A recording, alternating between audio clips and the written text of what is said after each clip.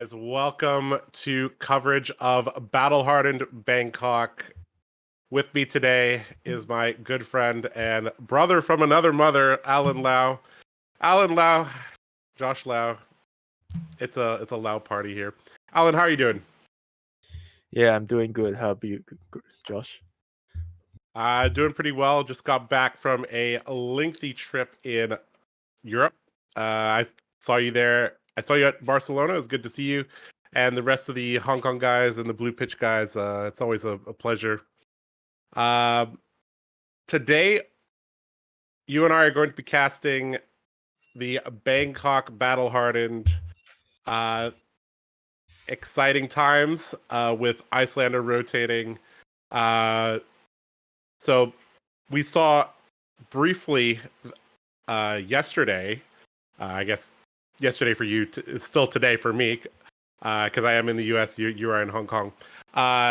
The Realm Games 20K Rumble, we saw a little bit of the metagame, post Icelander there. Did you get to take a look at the hero distributions there? And, do you have any thoughts on the metagame? Yeah, so it's the first time that Flesh and Blood is completely out of the ice. So Yeah. which is very exciting for me. And I check out some Rumble games. They talk about the meta, and I saw many people get. I saw many heroes that get released, like the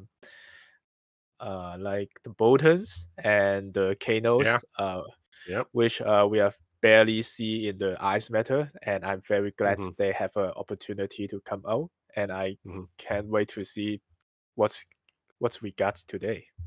Yeah. Yeah, Kano and Bolton were heavily repressed by Icelander. Icelander could, heavily disrupt what Kano wanted to do, and you give a yellow-based deck a frostbite, and they have they have an aneurysm. So that's no good there for Bolton. So it's going to be exciting today. We're basically going to see a fresh meta. And this is a unique time because this is kind of like we're kind of winding down the end of the season. But with Icelander rotating, it is a brand new format. Okay, we just got word from production that the head judge is going to talk a little bit about the format and all that of the tournament. So we will throw to him soon. Really quickly, I do want to shout out the sponsors of the tournament: the Esports Thai League TV, Gen 4, KMC, Legend Story Studios, Murder of Crow, Seekin Square, Sedai 4.5, and Valajo. So those are the sponsors. Let's take a look or take a listen to the head judge as they go over the format, talk a little bit about, all the things that we need to be aware of.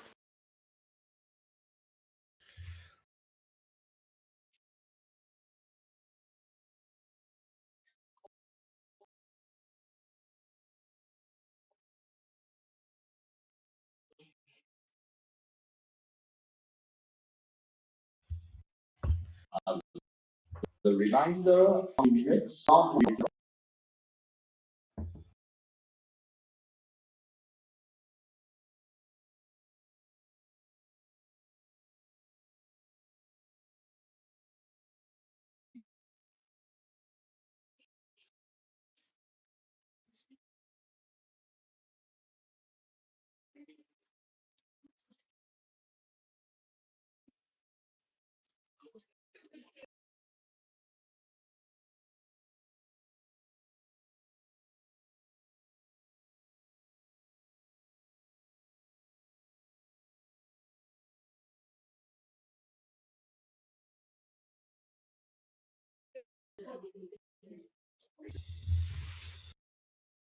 I presume, because I did not listen to the head judge because I don't have the stream open.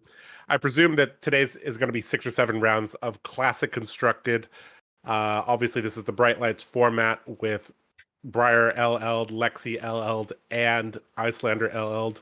So, Alan, I almost said Nathan because I cast with Nathan so much, but Alan, it's very interesting because we've actually had with Bright Lights coming out, we actually had like 3 formats of Bright Lights, so that was quite unique, right? We had the format with Briar, the format with Lexi, the format with Icelander, and now we're kind of coming up on our 4th format.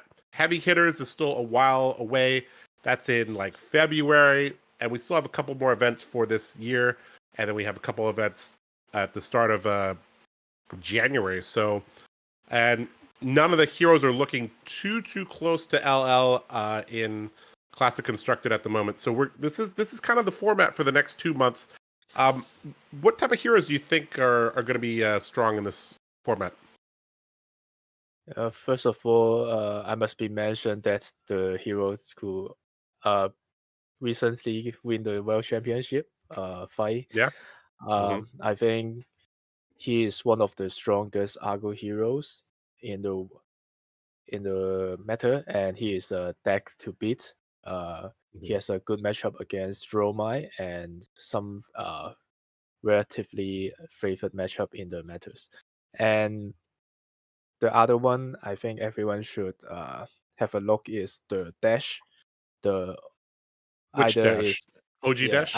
I think the OG Dash is better in this meta because we get multiple forms from this deck. We got a 3/4, so you can check out to the Eastern, the top 4 deck list, and we also got some hybrid dash, which also get a topic in the world's Matthew W. Yeah, and I think dash is a very comprehensive heroes, and you need to guess which they are playing is very tough for them to cycle. Yep. That's definitely one of the strengths of having a hero that can, present uh, a different game plan. Like the ultimate example of this was actually Viserai when Scalata was still around. You could not only could you sideboard into different strategies, you could pivot in the middle of the game, which is something that Dash can kind of do, but not to the degree that Viserai can do. But Dash's, pre-board strength is off the charts. There's at least 3 viable decks, maybe if you consider like the kind of trolley builds like Mechanoid and Hanabi Blaster, maybe there's even 5, right? So that's definitely one of the strengths of Dash. So I guess let's talk a little bit about what happens now to the old guard now that Icelander is gone. So the old guard, I'm going to refer to 2 heroes here, Dromai and Bravo. What do you think happens now that Icelander leaves for those 2 heroes?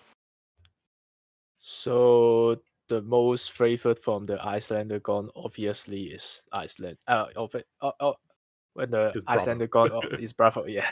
So as everyone may know that Icelander gatekeeping Bravos for a long time. Even though sometimes we saw some Bravos beat Icelander, I think it's still considered that Icelander is very tough for Bravos. So once Icelander gone, I think Bravo can have a better positioning in the meta. And so, other than that, I think Dromai is I as personal opinion, I think is a 50-50 matchup for Icelander. So but it's also worse. It's worsened for Dromai because we don't have those Icelander to gatekeeping the Argo decks, which release the potential of the ninjas, and Dromai has a hard time to deal with them. So Dromai is in a relatively bad position than the wolves. Yep. One of the things that we saw at the Realm Games metagame breakdown is we only saw about 10% Phi, whereas we saw Bravo and Dromai closer to 15. Is it just that the metagame just hasn't had time to adapt, or is it just that Phi can be targeted easily, or is there just, it takes time for the Phi cards to arrive in the mail? Like, what do you think is the reason we didn't see Phi come out at 15-20% metagame share? It's a very long. It's a it's the cultural problem. I Mhm. think the good peoples, not good peoples. I think the relatively good players, they hate the randomness of the Mhm. games, which I think they don't like Argo mirrors, which um they will try to avoid to pick Argo decks, even though they are Mhm. good, because they think Argo mirrors are sometimes is based on luck, which is true, Yep. and Mhm. they will avoid to pick it. Yeah. Mhm. So one of the reasons that aggro mirrors are very volatile is because there are often 3 or 4 cards that are very, very impactful. So we go back to chain, things like Art of War, very, very impactful. A little bit more in the modern era, we have like 3 of a kind, Rain Razors, that type of thing. So seeing those power cards first and in multiple copies often can lock the game away with Briars, Channel Mount Heroic, things like that. Okay, so uh, now that we've talked a little bit about those heroes, let's talk a little bit about. Okay, we just got word that the game is about to start, so this will be interesting. Uh, at the Battle Hardened in Hong Kong, I requested some Warrior games to start the game to start the day off. I did not request any games, so whatever we're gonna get is what we're gonna get, guys. Uh, I'm looking forward to this. Do I think we're gonna be playing 6 rounds today, based on the amount of participants. I think it's gonna be somewhere. I think it's somewhere between 33 and 64 participants. So 6 rounds today, and then we will do a top 8. Okay, so we have Katsu and Dash IO, but we cannot see that on Discord. We can only see that on the stream, and that has like a 15-second delay. So could you please cast that to us on Discord? If not, that's okay. We can cast off of the stream, but there will be a delay.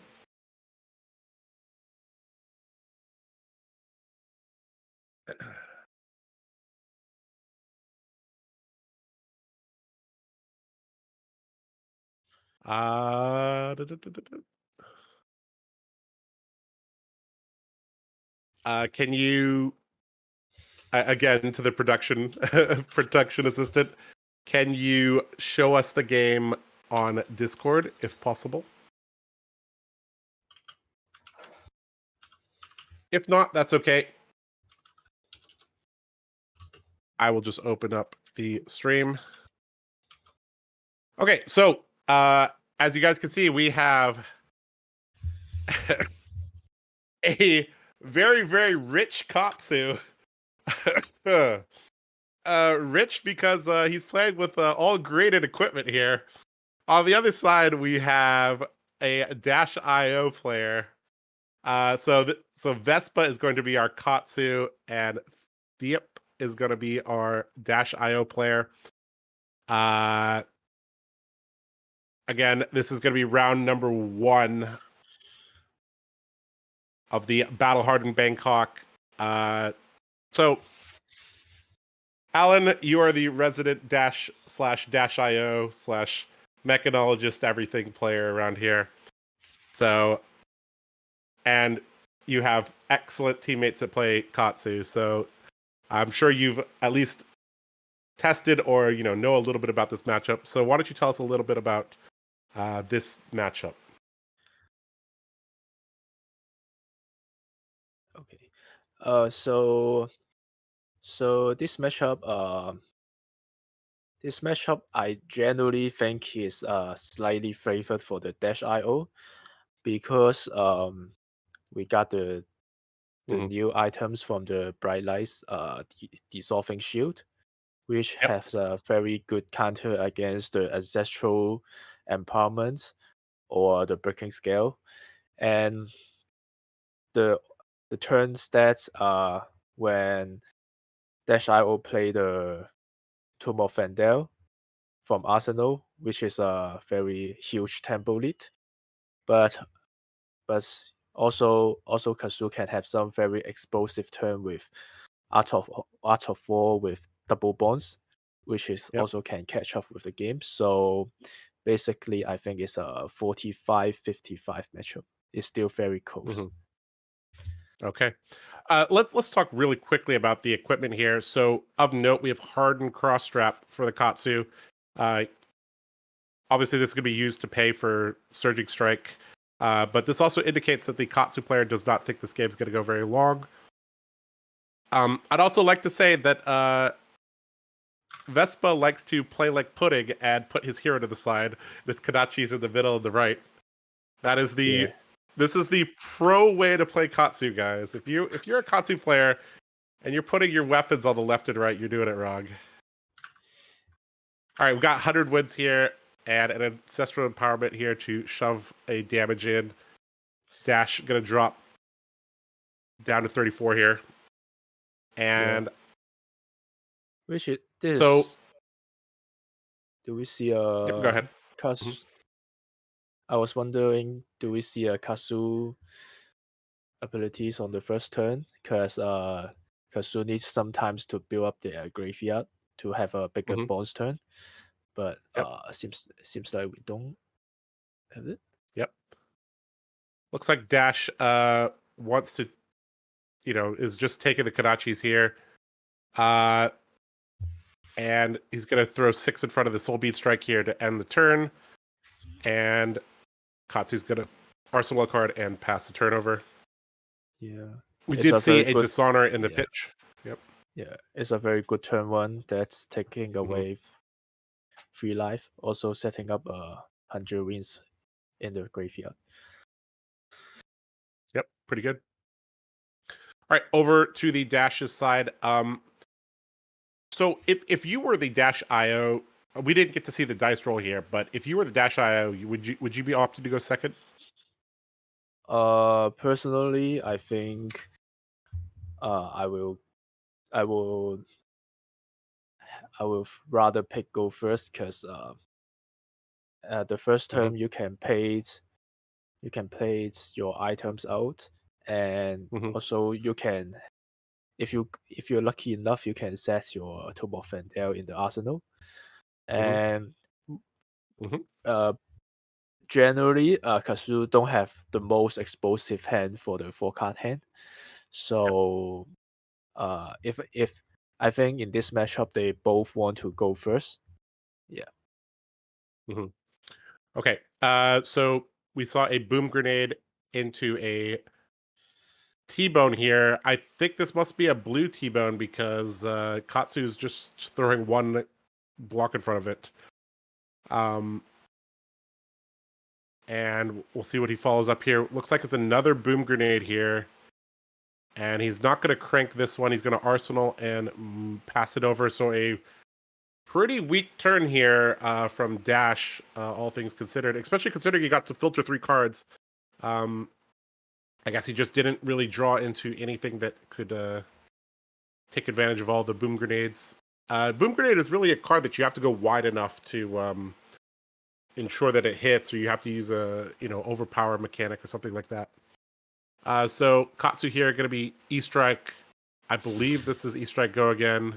It has to be E-Strike Go again because he does not have Snapdragons. And Razor Reflex is a card that is not too commonly seen here. So Dash is going to take 5 here. And it's like it's Ira all over again, Alan. Yeah, it's a very good turn for the ninjas. Because as I say, 𝐁𝐼O is very rely on his Tomb of Fendel in his arsenal to catch back in the game. So CNC early can disrupt their turns and forcing them to use either Crown of Providence or the and block with their heads so they don't have a big turn.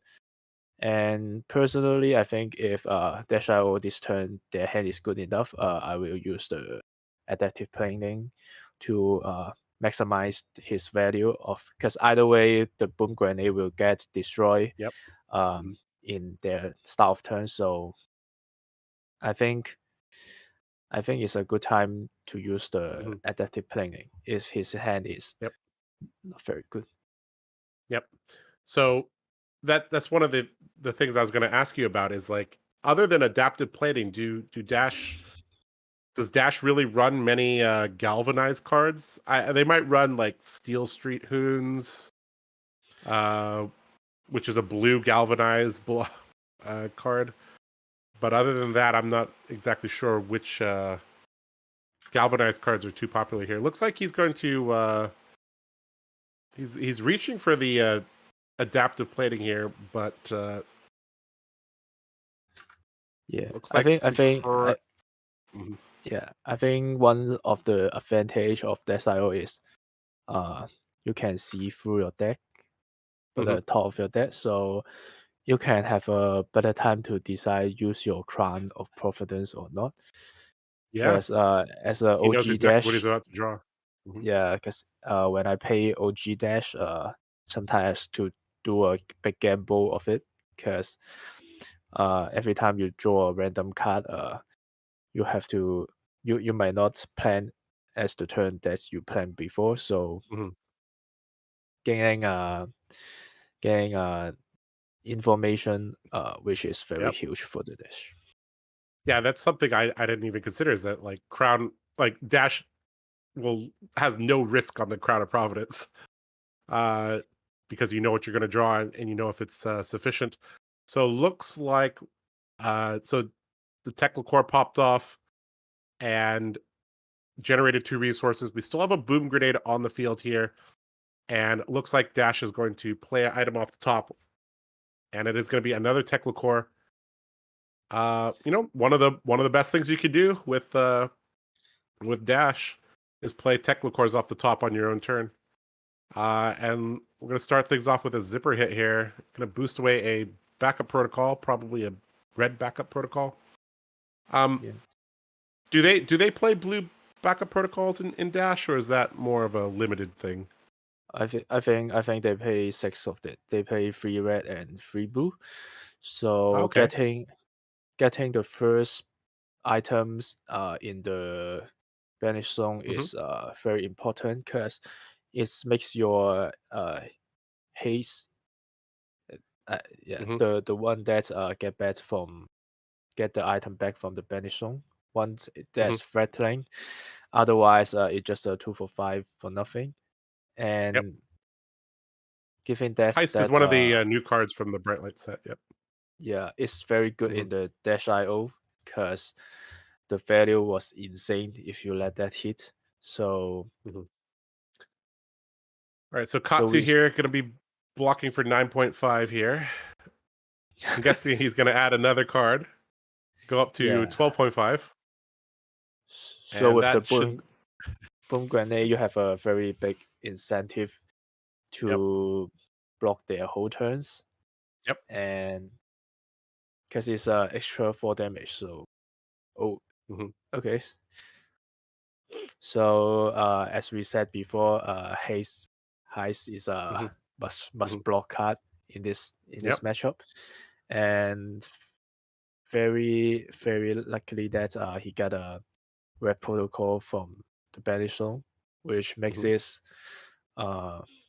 if you don't block it, you have to take a risk to they get a huge value of it. And even at the worst situation, they can get the protocol and then crank and then use the 2 action points to shoot their pistols twice. Mhm. Well, speaking of backup protocols, there's another one on the field here. Um, but I think looks like he's just going to fire off his pistol a little bit here. The 𝐁𝐚𝐽 has been doing a lot of blocking this turn. The 𝐁𝐚𝐽, being very disciplined here, realizing that this turn is very, very threatening with the boom grenade, with the extra cards from the Teklo cores, and just the heist obviously having one of the best on hits in the game. So the 𝐁𝐚𝐽 came out with only 2 damage, and he still got to keep a card, so that's not too bad, I think. Oh, Oh so boy, got a Warmongers here. so actually, Warmongers are better in this meta because not Mhm. only Acelia can hurt by the Warmongers, --IO can also Mhm. hurt a lot by the Warmongers because either he's turned very big with the Mhm. attack action, so now they can't play with their top of his deck, even though you may play it full instant, it's still a non-attack action, which Yep, stops the exactly. ability for the --IO one turn. Mhm. And so we saw that He's the gonna --IO activate the yeah. he's gonna activate the backup protocol before the end of turn, I think. Grabbing a T-bone there. So with the 4 resource, I think we can expect that uh the --IO player have a relatively big turn here.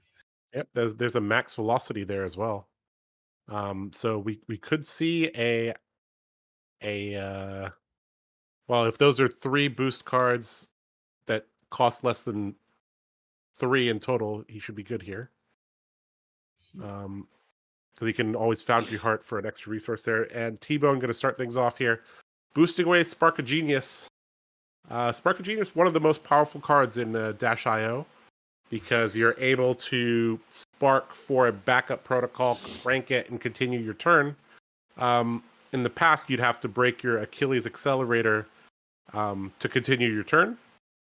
But now that you have backup protocol as a target, oh, sorry, that wasn't a max velocity. That was a twin drive. My bad. They look kind of the same, and they are buddy cards. That's twin drive, right? Yeah. So Okay. I always say that the Spark GDS is the Codex before Codex.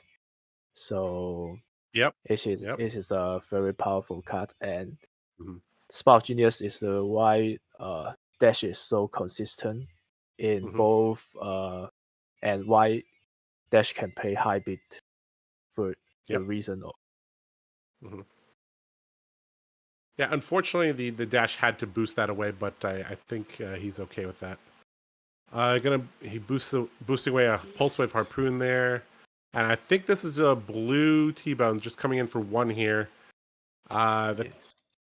Vespa is going to throw the breaking scales in front of this again, and looks like Dash is gonna end the turn with a couple pistol shots here, or I pistol think shot singular. I think I saw the Tomb of Vandal Arsenal by the Mhm. Dash Out player, but Mhm. Vespa keeping you saw Kazu keeping 5 hand is very scary. Yep. And this is one of those situations where it's okay. It's time to really respect this turn. So we have hard cross strap here, or is he still under the effects of Warmongers here? Yeah, he's under the woman, so he cannot use the head Mhm. this cross grip here. Mhm. So actually, I mean that it looked like he was. I mean, good on the table judge there, but his turn might be very, very contingent on. See, now the head shake there from Vespa here. His whole turn was planned around being able to use the hardened cross trap there. And looks like we're going to have to start with Be Like Water here. Yes. This is one of those things that you do not let hit, generally. Yeah. So for everyone who is watching this stream, is the consumption is the uh result that I get from my teammates is the rule number one is don't let this hit. Yeah. Remember, never let be like water hit. Yep. The main reason is because for a single resource, this becomes a combo starter, and then they can tutor for anything that they want to follow it up. It basically gives them the smoothest turn in the world. Yeah. Especially when you see Vesper wants to use their cost rep, you might notice that he might be low on resource. So Yes, that's what I'm thinking. I think he wanted to go Surging Strike, discard Be Like Water to go find Whelming or Descendant. I think that's what he wanted to do here. And if I'm the dash player here, I'm just throwing 3 in front of this. And okay, he had the Ancestral anyways. okay. Ancestral Empowerment extremely strong. And depending on what he drew here, that might have fixed everything here. Art of War, pitching Lord of Wind here, and probably going to banish. Okay, so I think he drew the Lord of Wind. So I think he's going to, he definitely drew the Lord of Wind there. Going to discard the Surging Strike. Going to draw 2 here. So this is coming in for 5 here. Going to drop to 19. Now, is he going to pay 1 for the Be Like Water? Almost assuredly, right? Yeah. So So so he can order the triggers here. That the order doesn't really matter, but he does need to pay 1 here if he wants this to become Surging Strike or whatever the other the other choices, the limited choices. All right, gonna discard a 0 cost and go searching. Most likely for Descendant Gust Wave because resources are tight. I mean, Whelming is also fine, but we saw he pitched Mugenshi, and a lot of Katsu decks are not running multiple copies of Mugenshi. So he pitched the Mugenshi on the E-Strike CNC turn. So looks like we got Whelming here. So this is going to be almost certainly this is red Whelming here. So this is 5 with the Art of War. On hit, draw a card. On hit, get closer to Mask of Momentum. So this is a very high priority here to block. With 2 cards from hand, I would not advise using a card plus Tekla Foundry Heart because there's a ton of incentive for Katsu to use Breaking Scales. So I think 2 cards are going to be the name of the game here, and our dash player does agree and throws 2 cards in front of it. yeah. So the number 2 rules is don't let Swarming Gust Wave hit. So every time that Kasu players play the effects that can draw, you don't let. I think we're actually going to get to lesson number 3 here. Don't let Dishonor hit. Yeah, I think the because so was this bonds from? Okay, this was not. This was bonds from Arsenal, right? So okay, so he didn't naturally draw into it through Auto War. Okay, because I was like, that's a little ridiculous. Anyways, you were gonna say something. I cut you off there. Yeah. So the lucky thing that is now we see let's Snatch play in the Kasu. So the one way to determine they play Snatch or not is they play the Snapdragons or the ninja Breeze Rider. boost. Yep. Yeah, Breeze Riders. And because they have to rely on a very big double bonus turn, so I think most ninjas they give up the snatch Mhm. and changing to play the Beast Rider, and Mhm. so we don't have to worry a lot about snatch if they play the Beast Rider. Mhm. All right, Kodachi here for 1, just to get an extra chain link here, making this Fluster Fist a must block here. Coming in for 5, but threatening 6 with the breaking scales. So another situation where you do have to block 6 here if you can, because this is a mask trigger and a Breeze Rider Boots trigger.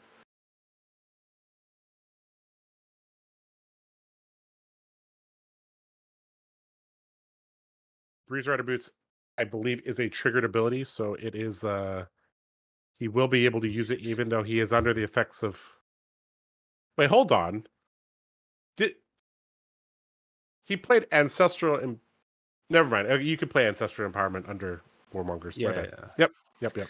Okay. So So it I looks like think he's yeah. okay. So I Breaking think if scales. He can't activate breaking scales. Actually, yeah. that's Yep.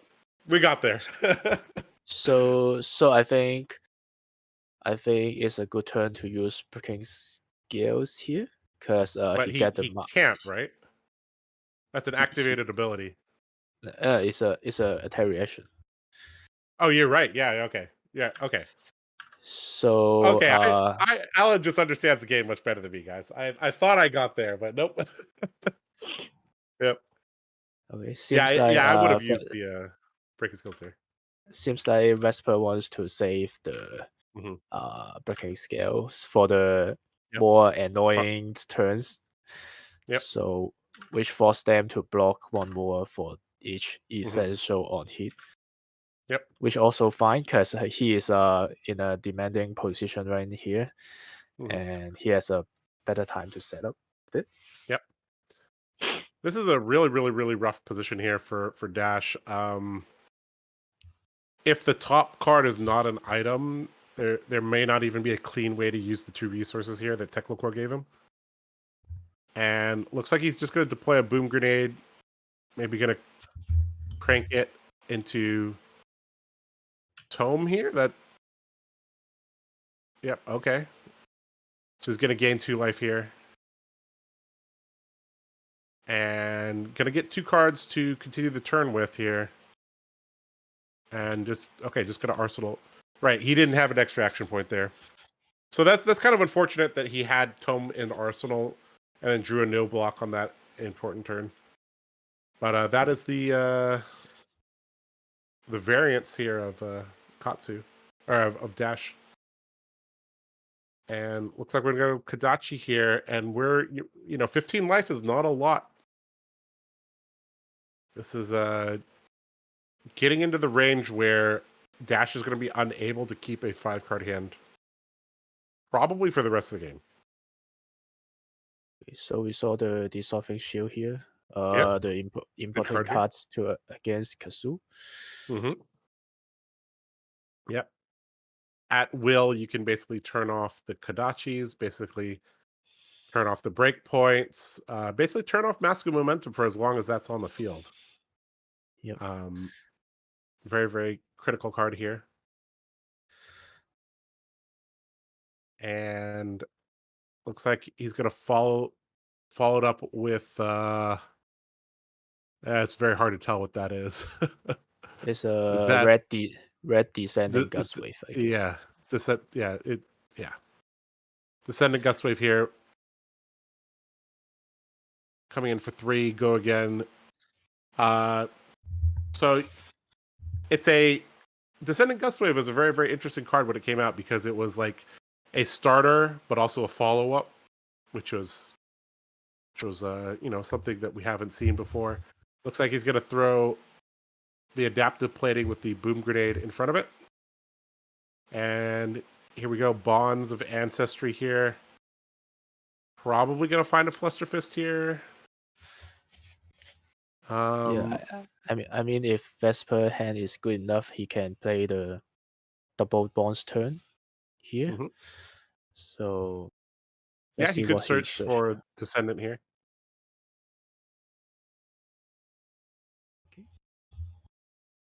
Okay, looks 100 like you're going wins. with 100 wins here. Gonna find 100 wins. 100 wins has go again and combo. So he's not reliant on, the Breeze Rider boots to continue his turn here. And not going for the double bonds turn here. So 100 wins here. Basically saying this turn is not over yet. These two cards in my hand, I am going to use them. I am going to threaten Mask Momentum again.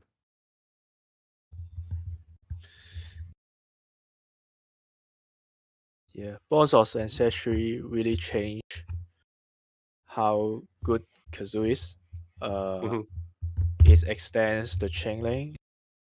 Uh, I would I always treat this card like this, which it has a value and is some insane value Mhm. compared with those old cards, because I always say Bonds of Ancestry is a 0 for 8, which is very impressive, which also shows that how strong is the outsider set are. Mhm. Yep, I agree. Katsu here just taking a look for what he wants to search for here.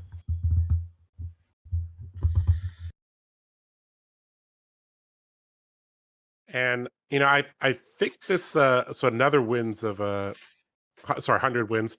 This could indicate that he wants to end the chain here with a Winds of Eternity, Yeah, or he just saw that 100 wins into 100 wins is more damage, so we'll go with that. And so 100 wins here from the bonds being deployed. The other 100 wins sitting in Banish Zone, ready to be deployed. And this just seems like a really really tough position here for Dash. Having a very very slow start. Not really like the big turn that Dash had got shut down pretty easily by Katsu, and now we're seeing 17-point life deficit, which I think is going to turn into 18-point life deficit here pretty shortly.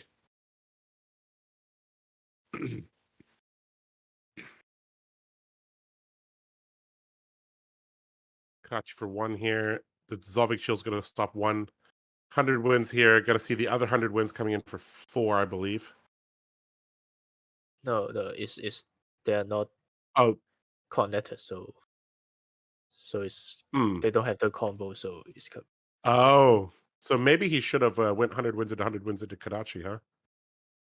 I think so, because you Yep. don't get the Mhm. what's that? You don't get the mass trigger anyway with the dissolving shield, so maybe it's Mhm. better for Yep. better for extra 1 damage. Yep. Flusterfist here going to end the chain, and when the combat chain becomes 6 or 7 wide, that's how you know that Katsu had a good turn. Yeah, Back to and the dash here with just 2 cards in hand and an seemingly insurmountable life deficit here. Uh, body language here telling a lot here. yeah, I saw once. I think I saw the Melbourne calling. Mhm. The craziest, one of the craziest final I seen. Shows Yep. the potential of how can Dash.io nearly come back from a very unfavored Mhm. position. Mhm. Uh, I I s- I still think Dash.io has a few chance, but seeing that the cross rep is not used yet, is very desperate, because the only thing 𝐁𝐚𝐭𝐭𝐥𝐞 bet in the game is they draw 4 boosts, which is not very likely, or they draw 4 reds, but they had the cross red with it, so 4 red is not too horrible in this situation. And that he threw the MOM in front of that here. Huh. I guess he says I don't need MOM triggers anyways. If I'm getting an MOM trigger, I'm probably winning the game anyways. So we see another Tomb of Fendel here. Yeah. Gonna draw. Draw 2 gain 2 only. Unfortunately, his Tom only gets 2 value each time. And you think we're gonna see a Achilles crack here? Or never mind, he had the action point, huh? Okay. No, he did not. He did not, right? He has to accelerate it here. Yeah, I think he thought he had action points here, and he still should be able to use the accelerator here, but yeah, he's gonna get a GRV warning from the judge here because he attempted to do something he could not do. But still, very, very easy solution here is like, okay, you can't play your 0 to 60, but you can go accelerator to 0 to 60 here. And I presume he boosted this. And Katsu saying, sure, give me 3 damage, who cares? Drop it to 26 here. I think the dash out really want to. Oh, okay, they got an item with it. Yep, backup protocol here. Is a red one. So could be red, but he did crank it, so he does have action points here. Gonna fire off the gun here. Vespa gonna drop to 24. And this is bad news bears here for Dash. Still has 1 block, which might be the difference between well, I guess there's no mass trigger anymore, but that could be the difference between a Katsu trigger or a breaking scales, hitting or having to cover up something with 2 cards. Looks like Katsu's going to start by pitching Lord Win and shoving forward his expensive Kodachi for 1.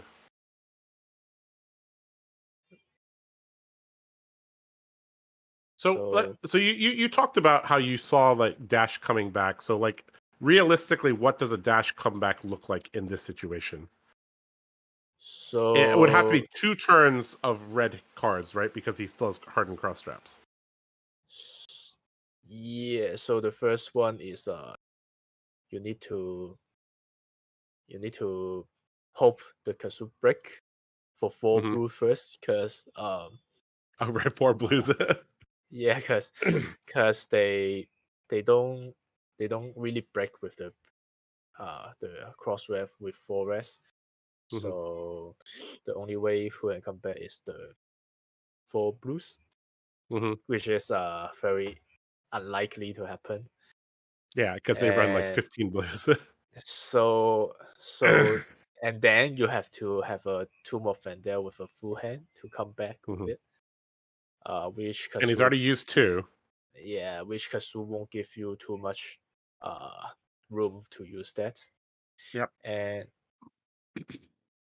And we saw that okay, so we saw a Foundry Hub block the Kodachi, which is I think and that's the end of the turn? Wow. Oh, okay. Wow, the Dash has 3 cards now. Oh, Huh. Well, that's unexpected. yeah. That was a So very, very weak turn there from 𝐁𝐚𝐽. so I think uh I I don't know any people who make the same mistake. I sometimes I always thought they have a massive momentum in the play, even though they Yeah, leave. So which yeah. explains that's why they block with the Foundry Hearts there. Hmm. And I don't blame him because I make the same mistake Yeah, as MOM is one of always. those things you don't expect a 22 health 𝐁𝐚𝐽 to not have MOM. Yeah. Yeah. All right, backup protocol here. Gonna be grabbing something 0 to juicy here. 60. Probably maybe okay, looks like 0 to 60 here. Gonna be the weapon of choice here. Now, was that a red or a blue? That's the question. I think it's And a red because they get by the red protocol here. mhm, I have to there check we that go. 0 to 60 what for red. Yep. what happened in 0 to last 60 turn. for red. Oh, it's okay.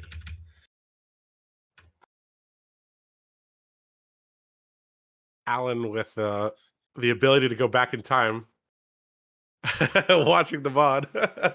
Yeah, I was wondering what happened in last turns. Yeah. Seems like Kazu having a setup or break. It's really weird to have a setup turn when, like, because he blocked with Whelming Gust Wave and Mask of Momentum. Like, if your turn is that bad, why don't you just give him 2 cards and keep MOM? Because that was very, very confusing there. I think Vesper is I think the Kazu player is considering that the Oh, that's Dashao 2 player max velocities there. already very low, so Mm-hmm. he might not get a mass trigger anymore. Yep. So in this situation, I think it's better for them to boosting the maximum velocity because You're never they going to don't. use it, yeah. Yeah, it's just a free block anyway. So Yeah, red 3 block. Not even the good version. Pulse Wave here. That's pretty good. Pulse Wave here. Potentially being very, very disruptive here. yeah, but it's only for 2 because he break the chain. Yep. So So very if he shows him 2-3 blocks, he can't even take them. So showed him a Dishonor and something else. 𝐁𝐚𝐽 saying, I'll take 4. Go down to 11. And here come the gunshots down to 9. And this Dash player has made quite the comeback here, but I think this 𝐁𝐚𝐽 is out for blood here with 4 cards here. Mugenshi being pitched here. Of note, Mugenshi costs 1, so those Kodachis are not on. And Dash gonna block here. it's very funny about the pulse wave harpoon. That Mhm. I saw a trend that the people wrote their favorite card and the most hated card in Twitter. And when when they say their favorite hero is Kazu, I saw Mhm. some of them they wrote their most hated card is the pulse wave harpoon, which I Yeah. understand. It is a Yeah. very annoying card. It's a Yeah, very for great. sure. All right, let's So hope we have a Bonds of Ancestry here. And what are we going to search for here? Flusterfist, a safe choice. Dishonor should also be relatively safe. Looks like we're going to go with, is that Descendant? I think that is Descendant, right? yeah, there's another descending, I guess. Yeah. So I assume we can see the double bonds or even the triple bonds turn here. Mm-hmm. Okay, so it looks like Dash is gonna have to throw another card in front of this. And here comes Descendant Gust Wave here. Descending for 2. Yep, this is the yellow one here. Yeah, but still have to respect it because Kazu haven't used it. Mm-hmm. And then here's the bonds again for 3.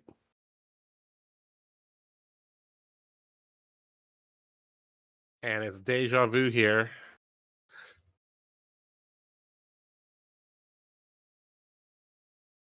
Does he go back for a third? Okay, Looks okay. like the answer is no. Flusterfist is going to be the target here. And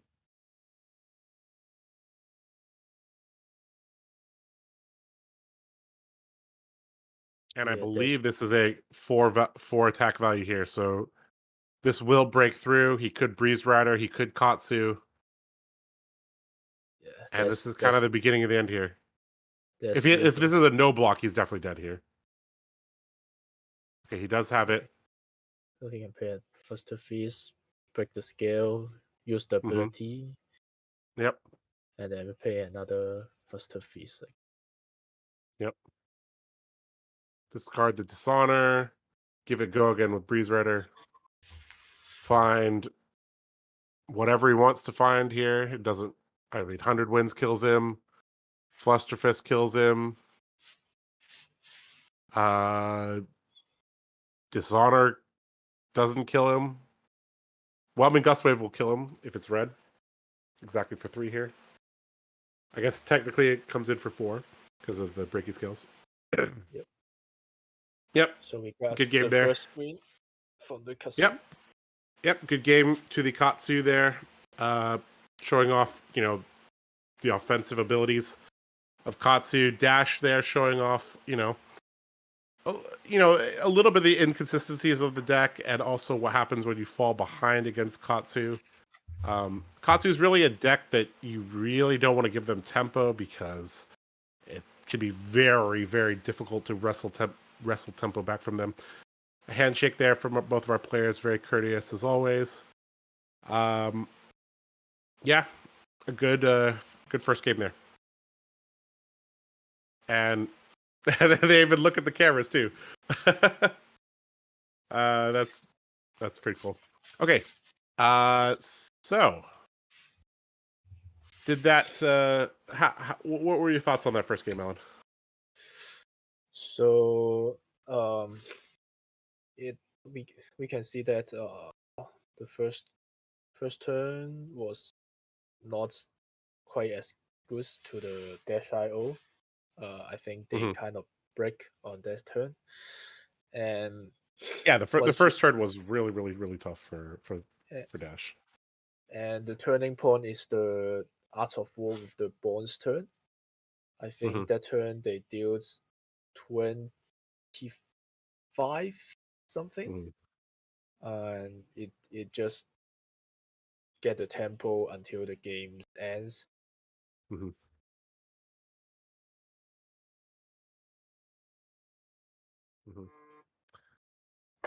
Yep. All right. Yeah. Sorry, production's talking at our ear, and we're not super experienced at casting, so that's that's why we pause there. But anyways, I do agree that was the turning point there. Art of War plus that giant turn. Dash also had a big turn, but it seems like Katsu shut that down pretty easily. And this is kind of just showing the differences between the decks. Like Katsu has more on-hit effects, but doesn't block as well, whereas Dash has fewer on-hits and is a little bit more volatile, but blocks a little bit better if they have to, assuming they don't have items. So, all right, guys, that was round 1 of the Battle Hardened Bangkok. Thank you for joining us. Alan and I are going to be here all day, all night, bringing you guys the 6 or 7 rounds plus the top 8 of this tournament. We're going to throw it over to a break now. We will be back with coverage of round 2 as soon as we can. We'll see you guys in a little bit.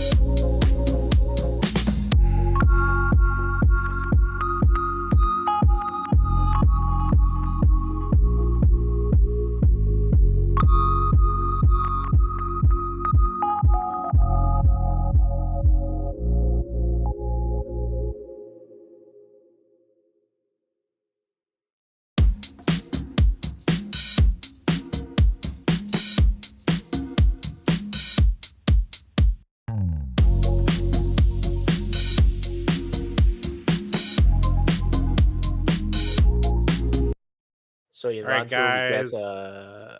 we get a Bravo and a, I don't know how to pronounce, Livia or Lafire. It Uh, how to pronounce it, Josh? I think it's Levia, but I've heard it's pronounced different ways. I know Ethan Van Sant definitely has a preference on one of those. I don't know which one actually. I think he says Levia, but I'm not 100% sure. Okay, so Bravo versus Levia. This is going to be pretty interesting here. A pretty unique matchup. A matchup that we saw a little bit at the beginning of Dusk Till Dawn, right? We saw Levia was the hero that came out of the gates the hottest. From Dusk Till Dawn, obviously Prism and Vincent kind of took a backseat. Bolton had its flash in the pan and then kind of died off.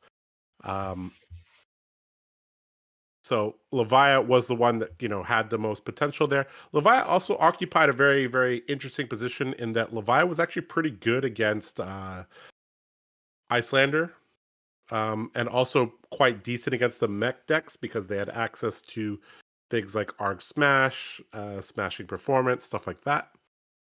Levi just has a lot of damage. So sometimes a lot of damage gets the job done. Okay. We're going to be jumping into the game pretty soon here. Alan, tell me a little bit about what you think the dynamics of this match are going to be, and what are some important things for both players to consider. Yeah, so I think the Levias they have to play for long games. I know some Levias they play a recursion build with the Mm-hmm. 3-4-6 tree. Then he Mm-hmm. can have a relatively long game and infinite resource against Bravos. And also Bravos here, I think they just did Bravo things. They are both very straightforward heroes to deal tons of damage. And I generally think this is a 50-50 matchup. Mm-hmm. Yeah, I think this is so. Some of the things that Levia has going for her is that she has access to very, very strong armor in Carrion Husk, Scabskin leathers. So, like, the first few attacks that Bravo launches are not going to connect. In addition, the Levi deck does block pretty well if they want to. There obviously they do have some cards that don't block, like Wild Ride, Pulping. Those are cards not even with 0 block. They literally cannot block, right? Because they don't have a block value. But overall, Levia can slow the game pace down if she wants, assuming she's not generating a ton of blood debt. She could wait for the Blood Rush Bellows and kind of go from there. But yeah, like you said, she also does have access to things like Deep Rooted Evil that allows for some like recursion, and this will be really, really interesting to see how the Levia deck is built. I'm not it's I don't think either one of us are like experts on Levia, but we do know that there are several builds that are running around, and it'll be interesting to see how both players approach this. All right, so the game has begun here. The fist bump from both players. And let's take a look at the equipment here, see if there's anything out of the ordinary here. Bravo looks like we have the standard stuff with Civic Steps. On the other side, we got Husk, Crown of Providence, Gambler's Gloves, and Scabskin Leathers. No surprises there. And I don't know why he's showing his skull horn, but that's a skull horn, right? But yeah, so it looks like he's or is that okay? I think I got it correctly there. Okay, so looks like the Levia is going first here. might be able to stock up the graveyard a little bit, filter a little bit, set something important into arsenal.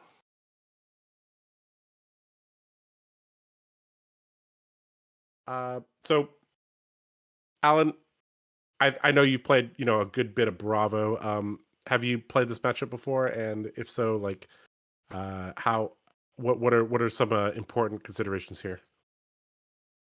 So, uh, against uh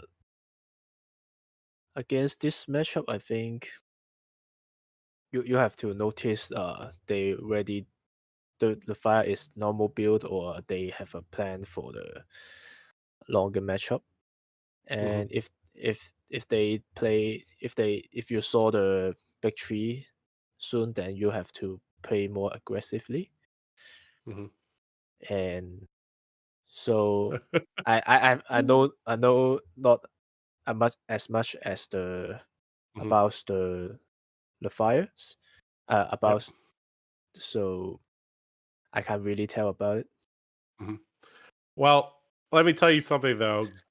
Going second and getting a quicken token to play E-Strike on your first turn with Go Again, drawing a card is pretty good, don't you think?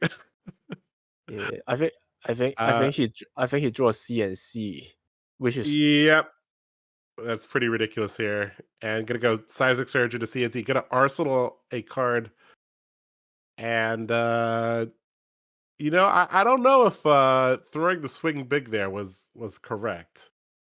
You did get 3 cards. I mean, so doesn't that send some alarm bells off as Bravo? Like they sent swing big at you on turn 0. Are they just trying to get 3 cards out of your deck? Like it's very obvious that that's not going to connect, right? And Bravo is one of the best heroes to use Quicken tokens. yeah. I think it shows us that the Levi players really want to have their graveyard build up. Mm-hmm. So I think it also means that they don't play it. They don't have a longer game plan, and Mm-hmm. they're taking the CNC. That is a choice you can make in Flesh and Blood. I don't know if that's the correct choice there. Looks like he did. Okay, so when I see this, the mark of the beast, that I'm very sure that the Levi players wants to make the games ends as soon as possible, Yep. because every time they have to deal with the bud dead now. Yep. Mark of the Beast says if it would be going to the graveyard, it goes to banish instead. So it does fulfill the Levia. I I don't want to say contract, but contract. Uh, so it does fulfill that, but it does start the blood debt clock, and so I mean, if I'm the Bravo player, I'm kind of confused right now, to be honest. Looks like Starstruck here gonna be the weapon of choice here. No cards in hand, no floating. Just a clean 10 with the Starstruck on hit. The Starstruck on hit doesn't quite matter as much for Levia, right? Because Yep. most of her stuff is coming in for 7 or 8. So even if you do get crushed for like 6, it's still okay. So it's equal or less. I forget the starstruck. Is it? I think it's equal or less because I know it's really annoying for Bolton. Let me look it up.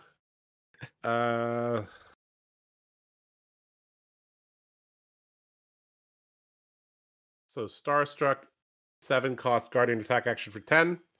Bravo specialization. When this deals 4 or more damage, the only attacks they may play or activate during the next turn are those with base greater than the damage dealt this way. So basically less than or equal to. Oh, okay. So they can only play. So if they get crushed for 6, you can only play 7 or above. Okay. So luckily, the fire's majority attack action is coming for 6, so they can take. So we have a Dress Screamer. Yep. The One of core the of few the ways. state. Yeah, that Dread Screamer, one of the cores of the Leviathan deck, allows you to have Go Again if you banish a 6 power card. The only downside is that it demands a stocked graveyard. It also has blood debt. But, 2 for 6 Go Again is a pretty solid rate. Yep. And Bravo going to throw a card in front of this, take 3, drop down to 35. And is that a Arsenal pass? It is. And he's going to take 1 from... Oh, no, he banished 3. Never mind. He banished. Okay. Yep. Okay, so he's going to draw up to 4 here. He's going to Arsenal the other card that he had. Seismic Surge into a Spinal Crush here for 9. Now, this is one that Leviathan does care about because losing Go Again would be pretty disastrous here. Unless you just intend to send 1 big attack, which is also okay. Depending on the texture of the hand.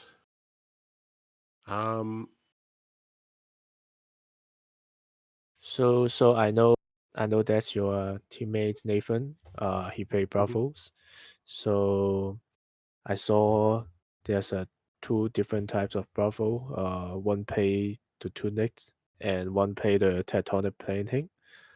Do you think which one is better, or which one you prefer? I believe the Tectonic Plating was just to the Tunic was basically to abuse Pummel in matchups where you needed to push through. Like if you were using the Dominate and you had the Pummel, you often wanted to combine them to ensure your on hits would hit, and that was a cleanish way to do it with the Tunic. I'm not exactly sure if there's I think most lists were running just the tech plating, but a few lists started to incorporate Tunic mainly for Pummel. I guess there's also some 4-cost cards. Like you could start playing the 4-cost cards with when you didn't have a Seismic Surge token, so that's another upside there. Yeah. I guess it's just mainly for efficiency with Pummel, if I had to guess. Just like, remember back in the old days, like Oldhim was one of the, best CNC Pummel users in the game because of the efficiency of Tunic. All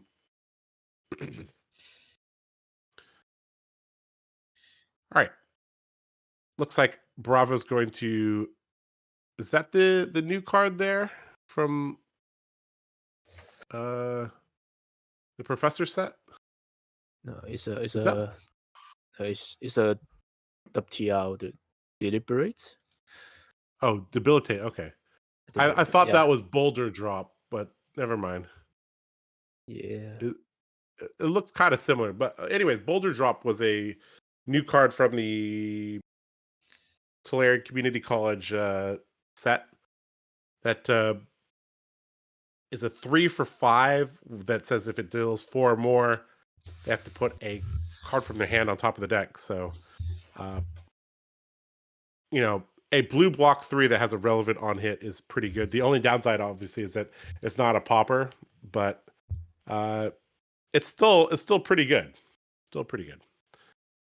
All right, so Levi here,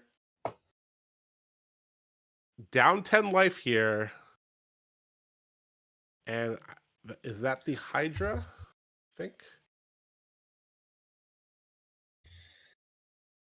It's and a small. So I think. Sorry, yeah, never mind. They all look the same to me. I think at this point, the Bravo players can block more, because we can see that the Leviathan players has very few graveyard. So I think maybe in a more extreme case, you can stop attacking because they don't have the card to. They don't have the card to That, mhm. ban. The They don't have Leviathan to. did start the blood debt clock very quickly. They didn't even fill up the graveyard much. So now, as you said, the graveyard, there's like 2 cards there, maybe even 1 card at the moment. Very, I very think. I few. think. I think 2 to 3. I don't know. Hmm. But the Bravo players choose to take the damage. Yep. I assume there's a dominant crippling. Yep. There's definitely crippling crush there. I saw Showtime as well, and I think the imposing visage as well, which is basically a blue 3. So does he need to dominate this? Does it even matter? I don't think he has to dominate this because I mean, even if it has dominate, it's still not getting through. And here he's faking a pummel. I would, if I was a Leviathan player, I would say the hesitation there on the hero ability shows that he doesn't have pummel. Unless this is a next level like move where he's like, should I hero ability? Nah, let me fake pummel here. So let's see how this goes here. So coming in for 11 here, obviously the Leviathan has plenty of armor right now. Literally can stop this with just, either the head or the legs plus the chest piece here. But looks like crown plus 2 cards might be the. Yep, so Graveling Growls there, jumping in front of this. And crown gonna send the Arsenal, I believe, to the bottom. And he did have the pummel. Oh, this guy's so tricky. So Oh they man. so it's basically take out of his hand, and Mm-hmm. then I think this turn they will turn on the Demi hero, Yep. and It depends on how much blood debt there is, right? Do you know how much blood debt there is right now? I I I can't tell, maybe 4 to 5. So yeah, okay, so yeah, he would break into the 13 range here. So we're gonna see the Leviathan flip here. Yeah, but still very unfortunately that no, he can still use the husk one more turn. So yeah, that's fine. Oh, okay, interesting there. All right, so flipping into the new Leviathan here. So instead of taking blood debt, banishes cards face down.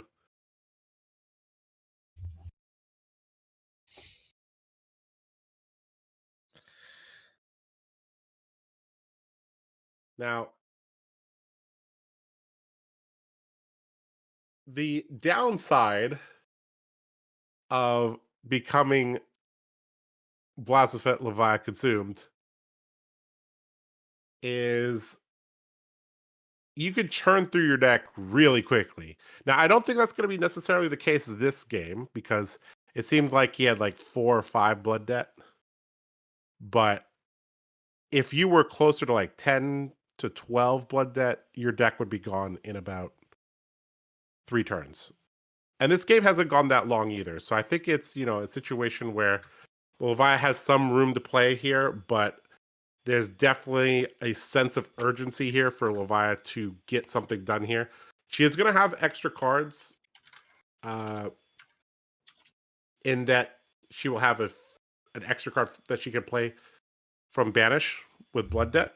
So that is, something that helps her close the game out.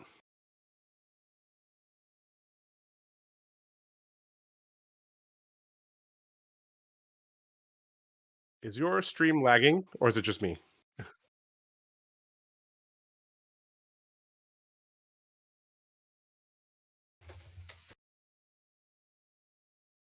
Yep.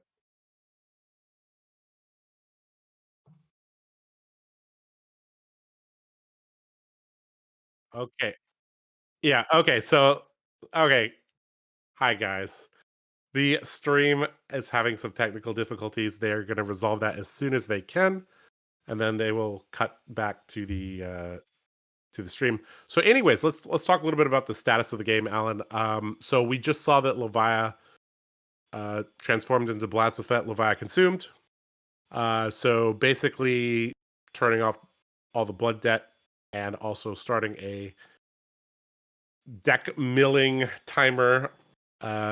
So if you're playing as Levia, you have an extra card that you could play from your banished zone. So this is really the situation where you're going to be needing to roll scab skins a bit. And this is this is one of those high variance situations where uh you're going to need to, get some extra action points each turn. Make sure you're able to, you know, utilize that fifth card that you have to push through the damage, because Bravo is sitting pretty here at 23, hasn't used much of his armor. The Bravo is effectively at like 30, so this is not looking good for Levia. Yeah, but when you have a turn that you have a 5-card hands, that you still have to roll the scab skins, because mathematically that's the EV expected value of rolling a scab skin is 1.3 something, the action bomb, but it's still very scary to roll a 1 when you are winning. But that's the thrill of it, right? Though, when you're losing, though, you could roll a 4 or 5 back to back, get back into the game. You always have the insurance of the gambler's gloves. I know there's a few brute players in Hong Kong that like to roll with skull crushers. So those are they're like gambler's gloves. That's a losing mentality. Got to play to win. That's true gambler's gloves. Yeah, the true gambler's gloves is skull crushers, guys. That is a real one there. All right, let's see if the stream has revived itself. Looks like they're still resolving that, guys. We're sorry that there is some technical difficulties, but you know how it is. There's always a little bit of hiccups in the Swiss rounds. We normally get everything together by the time we get to the later part of the day, or in the evening.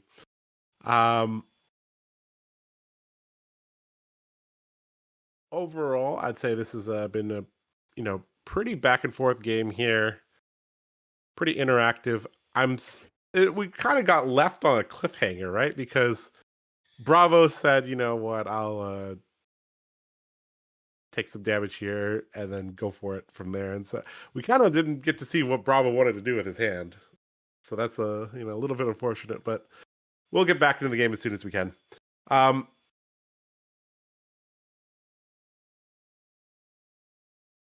guess while we wait, we can recount some of our favorite moments from Barcelona. So, Alan, how was your trip to Barcelona overall?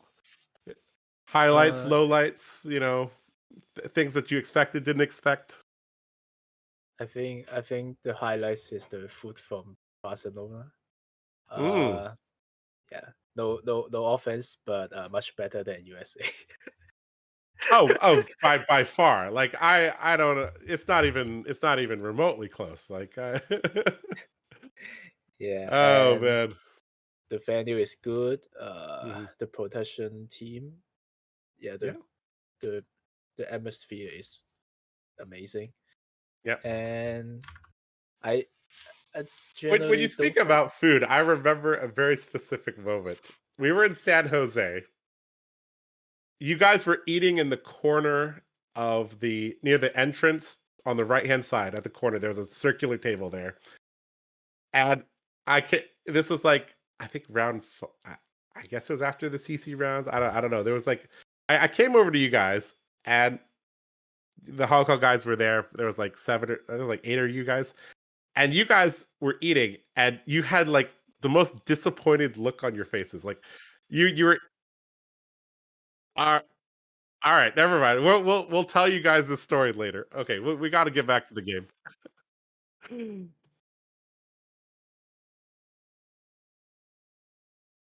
Okay, never mind. Production says that they have a problem again, so I can finish my story. Okay, so Worlds 2022. I come over after like round 5. I come to your table. You guys are sitting there, and you're eating like the Asian food, right? I think it was like a curry or something. I don't even know, Japanese something there, right? And I remember it was very overpriced and it was very, very awful. And all right, production says we're going back to the game. So we're gonna go back to the game and we'll finish the story later. All right. So let's click refresh on this stream and well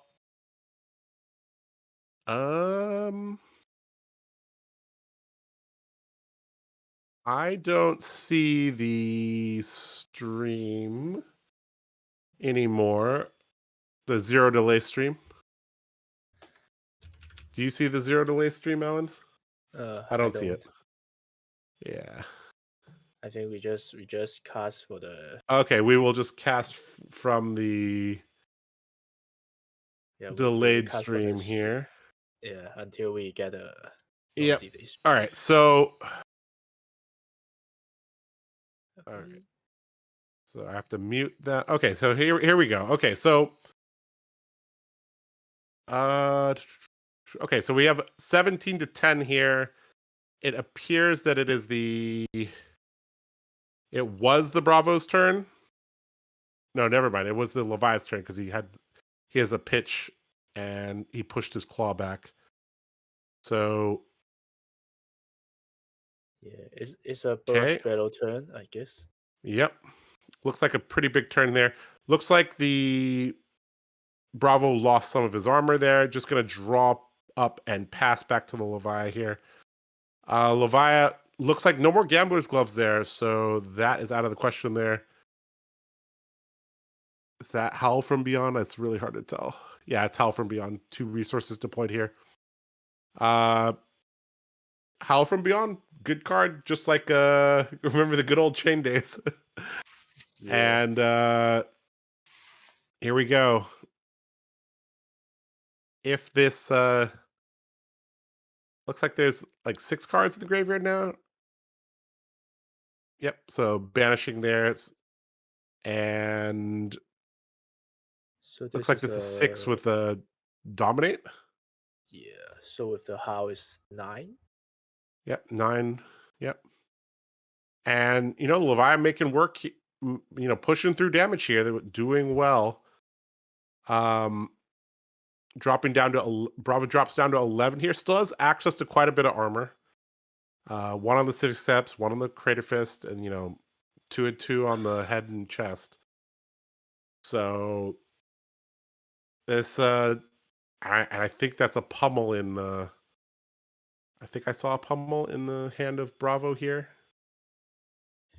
And it's gonna make a seismic surge into Anathos here. And if he doesn't block this, I think he dies, right? If that last card is pummel, which I think it was.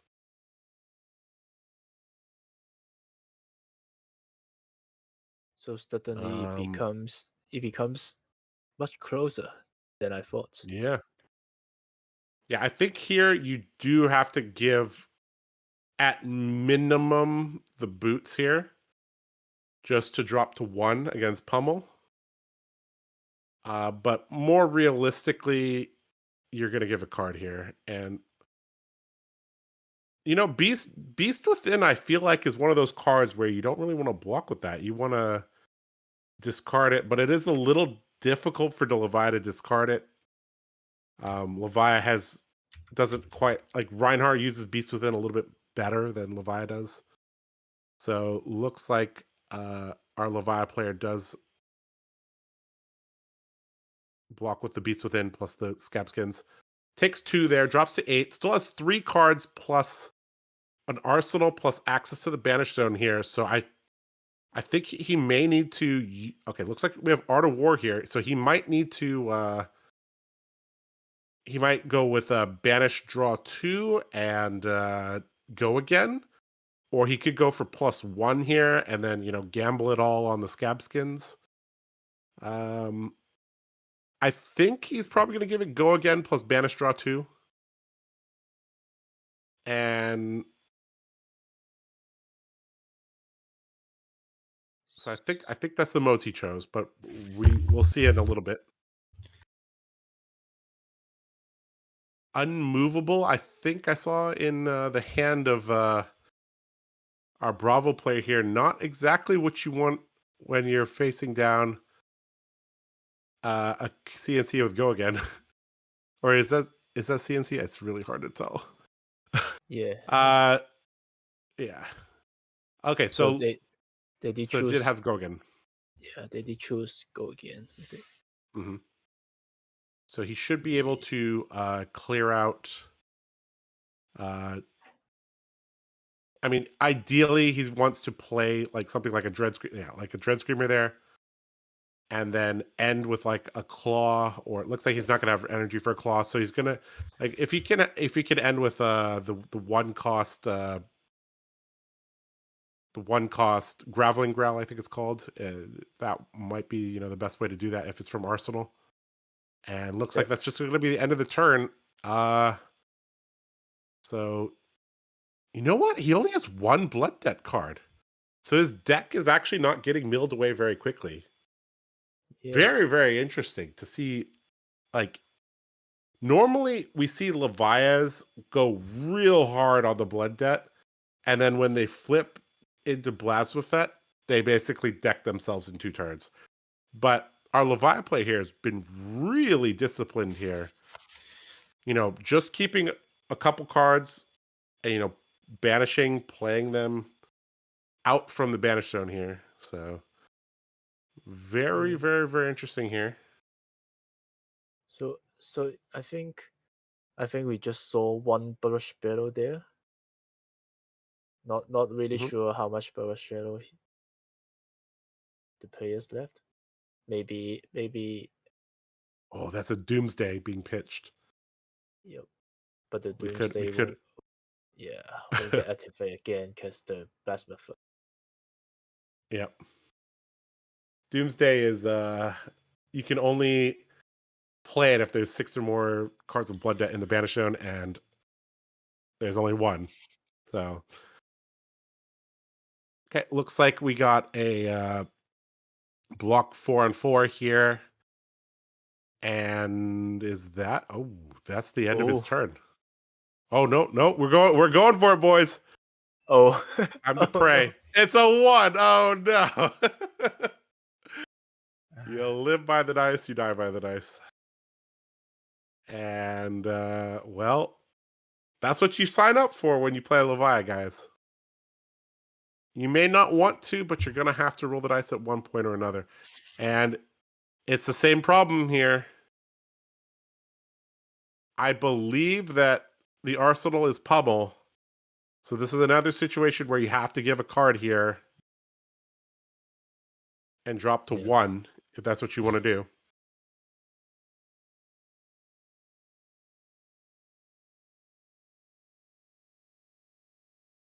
Yep. And does he pummel this and put the other card into arsenal? Looks like he does not. Gonna give a little bit of a window here for Leviah to strike back here. If he can rip 3 cards from the Bravo player's hand, he won't be able to pummel. Oh, he rolled a scab skin again. Oh boy, here we go. 5. It's a 5. All right. Lady Luck has rewarded him. And what in the world is that card? Is that Big Tree? Boneyard?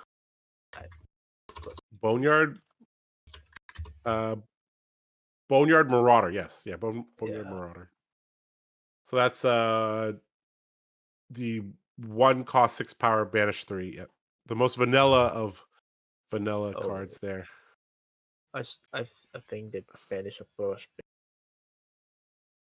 Is he supposed? So if I'm correct, which I may not be, I think the Levi is supposed to banish them face down, so he knows what he banished, but Bravo should not know what he banished. I think as a Levi player, you're allowed to look at your banish zone, but maybe not. I don't know. This is a question for Levi mains. Levi mains would know. I do know that it's. I do vaguely remember it not being symmetrical though. Like, all right, Art of War here. If there's a turn to get out of this, this is the turn. Art of War here, and it looks like the decision on what to pitch is not obvious. Looks like it's gonna be its buddy, Art of War. Not going for the double Art of War, huh? I think they might choosing the +1 here. Because they have a Dread Screamer in the banish zone, so they can play it. Ooh, I think that was a Beast Within. And oh boy.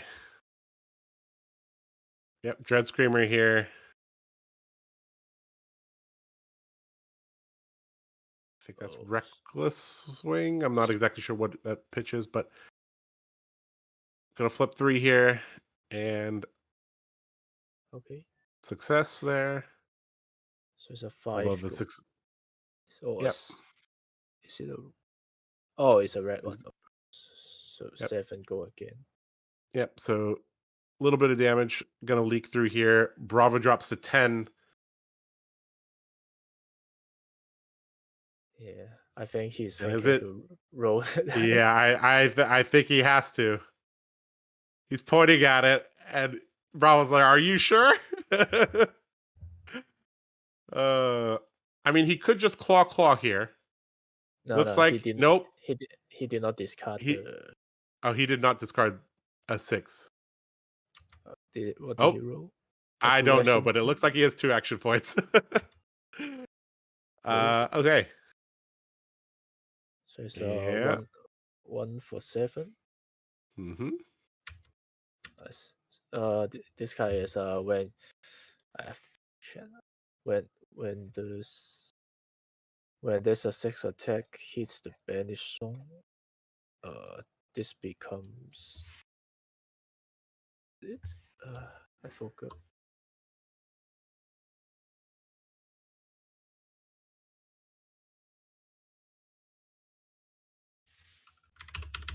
Well, looks like it's going to demand a large block either way. And here comes the first claw that we've seen in a very long time. Going to be met by the Terra Sunder.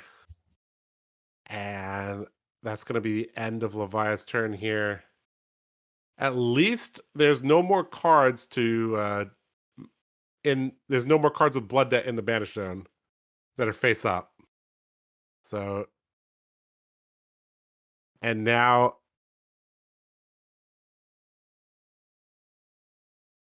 Good old Anathos here for 4. And I think Levi is kind of running out of room here. I don't know how many cards are left in the Levi's deck, but if I had to guess, it's about 10. There might be 1 or 2 more powerful cards left in the deck. Sink Below here gonna trade the Arsenal out for a potentially better card. And Levi is gonna have to figure out a way to punch through some damage here, and I think that just might be impossible here, depending on the card quality that's left. That's not a bad card to start here. We're seeing the Doomsday again, so probably his deck is very, very thin right now. Yep. almost assuredly here. 5 go again here. Bravo blocking at a quick pace now, understanding the name of the game is let Leviah deck herself out. And just make sure you stay above 2. So you don't die to Reckless Swing. Potentially stay above 4, depending on the situation.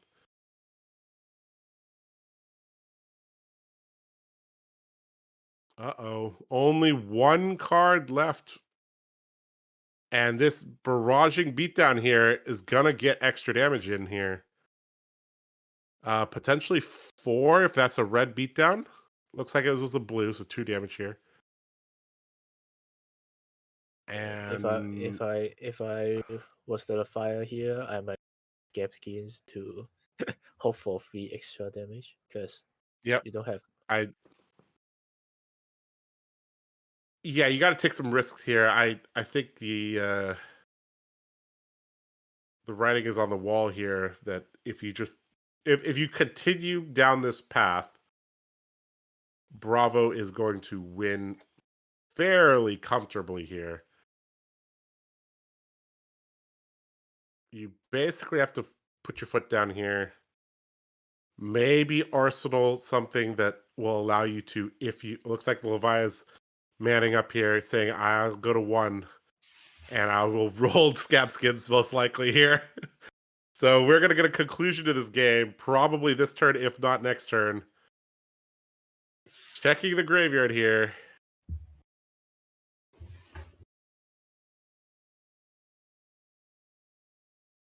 Exactly 6 cards here. So he can utilize 2.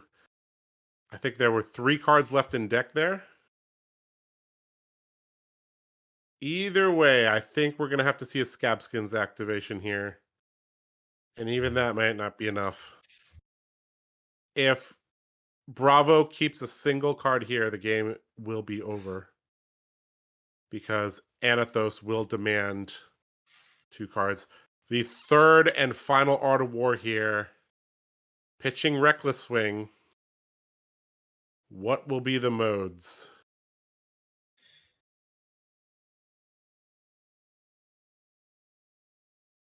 Banish, draw 2. And if I had to guess, is go again.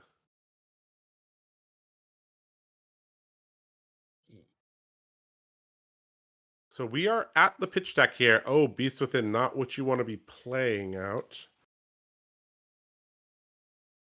This is one of the best cards to discard, but not a great card to attack with.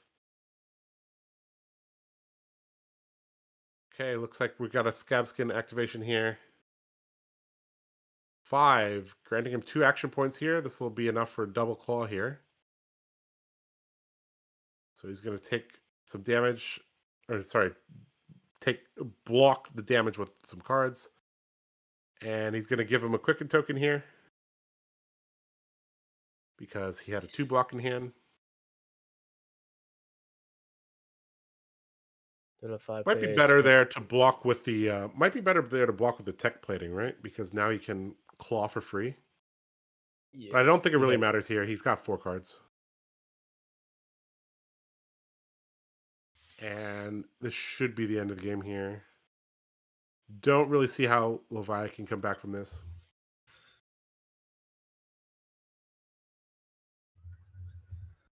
Quite a slugfest. The round timer dropping to 10 minutes here. Pretty back and forth game here from both of our players. Showcasing, the intricacies of this matchup. Mandible Claw going forward, breaking the Quicken token. And there's just no gas left in the tank here. Doomsday, Reckless Swing, all piling up here at the end of the game. I think it's a bit unfortunately for the fire. Wrecker up here. Yep. I think he banished 2 Barrage Bellows. Mm-hmm.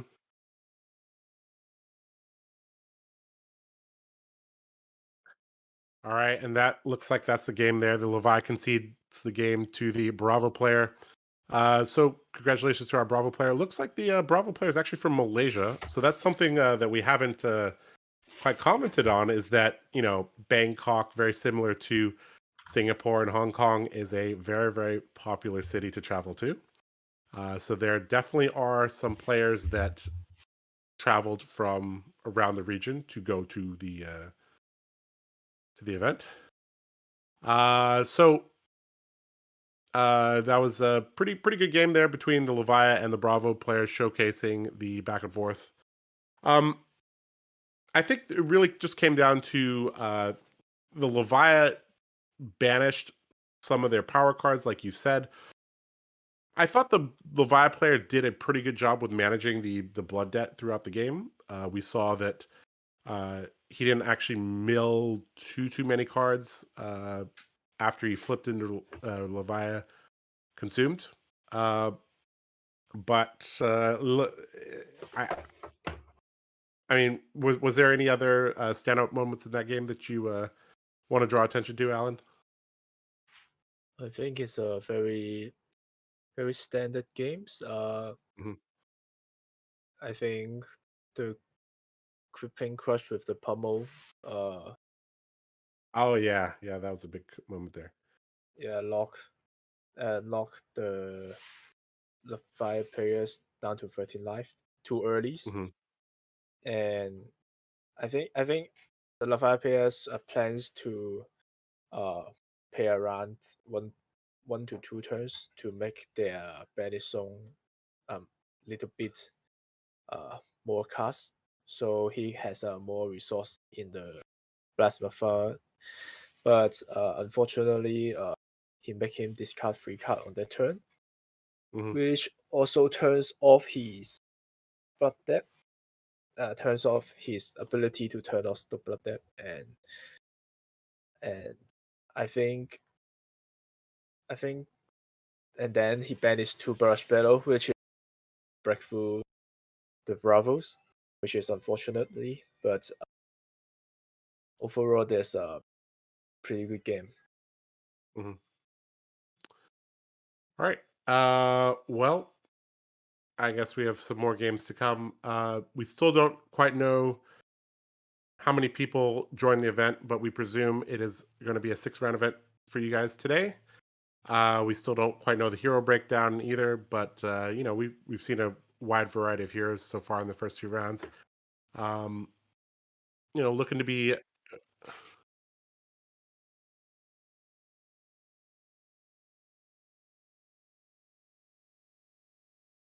sure. Yeah. Okay. Well, the production telling us that we could throw to a break pretty soon. Alan, I guess when we come back, we could tell some more stories from Worlds, I guess. All right, guys, this has been coverage of Battle Hardened Bangkok. That was round number 2. We just saw a Bravo takedown of Levia there. A very, very interesting match.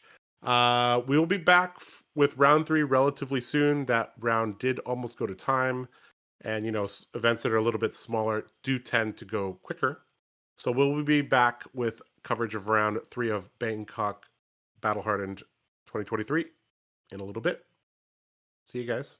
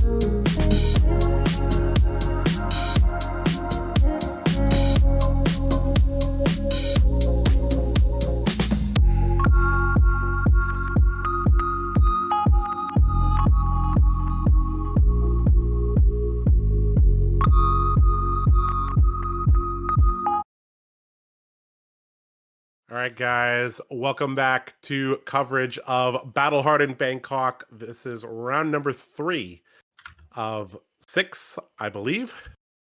Looking at the playmats, we have beautiful, beautiful Dorinthia on one side, but that is not a Dorinthia player, it looks like. Uh-oh. Is this a Drone Mimir? Oh, I got jebaited, Alan. I got jebaited. We both got debated. That's all right. Dorinthia is very, very pretty, and Dromai players like pretty things, so very, very on theme there. On the looks like we have a Thaw playmat on the other side. That's quite nice. And I think the stream is lagging a little bit. Oh, is this a Leviah against a Dromai? Okay. We're getting double debated here. Leviah using a Thaw playmat? Okay. Anything goes here, I guess. Okay, anyways, if it is Leviah against Dromai, this is actually a pretty interesting situation we got. So I guess like in terms of heroes that Leviah would not want to face, Leviah should be fairly high up there. I mean, similar to Bravo and Reinhardt, lots of poppers. Leviah doesn't have the greatest pressure in the world, in that like she doesn't have on hits, but you know, you can only take 9 to the face so many times before you capitulate. So yeah, I think this a good matchup for the fire, right? Because he has so many poppers, and he can be very explosive with Yep. the barrage battle. Yeah, in theory, everything should be fine. The only issue is that when you hit so hard, you don't really want to be expending anything on baby Ashwings. Like running a claw into a baby Ashwing is generally not really worth it.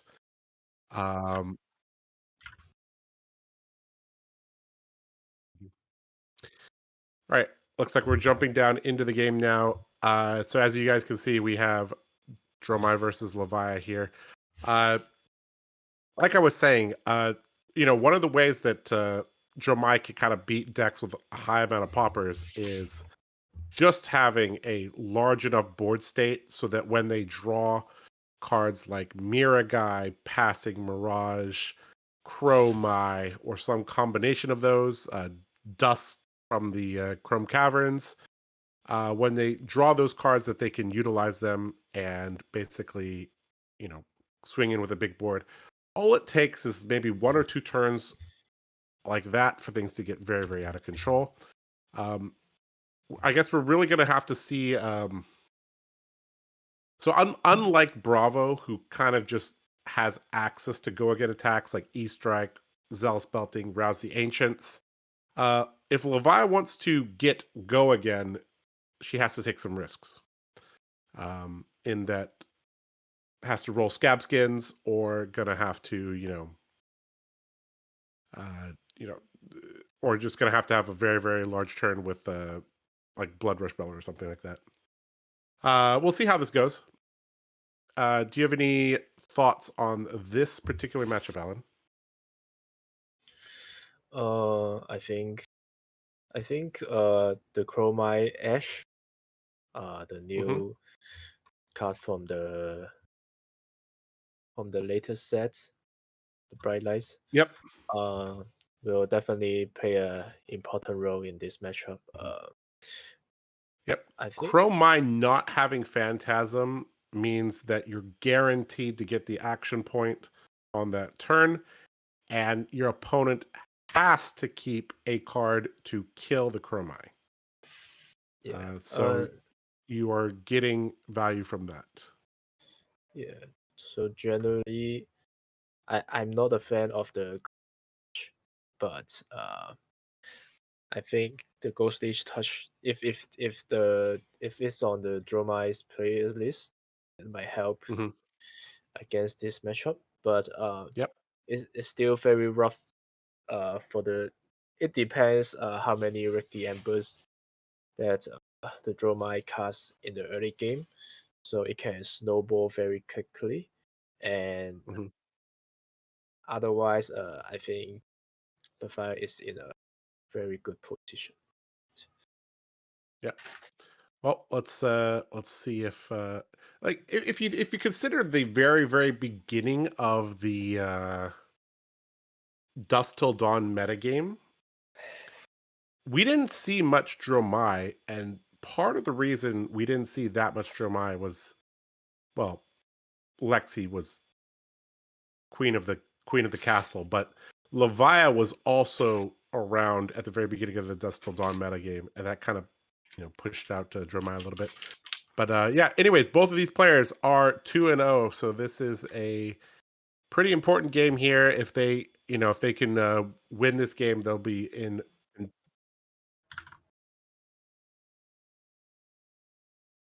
All right, looks like with it, production's telling us it's back on us. Hi guys, uh, we they're gonna fix the production issues. Anyways, every single time that they cut back to us suddenly, we can tell some stories about Worlds, Alan, while Yeah. they try to desperately fix what's going on in the background. So for those of you who have watched myself and Nathan Crawford cast, normally it is a Hong Kong event, right? And I'm having to do all the production work on the side here, and Nathan and I are talking about things. But now it's a little bit different. Alan and I are just talking. We don't have to do any of the production work. But then we also aren't in charge of anything. So if it suddenly switches back to us, they're just like, "Hey, 3, 2, 1, it's back to you." And we're like, "Oh shit, sit up. Oh, get your hair ready." Oh. Okay. We're gonna switch back to the game. So let's get back to the game. World stories will have to wait. Okay, so like I said, both these players 2-0 at the moment. Looks like we have fairly standard equipment here. Is that Mage Master boots on the Dromai side? I think that is, right? So that's utilizing passing Mirage at the end of the game.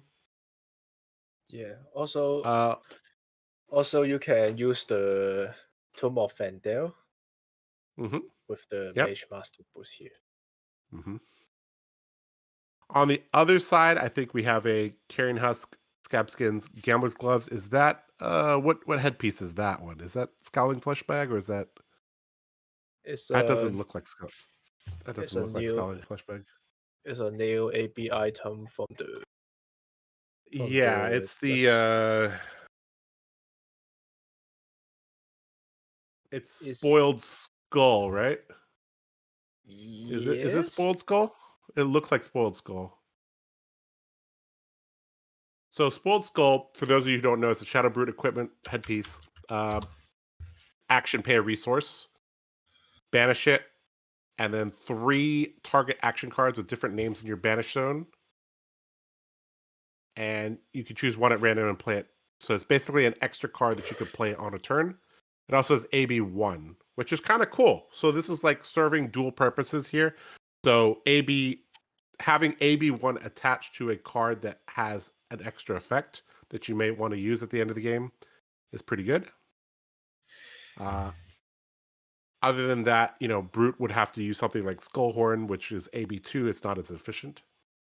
If there's 2 sources of Arcane coming, you would obviously want AB1 activated twice. Okay, so an early Rick the Embers here. And this is one of those cards that can really, really snowball here.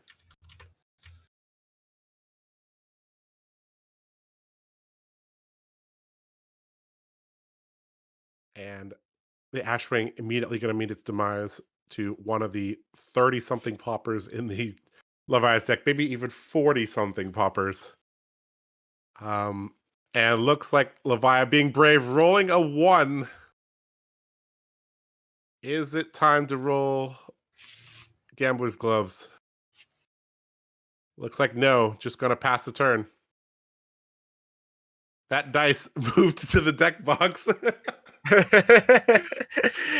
That's what we call being fired. If you roll a 1, you fire it. And you notice how some of the other dice were on 1s as well, and we saw her flip them to 4 and 5. Just to warm them up, right? All right, back to the Draw My Players side with full tempo here. E-Strike with Go Again, going to be the starter here. And it looks like Levi says, take it down to 35. The health is a little bit off camera, but we do have the health kind of updating on the side here. So double sigil here. Oh boy. Well, okay. I mean, at least the well, it looks like rolling again and rolling a 1. Oh boy. This time Gambler's Gloves here. And back, okay, rolling a 4 there. Oh my god. So how many 1s do you have to roll for it to be considered a bad beat story, Alan? Is it 3 or is it 2? I think 2 in a row is already very bad. Yeah, it's what, 1 in 36. 3 in a row is 1 in what, 216 or something like that. All right, here we go. I think if he missed, I think if she missed this, not gaining 2 action point, I think the game is quietly over because he got no pressure for playing 2 sigils. The life total will be very high. Yep. So I think this is Convulsion.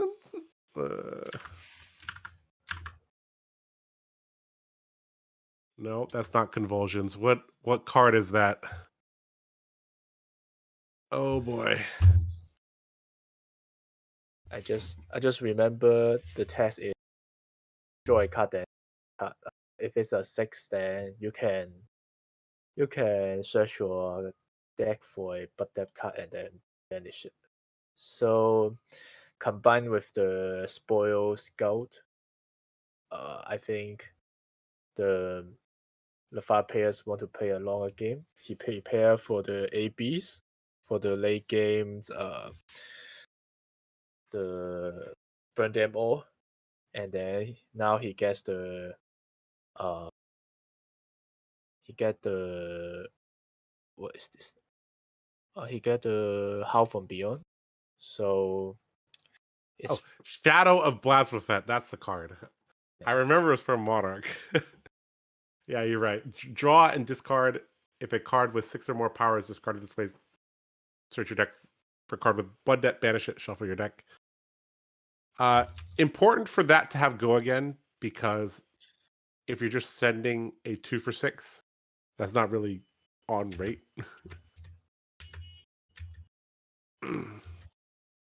Especially considering you have to discard a card, a la Reinhardt style. So what did she banish? Did she banish a Howl or something that she could play? I guess this is. Yeah, it's a Howl. Mm-hmm. All right, we see 2. We saw a Mira guy into. Is that Blaze Headlong? What is that? Yeah, it's a base headlong. Those cards.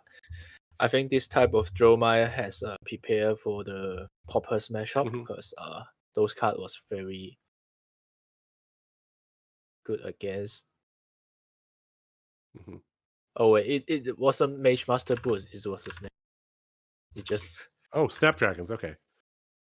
Yeah, it's sometimes hard to tell the glare and the low resolution, but really, that's Snapdragons. Man, okay. It's just hard to tell sometimes, I guess. But we got a beautiful full art Azalai there, and that surely is a pretty high target to die, either through a popper or through a claw. Looks like Dread Screamer here going to be the card of choice here. both players playing fairly quickly and fairly confidently. It's I could tell like both of these players are very, very familiar with their heroes and probably familiar with this matchup too. Looks like a 6 power card was banished, so that satisfies Levia's contract. So we have a Dread Screamer here coming in with Go again here. Not sure what color here. Could be Dread Screamer, one of those cards that is so good that sometimes they even run the rainbow of it. But generally we see the reds and blues. And it looks like he's going to take the damage and then going to follow up with a claw into the Mirror Guy. And Mirror Guy's going to hit the graveyard. Tome of Imperial Flame going to be the follow-up here. Drawing 2, going to have to pitch 2 cards away. Sand Cover and Dust Up, I believe. Going to grant 2 Ash here. Going to activate Furnace here. Go down to 2, but go back up. And going to play Mirror Guy here. And Mirror Guy going to enter the red zone here. No Phantasm. Looks like our Levi player quickly takes the damage here. Yeah. So, Alan, who do you think is currently winning the game at the moment?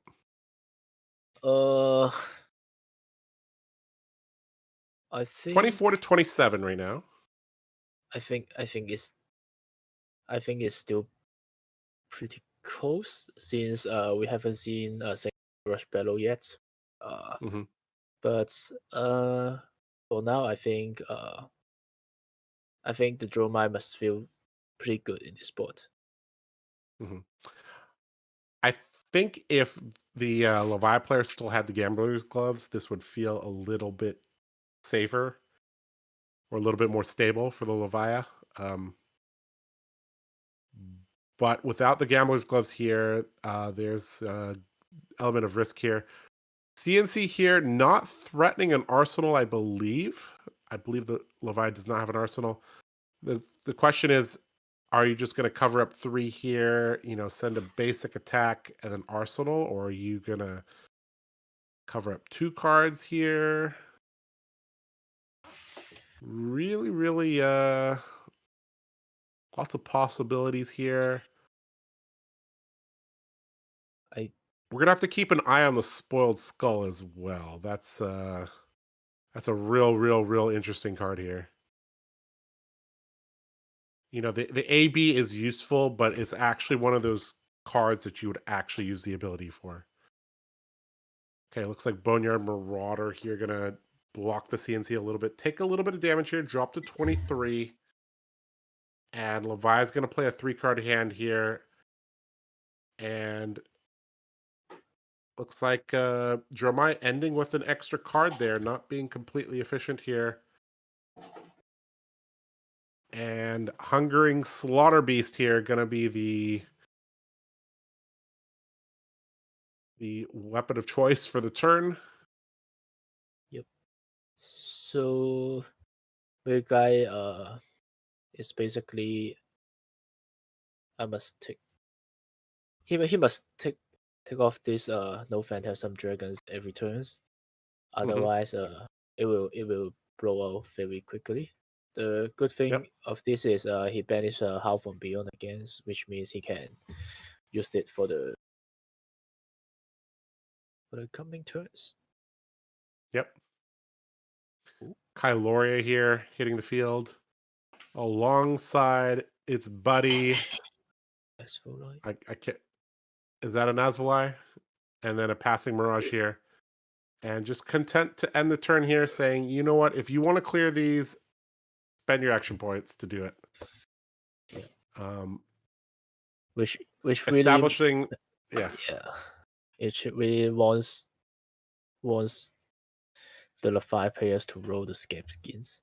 Actually, yes, this is the Dromai player is basically inviting the Levi player saying, you want to clear this, take a risk. If you don't clear this, well, I'm just gonna spill more dragons on the board, and with the passing Mirage on the board, you're going to be in quite a bit of trouble here. So let's see how the Leviathan player wants to approach this. Looks like Howl from Beyond from the Banished Zone going to be the first thing up. Going to pitch this Beast Within. Going to play Dread Screamer. And what is the target going to be? I think he just played the Dread Screamer and then follow with the Claw to the. Yep. Most likely Claw to the passing Mirage. And going to send this Dread Screamer at the face here. Pretty chunky here. I believe it's for like 10. And looks like going to cover up 9 of it or so, depending on the color of it. Flame Scale Furnace here, getting used for the first time. And like you predicted, Alan, a Claw into the passing Mirage. Back to the Dromai player's turn. Going to start with a Dust Up, I believe.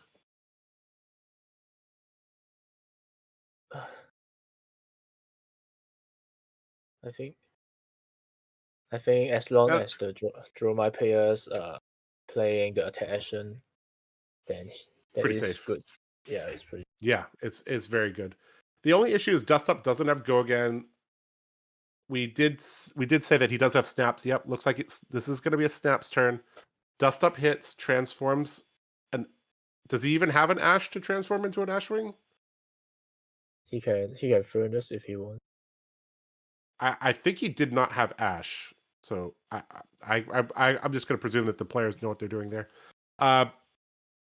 Pitching Chromai here, getting an Ash. No, they just use the Ash from Dust Up to transform. Okay. Sure. All right. Back to the Leviathan player. Another Dread Screamer here. And looks like this is going to be another turn cycle of push Dread Screamer at your face, claw something relevant down. And does that play cycle really benefit the Leviathan player? That it seems like that's a fragile play style. Yeah, especially she's playing the blue Dread Screamer. Yeah. Which is very low in impact on the board. And going face. It's like, yep, choosing to go face again. I'm not sure what card that is. It's the 1/6. This the stamp. Is the 1/6 that the Stampede? Yeah. The card combo with good. Okay, so we got a Chromai here. Yep. He need to have Chromai, one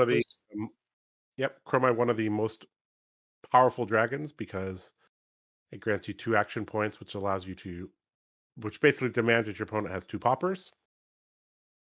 And if the Levi is popping 2 things, then the Levi is probably not sending much back. And we have Dust and Sigil and going to Arsenal here. And that's the important dust that we were talking about. Dust from the Chrome Cavern is going to allow the Chromai not to have any Phantasm.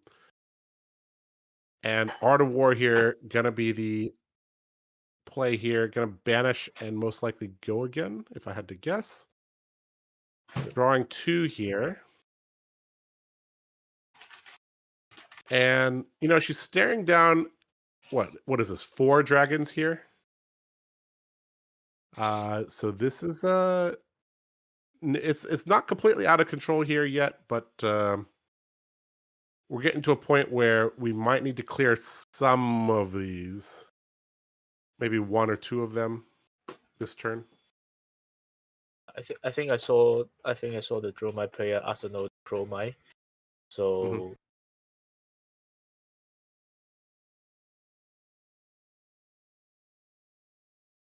Yeah, if he did Arsenal Chromai there, that's going to be pretty important that she kills some dragons this turn. Although there's no way for her to know that.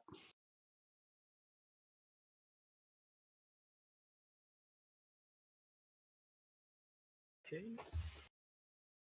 Dromai quickly taking the damage here, dropping to 14. Currently still has 2 cards in hand here. Levi cleans up the combat chain and passes the turn. There's Chromai getting flipped over onto the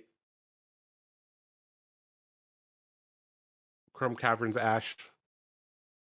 Yep. So extra action point here for our Dromai player and no Phantasm on Chromai. You can see the 5 players shake their hands. It's very rough for the. Yeah, that's a massive tempo swing there because now you're taking some damage and then you still have to contend with, well, in this case, a dust up into an extra attack from a dragon. So she's going to have to keep a popper for the dragon. Going to have to keep some way to deal with the Chromai. And there's a threat here of, looks like, dropping in, like we're getting close to 13, so it looks like she says, you know what, I'm going to throw the carrion husk here. In comes the baby dragons here. Do you pop the baby dragons or do you take 2 and tempt him to attack with the higher priority dragons? Looks like I will pop the baby. I will pop the baby dragon because 2 damage is quite a lot in this situation, and so and he might not attack with the the other dragons. So I think the Chromai must be care of, and this might be a good turn to transform into the enemy heroes if he wants.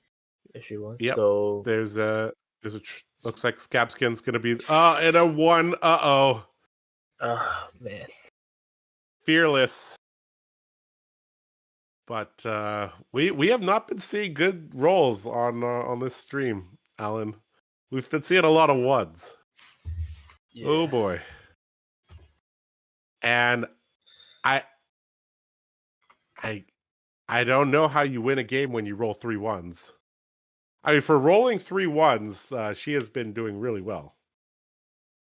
3 1s in like 6 rolls or something like that. It's definitely on the wrong side of variance here. And Dromai is going to have to think very carefully how they want to approach this now that Leviah has flipped into Leviah or Blasphephet redeemed.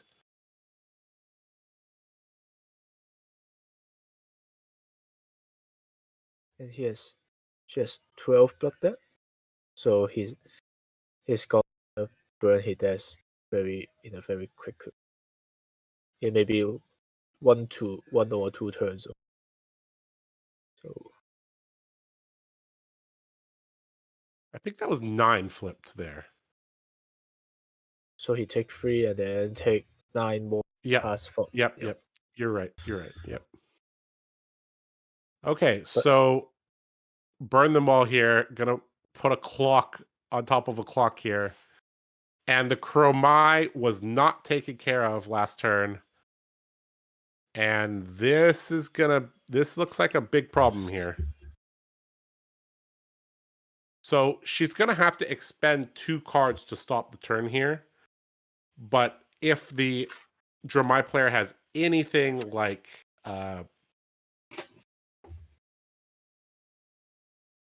anything like an E-Strike, a Blaze Hedgehog, a Ravenous Rabble, like this is going to be at least 3 wide here. Going to be rough here.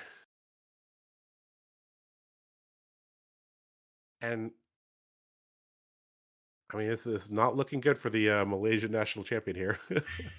Playing very, very well, though. I think the 𝐁𝐚𝐽 players can swing with their ash swing first, because it doesn't change the outcome. They pops your ash swing or not, but if they don't, then you can have a better. You can also attack with your other dragons with it, but if you start with a 𝐁𝐚𝐽 and then attack action with no go against, then they may have an incentive to block your ash ring to stop your turns. Mhm. So looks like the Cadaverous Contraband just being launched here. That's a It's card that we've seen kind of as a tech piece in the mirror, but also is pretty decent in situations where you want to force your opponent to block here. the ability, the able to get better 𝐁𝐚𝐽 was very annoying, so which makes that nearly a must block.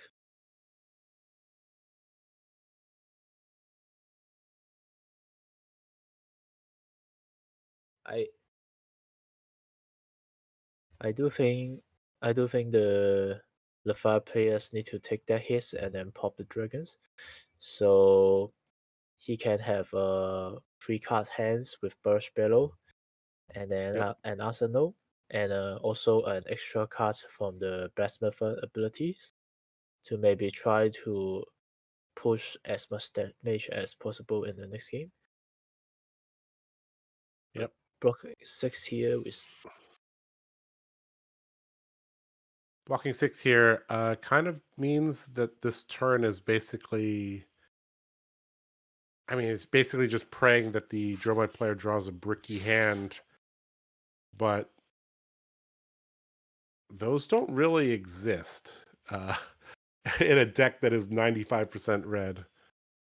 And Rabble here going to reveal CNC. And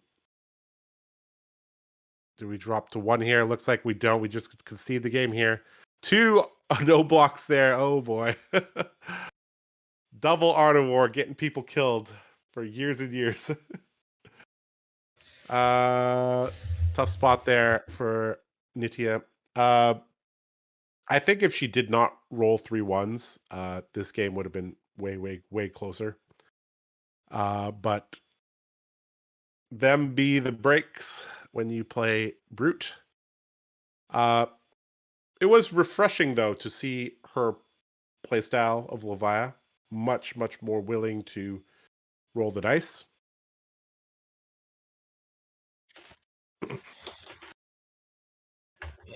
All right, looks like we're gonna head back to our beautiful faces. So, Peter advances 3-0. So we have a Dromai at 3-0. I think Nydia can do quite well in the final few rounds. Probably make top 8. She played very solidly. Just needs to be on the correct side of variance there. So Alan, what did you think about that game?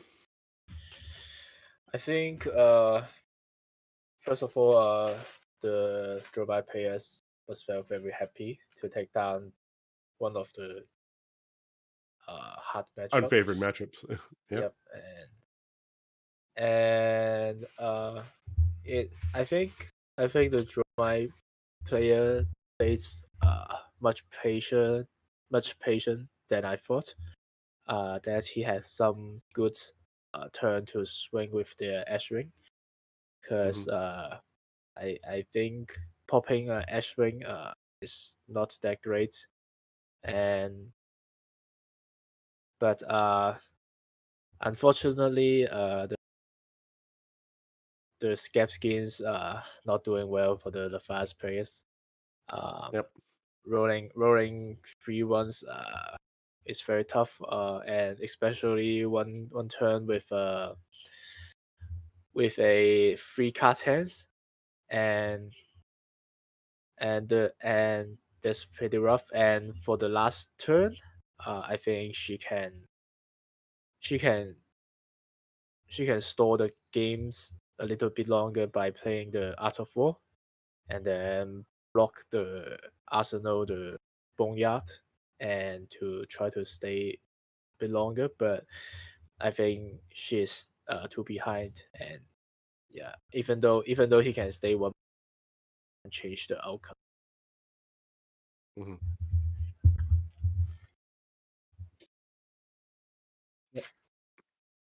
Mm. All right. Well, that was round 3. We're basically halfway done with Swiss now. We're going to throw to a break, and we'll be back with coverage of round 4 as soon as we can. Maybe we won't get debated by a Iron Song versus playmat. We will see. All right, so we'll bring you guys coverage of round 4 of the Battle Hardened Bangkok 2023 tournament after a couple of minutes. See you guys.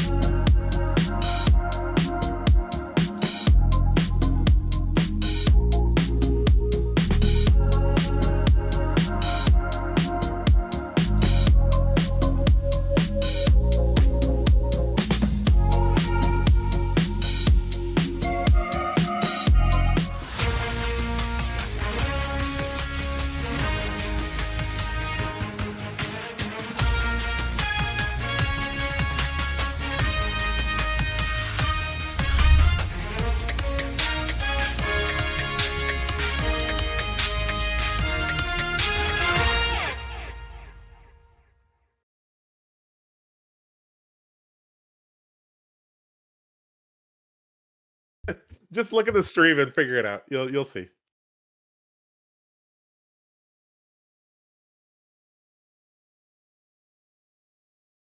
All right, guys, welcome back to coverage of Battle-Hardened Bangkok. Josh Lau, Alan Lau here. And we got something special for you guys. We got some interviews with players at the events. So let's kick to that. And let's hear about the event.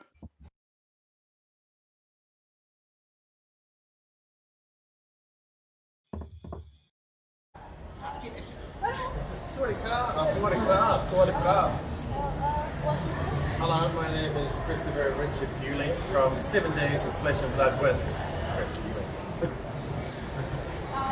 Where are you from? I'm from Invercargill, New Zealand. I currently live in the People's Republic of China, and I'm here in Bangkok, Thailand. Having a great time. Thank you. Thank you.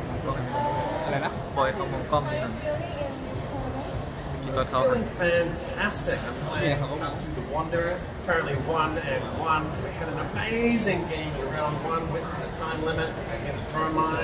That Queen of Dragons, she got me right at the last second. I'm feeling good. We're going to take her home. Do you have anything to say for Oh, yes, I do. If you were thinking about coming and you didn't come, you made your bed and you got to sleep in it. Anyway, I hope you're enjoying the stream. Make sure you tune in. Tomorrow we got PTIs. We got Classic Constructed all day long, and there's at least 3, count them 1, 2, 3, Leviah Shadowborn Abomination. So you missed out. I hope you're enjoying the stream. We'll see you in the top end. Thank you. Bye-bye.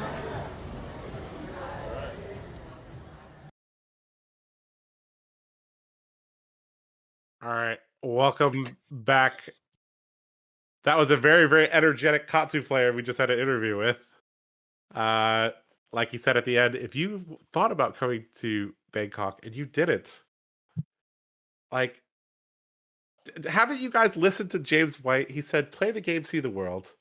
And Bangkok and Thailand are one of the greatest places in the world to go to. I've been to Thailand like 4 or 5 times. Always a great place, great time there. The people, the food. It's a wonderful, wonderful place. And, you know, Alan, you've lived in Hong Kong your whole life. I've lived in Hong Kong most of my life. I live in the US now. Hong Kong is a real city. Like, it's a fast place, and, you know, traveling to Thailand, you know, shows you that, hey, Bangkok is a city, but it's also got a much more chilled and relaxed vibe to it, and it's really a nice change of pace. If you live anywhere close to Bangkok and you haven't been to Bangkok, go book some tickets and go. It's a lovely place. If there was a calling, or, you know, God forbid, a pro tour or whatever, I would definitely go. Even though that is all the way on the other side of the world for me. Have you been to Thailand? Yeah.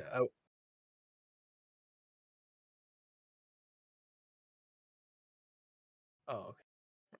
Yeah. Yeah. All right. Production told us that round 3 hasn't quite finished yet. Still some time. But that's okay. Alan and I are more than happy to chit chat here. We haven't really gotten a chance to talk with chat or just, you know, hang out and chat. So anyways, have you been to Thailand? Or I was waiting. So hopefully they have a calling in Thailand that I could. Yeah, they've had several in Singapore. They've had, is it 2 now in Taipei, or is it 1? I think they've had 2 now. Yeah, they've had 2, but one of them was during like the lockdown, right? So it was effectively like a Taiwanese only calling. So yeah. All right. Well, I definitely know of 3 world-class cities in Asia that would love a calling. Cough, cough. Hint, hint. Hong Kong, Kuala Lumpur, and Bangkok would all make for lovely, lovely destinations. All right, Alan, let's talk a little bit about where Flesh and Blood has taken you. So we talked a little bit about this, during the pre-show, but we weren't really on. So where James White has talked a lot about, and at the very beginning of every single major event, he talks about coming together through the common language of playing great games and playing the game and seeing the world. Where has your journey of Flesh and Blood taken you? And maybe what was your favorite event? My favorite events.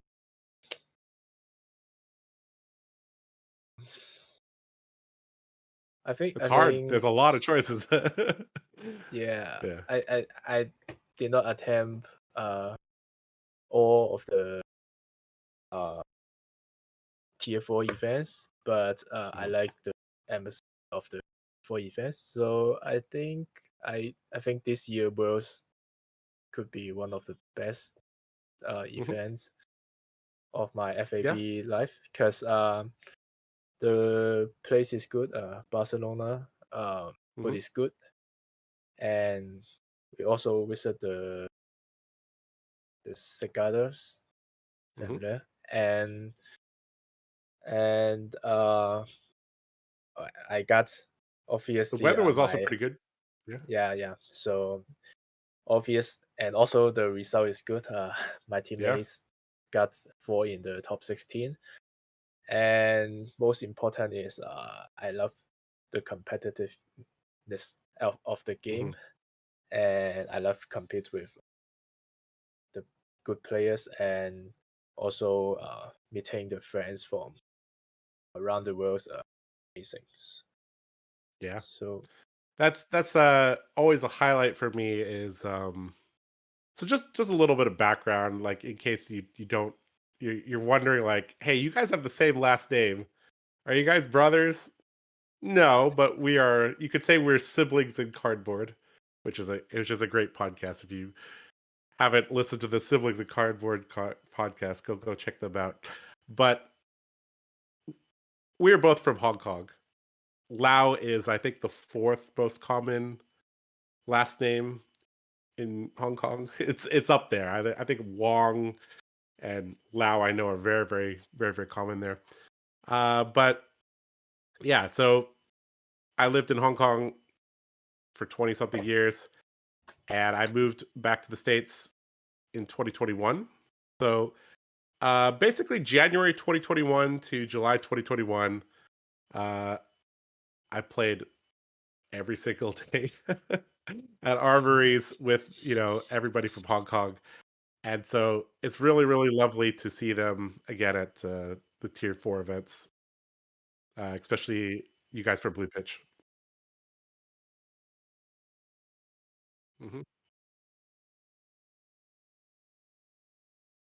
Production is talking to us. Aha. Okay. Okay, guys, we have another special treat for you guys. Just to fill some time, we're gonna do an event tour. So I think they're gonna walk around the event hall with a camera or a microphone and camera. Obviously, Alan Lau in Hong Kong, myself in the USA, and this event is taking place in Thailand. So we are not actually there, but luckily we do have people there with cameras. So let's kick it to the event tour.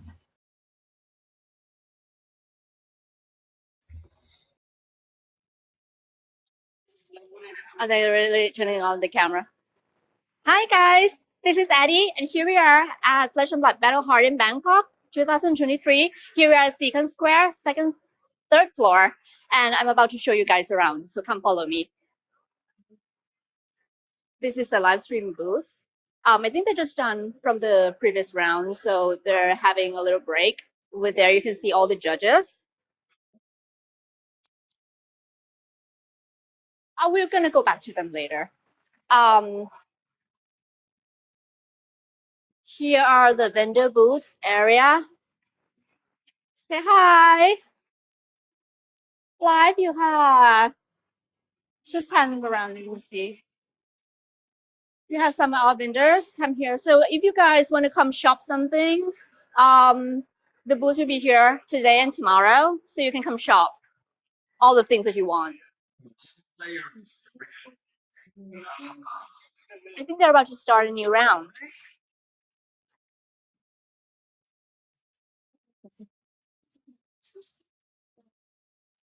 สวัสดีหน่อยค่ะไลฟ์อยู่ค่ะแนะนำตัวก็ได้ค่ะ Where are you guys from? Actually, we're live globally, so ร้านอะไรนะ LM Cafe ค่ะ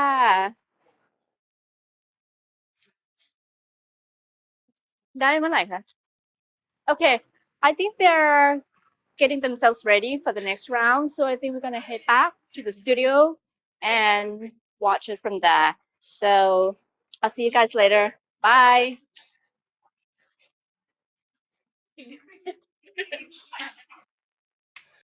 All right, guys, that was a little walk around tour of the event venue. Pretty cool. We got to see, the feature match area there. We got to see some of the tables there, some of the stores that have set up shop there. It looks like a very fun event. And,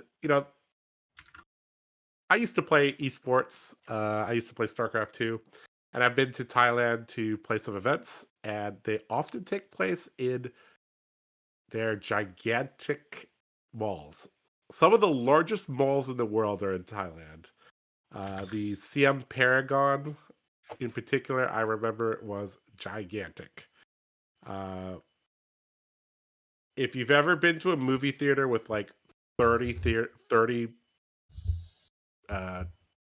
screens, like that's like 30 screens in a mall.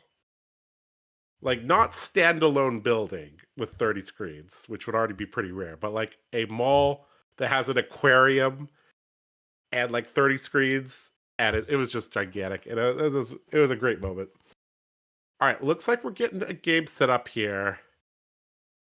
Alan, I think we should play a game. We've noticed something that the playmat selection of the Thai and Southeast Asian players are kind of all over the place. What are these two guys playing? Man, I just got trolled by the Iron Song versus Pavement. I'm looking at the guy on the right.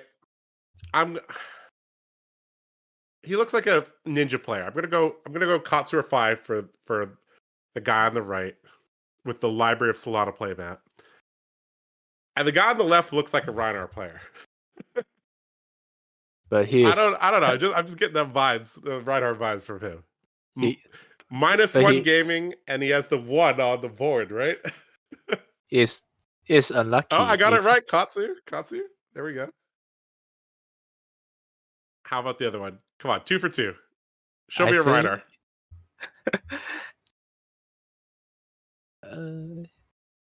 Because we can still see his smile. I assume it's not a illusionist, I guess. That's true. That is true. I saw Knock the Death Whistle. This is an Azalea deck, I think. Yeah. So I think we have Azalea versus Katsu. Okay. Interesting. This is one of those matchups that is really, really tight. Like there are on hits galore on both sides, and they both suck at defending. So this should be good. Yeah. I think most of the time they won't block their opponent's attack. So Yep. But I mean, if there's like 14 on hits stapled onto it, can you really afford to not do that? This will be interesting. It's basically playing chicken here. Yeah, that's read the glide path. So yeah, this is definitely an Azalea deck here. So yeah, Azalea versus Katsu going to be coming up for you guys. Round number 4. Should be good. Do you have any experience on either side of the matchup?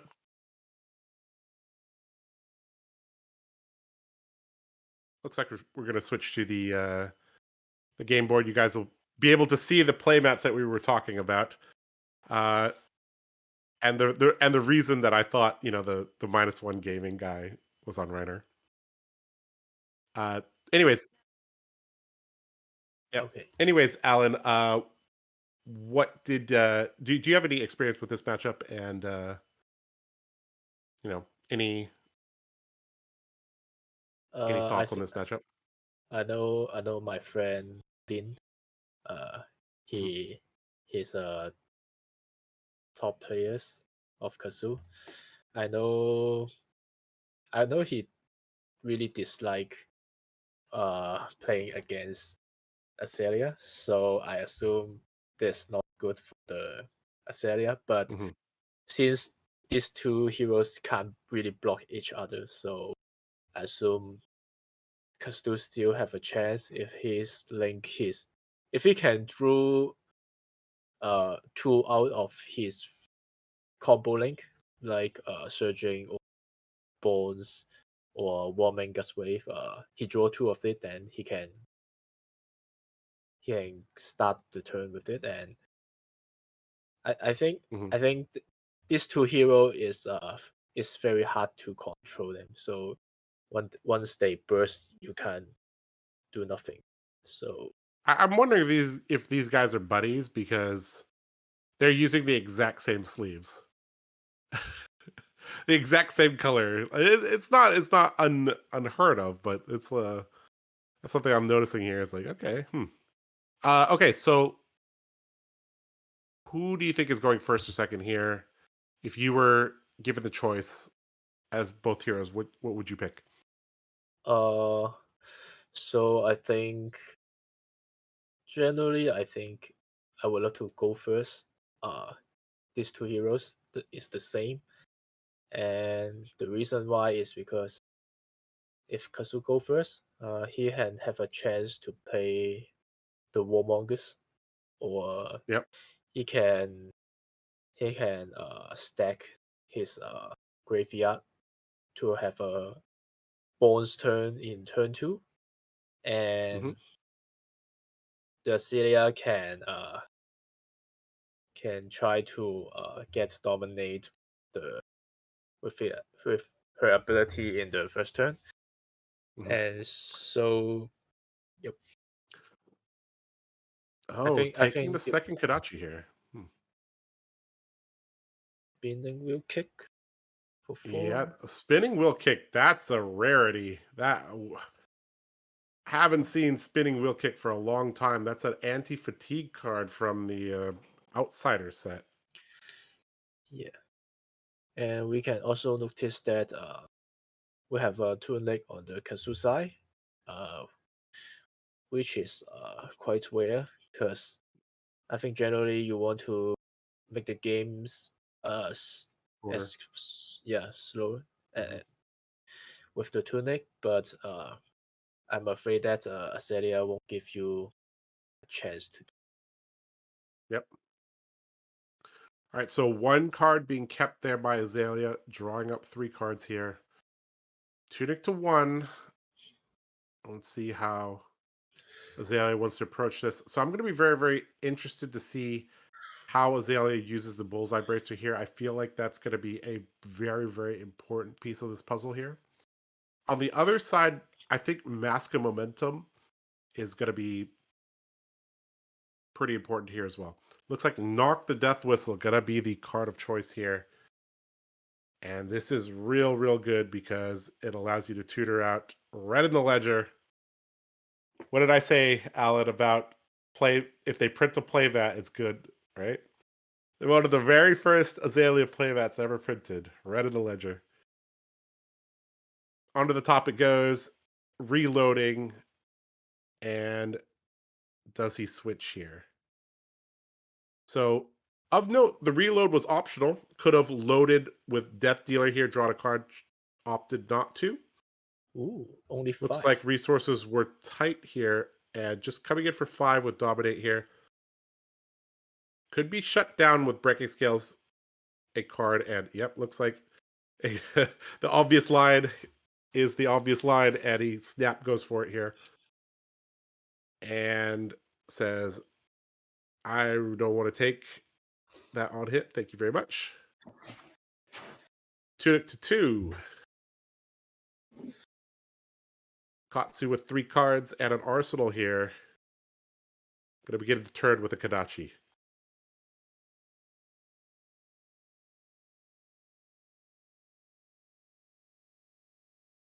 So this game is going much slower than I thought.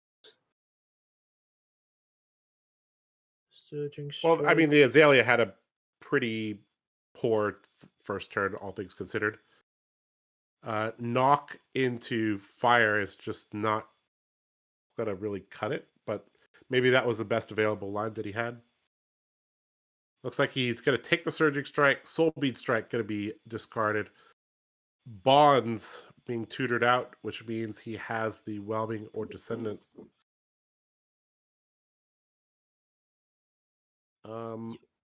No good target for Bonds in the graveyard yet, I think. We will see. I think he blocked with Mugenshi, right? So, I mean, I guess he could. So here comes Bonds of Ancestry here. Yeah.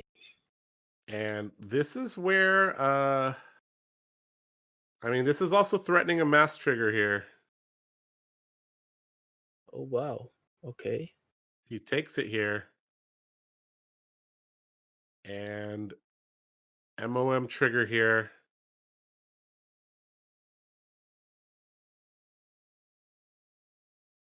Did he draw a card? Oh, he had 100 swing. That's a good target.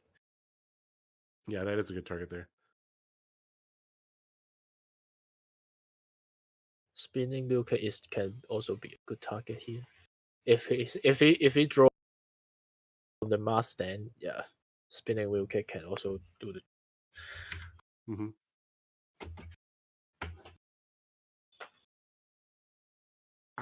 Unless I'm blind or wasn't quite watching closely, I don't think he drew from MOM. Nah, he drew for the one MOM. Okay. He did. Okay. My bad then. Okay, so Spinning Wheel Kick here going to be the target here. Spinning Wheel Kick is good. It's, a 1-for-4 go again. The downside is that it costs 1. Upside is it has go again. Yeah, it's in a very tight resource. Because Kazu is very tight on resource, so sometimes you can't even pay 1. Yep. So Azalea has correctly identified this turn is just a bunch of damage and says, that's fine with me. No relevant on hit except draw a card, which means more damage. We'll take it. I have a 5-card hand, and I know how to use it. Yep. Keeping it on top, he is, and I think he's going to play the Rabble here. E-Strike. Rabble revealing E-Strike here. Yeah. I think the Kazu player just take all non-hit damage. Yeah. I mean, try with to- E-Strike on the top, a dominated arrow is not coming in. So Unless they, literally it's knock. Yeah. Deadeye Oh. being pitched here. Oh, okay. Is that pre-med codex? Yes. Pre-med codex here, and this is a ton of damage here. So he will get 3 ponders, both it. Yep. Not really relevant. You get to arsenal 1 and keep the other 2, but I mean, premeditate is a card that is much, much better spread out. Much, much better when you have dominate.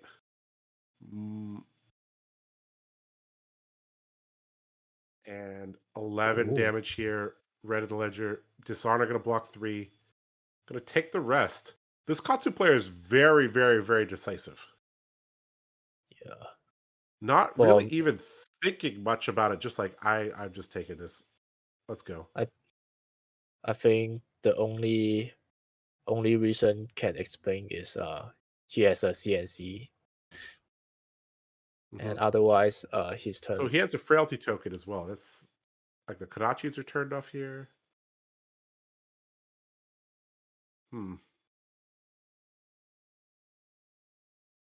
I know, Alan, you said the game is not going very fast, but that Tunic just got to 3, and the health is at half. Yeah. This game seems pretty fast to me. Flusterfist here. Flusterfist with an extra card. Yep.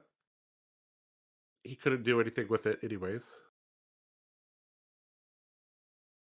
Oh. Or he's holding an Art of War with it. I mean, he has only 1 action point, right? Because of the Yeah. So red why ledger. why don't he block with his extra hand? Didn't it have dominate, or did it not? It Did not have dominate. You're right. It did not. Yeah. You're right. It could be Art of War. You're right. In fact, it almost has to be Art of War, right? Or else it makes no sense to not block that. Yeah. Like even if it's like red surging strike, you throw it in front of it, right? Like there's no single card that you would keep here. Uh-oh. He flipped into a sigil. That's not too bad. You can still load with Death Dealer here. Maybe he was keeping a Warmongers? I don't know. Maybe. All right, loading Bolt and Shot here, drawing a card. Oh. And no pumps here. So this smells like Rain Razors here. Yep, that's what I was about to say. Yep. Rain Razors here, gonna land 6 damage here. Gonna reload. Oh god. Into another, is it another Bolt and Shot? Yep. It reminds me of the Lassie era. Yep. I think if you have the ability to block 6 on the Bolt and Shot, I think you do it. Because Azaleas don't run Razor, right? So, and thematically, that doesn't even make sense. How can you Razor reflex an arrow? That should be illegal, although it isn't.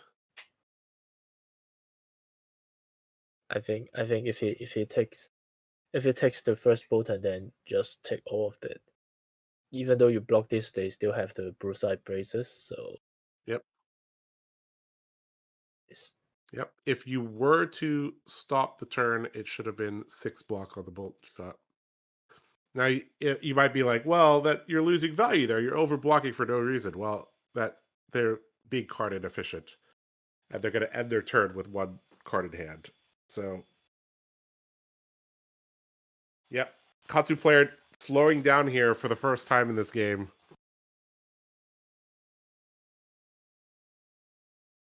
And what is he going to do about this? Looks like he says, no blocks, tick me down to 17, reload your last arrow. Okay. And it looks like he's choosing not to fire it. Valuing the hardened or these Skullbone Cross Wraps opt, I guess. But this does leave 𝐁𝐚𝐭 with 4 cards. We see a bonus. We see a CNC. Oh. Yep, Descendant. Gonna be how he starts the turn here. Off of Tunic. 3 go again.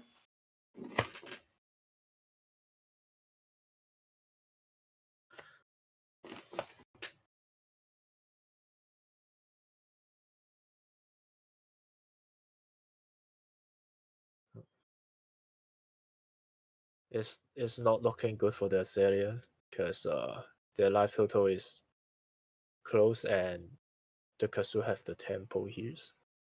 So Yep. We haven't seen the Azalea able to execute what they normally are able to execute. And gonna give up the Skullbone cross wraps, which is just very confusing here. he just had, I think he just want to play around the breaking scale, but Mhm. unfortunately, the castle player has the natural combos here. So Yep. Descendant into bonds here. And not making a gesture to go tutoring for things. Very odd. Looks like now we're gonna go. Goodbye, 100 wins. Hello, 100 wins.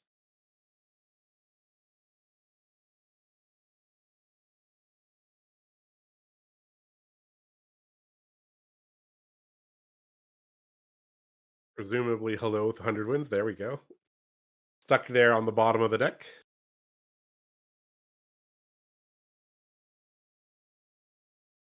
So far, this turn just looks like a bunch of damage. yep, So it kind looks of like it kind of reminds me when Stubby Hammer was. So every turn is either a big turn or a very big turn. So same a consistent as, yeah. a consistent big one. Discarding Lord of Wind here. Gonna go Katsu tutoring for what? Something to follow up the Oh, double bonds. turn. Oh, Oh, looks like we're going. Yep, we're going back to the beginning here. So even though the bonds has go again, still going to use the Breeze Rider Boots here. And this feels like so we have Whelming Gust Wave and 100 Winds in the Banished Zone here. And gonna play the Whelming Gust Wave for 3, but it's not drawing a card on hit. Kind of wondering why that was the target to be tutored for. he is drawing the card, right? Because he's blocking. Oh yeah, he blocking. It wasn't. So we get Whelming Gust Wave has to see Surging Strike as the beginning, right? yeah. So it's another Yeah. bonus. Yep.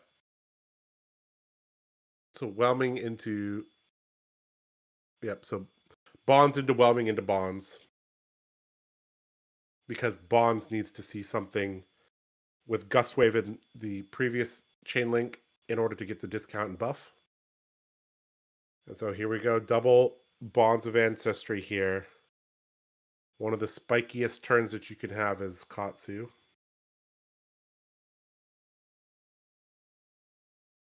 I think it's great to just grab a piece here. Still has to remember that he has 100 wins in the graveyard here, or in the Banished Zone that he can play. Looks like gonna grab Flusterfist here and come in with all the breakpoints, threatening all of the MOM triggers here. So he blocked the second chain link here. So this bonds does not need to be blocked, but the next one does need to be blocked. And I think he's going to come in with the Flusterfist at a breakpoint rather than the 100 wins. Now the issue is that with breaking scales, everything is a breakpoint here. Yeah. So this is a very, very tricky situation here. Looks like he's opting to take 4 here. Oh, okay. I guess the block was on the first attack here. This is a very, very confusing board state here. if he draw blue or yellow, then I think the Kasu player just strictly win here because they get a CNC in hand, if I'm not mistaken. Yep, looks like it. And it looks like he does use the 𝐁𝐚𝐭𝐿 before the CNC comes out here. But this is still a pretty ridiculous turn here from 𝐁𝐚𝐭𝐿. The whole combat chain shift here. And Oh, CNC here at the end. Gonna break Clarence's heart here. And he's gonna have to give 2 cards here. And yep. A 4-turn game here. Lightning quick.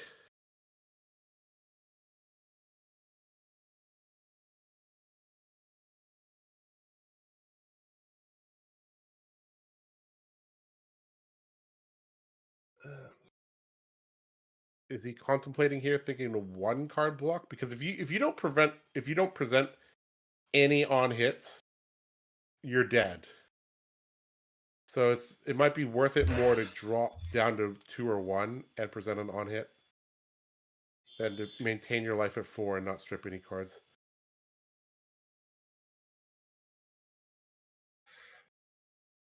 Yep, looks like Tunic and Breeze Rider Boot's gonna block what they can. Gonna take 3 damage here, drop to 1. Gonna get to play with 3 cards here. But these need to be the best 3 cards we've ever seen. And that pre-med into Codex is pretty good. All right. Now, does he blind flip with Azalea? but also the Kasu player get the CNC, so it wasn't too bad. Yep. And he also has a 16 life point leading, so Yep. With this, I mean, Azalea's in Kodachi lock here. He basically has to give Azalea like 6 frailty tokens over the next 6 turns for this to remotely come back here.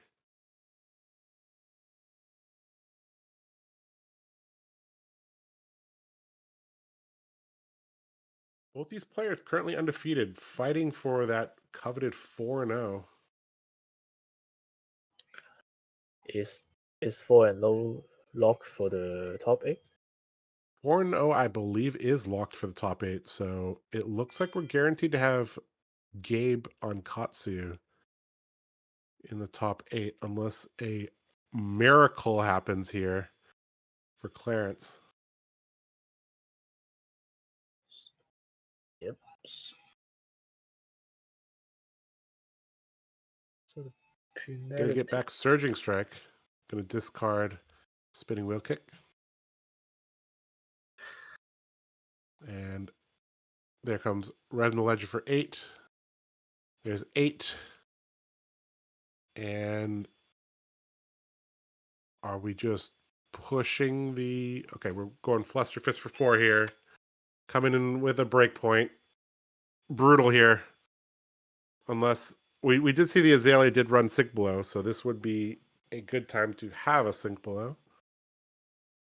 But the Kasu have the breaking skill, so anyway, You're it's right. it's a 2-card box. Yep. That would be an embarrassing way to die. Saying no blocks, and your opponent goes, okay, no reactions. Stick flow, and then you're like, point at breaking scales.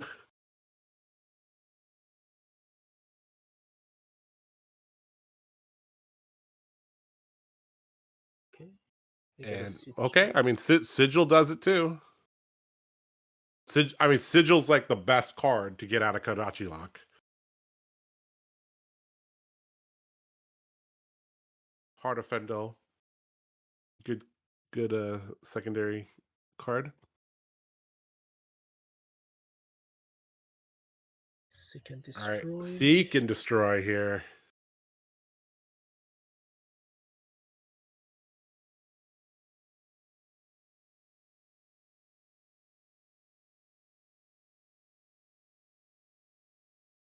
All right, remorseless for 8 here. No D-Reacts from Arsenal, but we know that the Arsenal is a surging strike.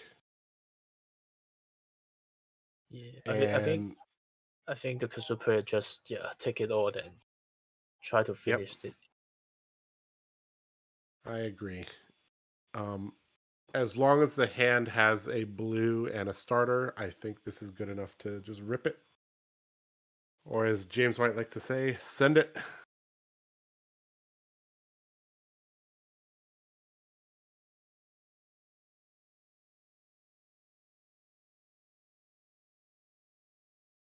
We haven't seen a Warmongers either.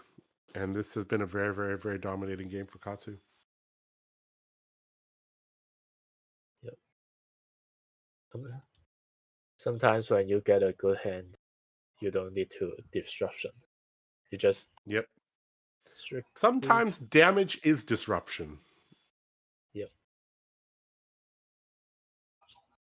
All right, so just taking the damage here and saying that's fine. Under the effects of Seek and Destroy, under the effects of Remorseless. Surging Strike here. Gonna take a damage from Remorseless. Because he remembered. Yep. Very important. Very important to remember your triggers, right? Yep.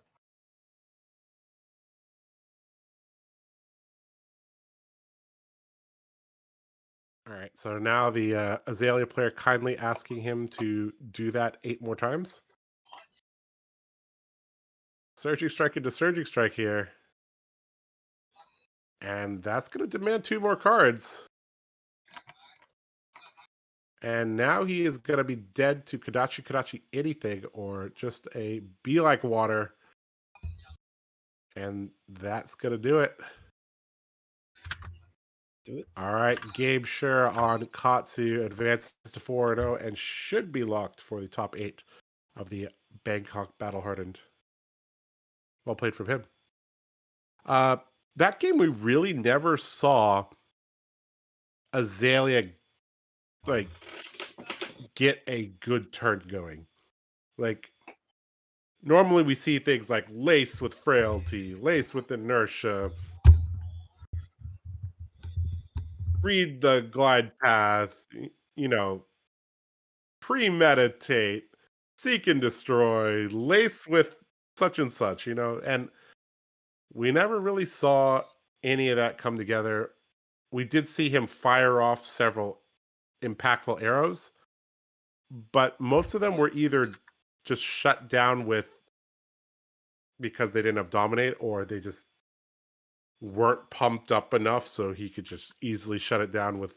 Like, we didn't even see the Katsu play a D-React the whole game, right? Yeah, I think there were they no only syncs, no play- flick flacks. I think they just play the reinforced line, I guess. And the Azalea players did not draw the good pumps there, and I want to talk about that because of the Warmongers, the Azalea have forced to play more cards, which did not affected by the Warmongers, like Rabble, E-Strike, Rebel Sigil. E-Strike, Sigils, and those card were not good when you were leading, and so if you reduce the pumps of your deck, then you will have a harder time to get better tempos. Even though you are not much fragile to the one, because you're still losing the equity. Yep, I agree. Warmonger's definitely changing this matchup quite a bit. All right, that was round number 4 of the Bangkok Battle Hardened.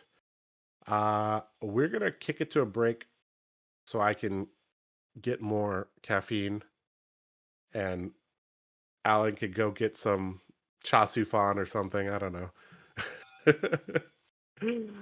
What's your favorite Hong Kong dish, Alan? Let me put it this way. When you travel to the US or to Barcelona or whatever, what did you miss from Hong Kong? I think. I think the fish dishes in Hong Kong is Yeah, the seafood dishes are because very nice. it Mm. yeah so so when we go to other places, we might get seafoods, but we are very hard to good fish dishes, and so which have In the US, we just throw everything in the fryer. yeah That's not how you treat seafood. Thailand has good seafood too, so if you do go to Thailand, make sure you get that. Yeah. So you think, because I've never been in Thailand, so you think food in Thailand? You would enjoy it. As long as you can tolerate spicy food, you'll like it there. Like almost all their dishes are pretty spicy. Like baseline spicy is just the way of life there. Anyways, that was round 4 of the Battle Hardened Bangkok. I see Pudding in the chat. Shout out to you, Pudding. So far, we've seen a lot of Katsus kick ass this tournament. So we even saw some Katsus with your energy, Pudding, with the hero and then Kadachi. I think people caught on to that. All right. Anyways, this has been round 4 of the Bangkok Battle Hardened. We will be back in several minutes with round number 5. See you guys in a bit.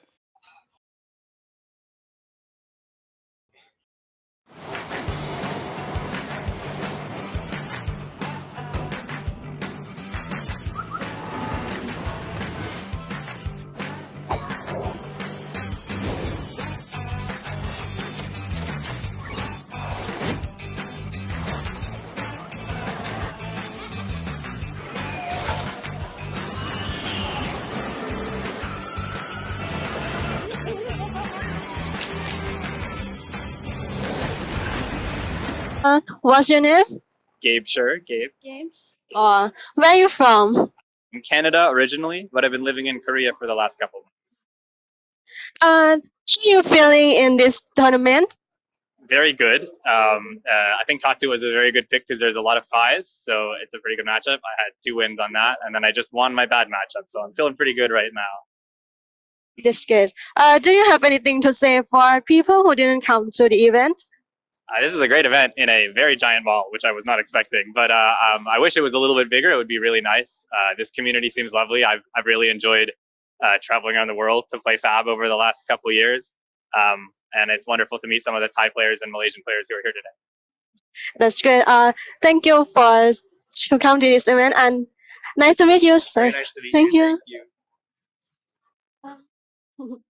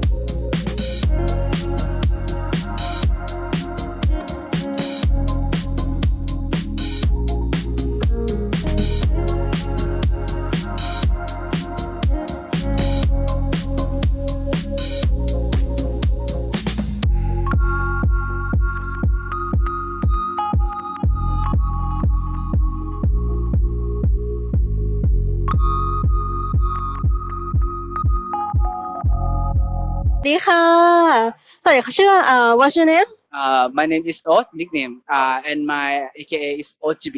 OGB yes where you from I'm from Thailand. Thailand how are you feeling in this tournament It's good. A lot of players come from another country and they have a lot of fun and have the gentle to play.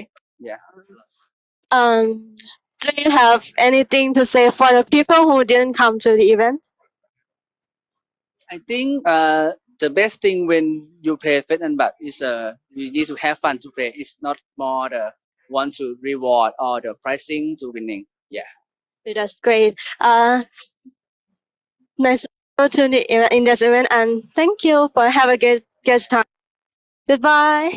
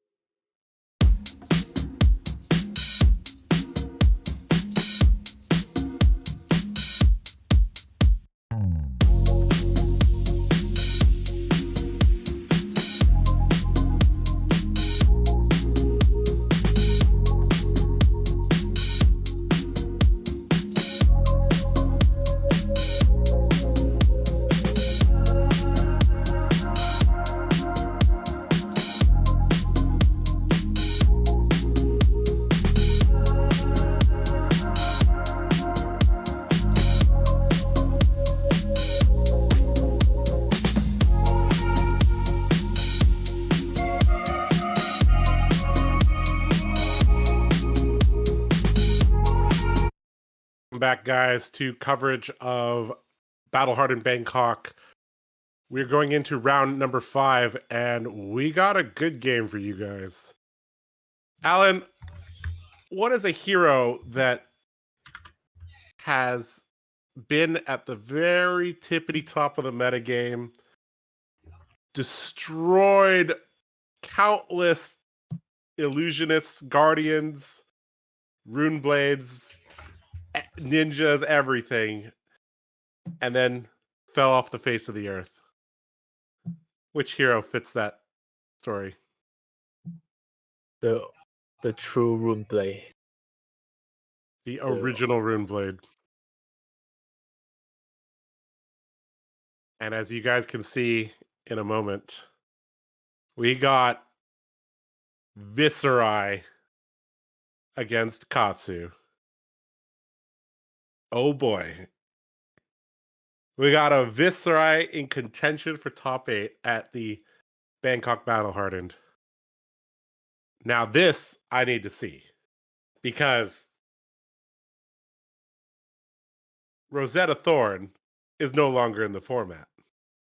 So that man right there on your left is either running Nebula Blade or Reaping Blade or God knows what else he could be running, but he is not running Rosetta Thorn, and that changes everything. Any idea, Alan, for what possibly we could be in store for? Honestly, I don't know, but I think not much big change unless they are playing the turtle Viserai, which generates a lot of chance and then swing until end of game. But Yep. I don't think that strategy beats Kazu. So I just think it's hybrid Viserai like before, but just change Rosetta into. So changing Rosetta into Reaping Blade is the boring answer, Alan. I hope we see something much more interesting than, oh, it's Viserai, but I swapped Rosetta Thorn for a Reaping Blade. We'll see. Oh, never mind. I just refreshed the page. That is Reaping Blade. Never mind. All right. Looks like we got Carapace, Creepers, Grasp, and I presume that is Crown of Providence. Yep. Alongside Reaping Blade. Reaping Blade not going to have any relevant text against Katsu, right? Yes. Assume. Yep. Because so we got 2 ABs in the. Yep. Oh no, one. We got, one A. No, one we have one AB in the Arcane Lantern. Those are Breeze Rider boots, not Tide Flippers. So yep, MOM Hardened Cross Strap,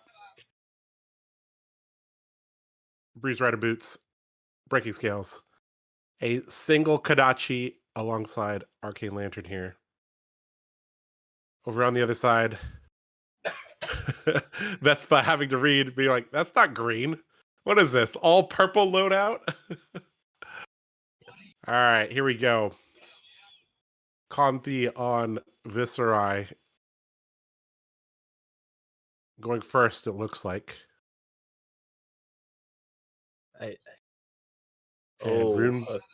Incantation. The best start. A good way to start. Yep. And a red one as well. And he's playing the Warmongers him. The most high counter.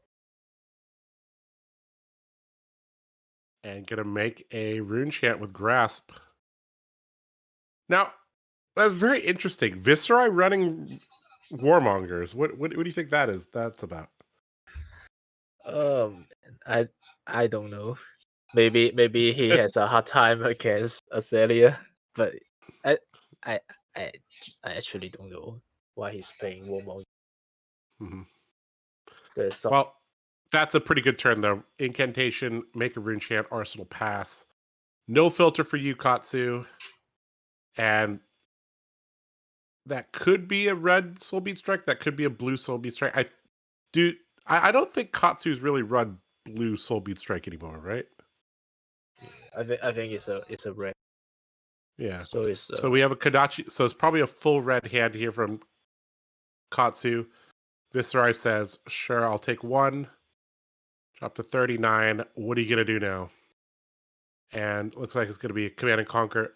Very sneaky Command and Conquer here. He had the Lord of Wind here, but if he's only running one Kodachi, there's no point in showing that you have all the pitch. Plus, it just helps it filter a bit. Soul Beat Strike red, a decent card, but not really what you want. okay. Getting two hands, which is good for the suit. Yep. Stripping 2 cards here, not too bad. Rune Blood Incantation going to tick down to 2. Rune Chant's going to tick up to 2. And this is the first turn where we're really going to see what type of style this is. We have Mauve Skies, good old Mauve Skies into Swarming Gloomveil. Those are words I haven't said in a long time. Yep. So 2 and 3 on hit more. Two and With go again here. 2 and 4 should be. 2 and 4, sorry. He got one from the incantation. He's got one in the back. Yeah, he's got one rune chant in the back, yeah. And Katsu says, "I'll take the arcane." And obviously you never let Mauve hit.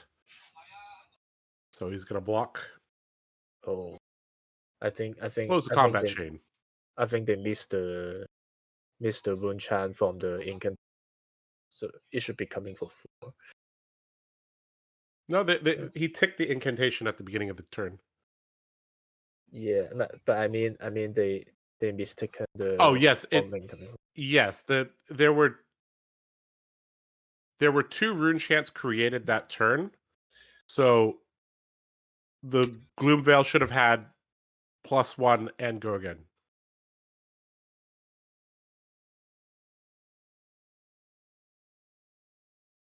Ninth Blood blocking the winds. Kodachi here going to follow up here. And Vespa's been having a pretty slow offense here. Having to pitch for a Kodachi. And whelming here, nothing really lining up here, but I think that Arsenal card here is going to be pretty valuable for him. Warmonger is going to block the whelming. And Katsu here. Arsenaling presumptuously a really, really powerful card. All right. Rune Blood Incantation ticks down to 1. Ooh. A humble. Is that that is a humble? A very, very odd card. So one of the things that is interesting about Viserai is that Viserai does target Dromai decently. Like Mauve basically always hits. You can run a decent amount of poppers. You can easily do 20-30 arcade damage over a long game. Not the worst. But maybe not as good as now because they lost Rosetta form. So yep, that is true. That does mean it is much more difficult to deal with 4 health dragons. Which is, one of the reasons why like Oldhim losing Winter's Wail was a big deal, because suddenly you're not always coming in for 4. Anyways, we have an E-Strike for 7 here. So turn number 3 of kind of mediocre offense here from Vespa. Just, patiently waiting for the right time here. Sink below, gonna block here. Gonna filter, most likely here, yep. And take 3, drop down to 35, and we have a Viserai with 4 cards. Is he going to sink below again? Looks like he is. A little bit of an overblock here. Is he going to try to sculpt his hand again? I think.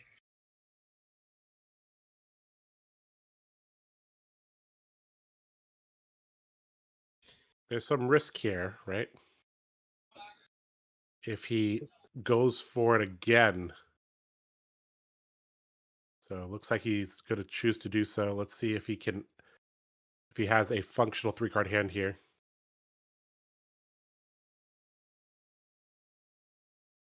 Incantation ticks down. No longer has any charge counters on it. CNC here. Double pitching. He drew 3 sink blues in a row. That's pretty unfortunate there. If he had drawn a blue, he could have arsenaled a card, been 1 more card efficient here. I wonder how many blues Viserai is running these days. Like 15? I think they need to run because they don't have the cross strap to help them the rest hand. So I assume they Do you think play 20. closer to 20? Yep. And this, Yeah. I think, is a very interesting build because they pay a lot of 2 for 6.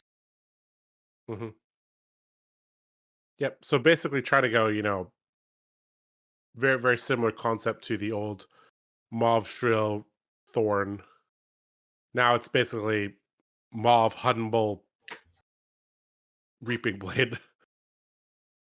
I don't know. You can't give Bogo again with Math. So Oh, that's true. Sorry. Mauve into something else. It's 1 or 2 cost into Reaping Blade. We haven't seen Reaping Blade actually being swung that much this game. I do think they don't want to swing with the, so maybe even they don't bring the skull form in, I guess. In his build. Right. 6 block here to protect the arsenal from CNC. We've known that he's kept that arsenal for a turn now. He's also protected it, meaning it is a fairly important piece here. Rule number 1. What is rule number 1 of blocking Katsu? Yeah, blocked it. But in this case, block be like water. Yeah, but in this case, he only have card his hand, so he can either use the ability to become Surging Strike, or he discard for the ability. So yep, one or the other. Looks like it is neither. It is be like water into Warmonger's Diplomacy. This is a moderately annoying, right, for Viserai. One of the reasons why we've seen him kind of fall off here. Let's see how badly it hurts him here. Yep. He has 3 cards. I mean, I saw. Okay, looks like he's not getting hurt much. Yep. CNC Arsenal card, pretty good turn cycle here. Building his build is also very endurance against the. And you know what I've noticed is that this game has been the pace, like the players are playing quickly, but they're both playing fairly defensively. The life total still in the high 30s. Looks like your Chasu Fan is going to have to wait. Yep. Kadachi here for Katsu into Bonds. And I think the bonds was from hand, so this is not that Arsenal card again. So again, Vespa just waiting. His Arsenal card's been there like 3 turns now. Just waiting for the right 4 or 3 card hand. Back to Viserai, full tempo here. We saw What can he do? we saw what was that? The 0 cost one, the best card. I forgot. Yeah, I have a long time not playing with this. Yeah, what's this? What is that card? Mordred Tide? Yeah, Module Tie. Yeah. But Yep. You I said have a 0 long time. cost best card. I'm like, most of their stuff costs stuff. Unless you discount it to 0. All right, Grasp gonna make 2 because of Mordred Tide. Can he do it again? Erase Face. Gonna make 2 more in the back. So it's a 1 value module, or we can see a raffle with the spellbound creatures. It will be great. Mm-hmm.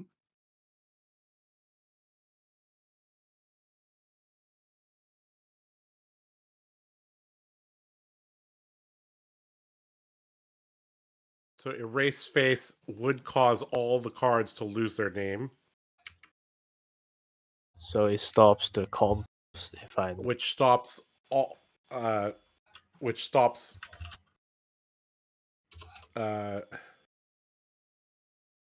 sorry, it loses their class of talent types. That's different. yeah. The loose name is the amnesia. Is the what's that other card called? The amnesia. Amnesia, correct, yeah. Amnesia is a 3 block with a more narrow effect. Erase Face is better against Phi because of Draconic, Dash because of Mechanologist. Also good against Bolton because it makes his stuff lose light. All right, here we go. Surging Strike. And I have a feeling the card in Arsenal pairs well with this Surging Strike. Very likely to out of, I guess. 2 Spellbound Assaults. And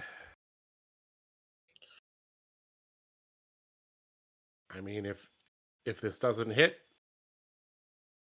do you have a backup plan here, Vespa?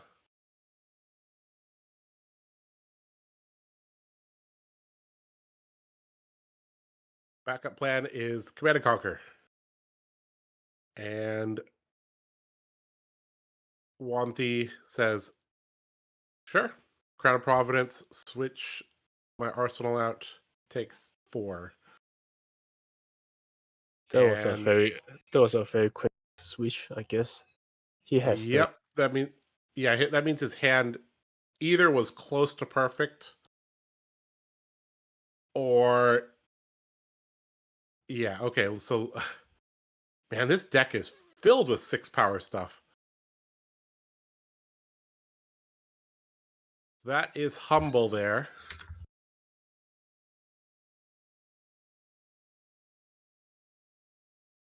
Now, Humble basically blanks their hero text box. So this can range from absolutely devastating, like against Katsu and Bolton, to completely irrelevant, like Dash, or depending on the situation for Kano.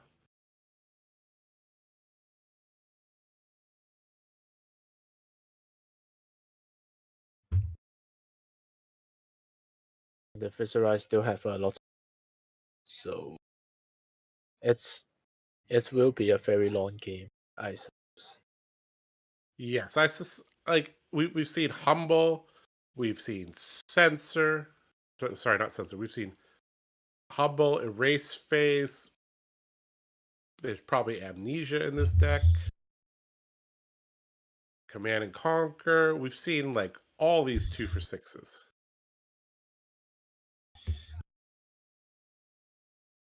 And I'm wondering, like,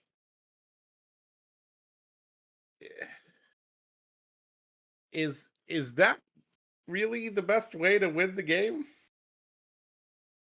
I Like, don't know. it feels like, you know, a 2-card 6 is like good and limited, but not good enough and constructed, right? Unless this deck is like built to snipe Dromai, because this deck looks fairly anti-Dromai to me.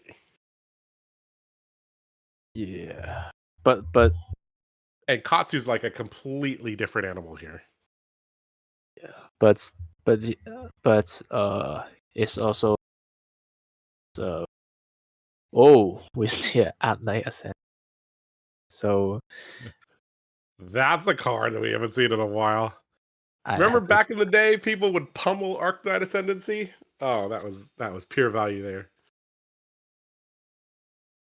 That's oh, right. Read it. It's a Viscerai specialization from ARC. 6 dominate. On hit, make rune chance equal to the damage. It costs 6, I believe, and discounted for every rune chant you have. So he's like, pitch, play Arcknight Ascendancy. yeah. It's only, I mean, it's Arcknight on- Ascendancy is a popper too, so you know, why not? it's only coming for 5. I hope he is Oh, too. Arcknight Ascendancy is only for 5. Yeah. Oh yeah, you're right. Yep. So it costs 6, comes in for 5. Okay. And it makes X rune chance or X as a damage dealt.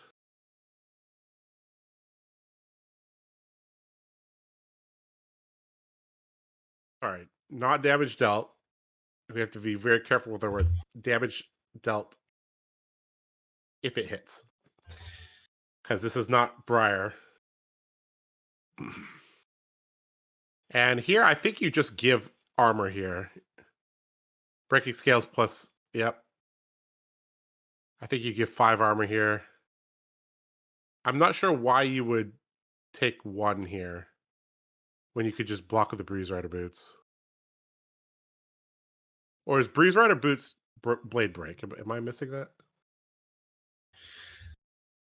No, No, it's Battle it's- Worn. Yeah, why wouldn't you block with the Breeze Rider then? Or did 'cause he already do won- that? I don't know. I think he won 1 less triggered by the ascent. So I mean, why didn't he block the Arcknight Ascendancy for 5? He blocked it for 4. Anyways, 'Cause- Surging Strike here. because he already used his Oh, he already did? Okay, I see. Okay, Surging Strike here coming in for presumably 5 go again here.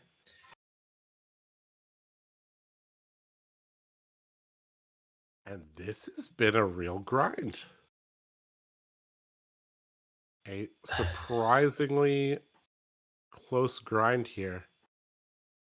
And, you know, I think they've used somewhere around 25 cards so far. So we're getting to the point where, you know,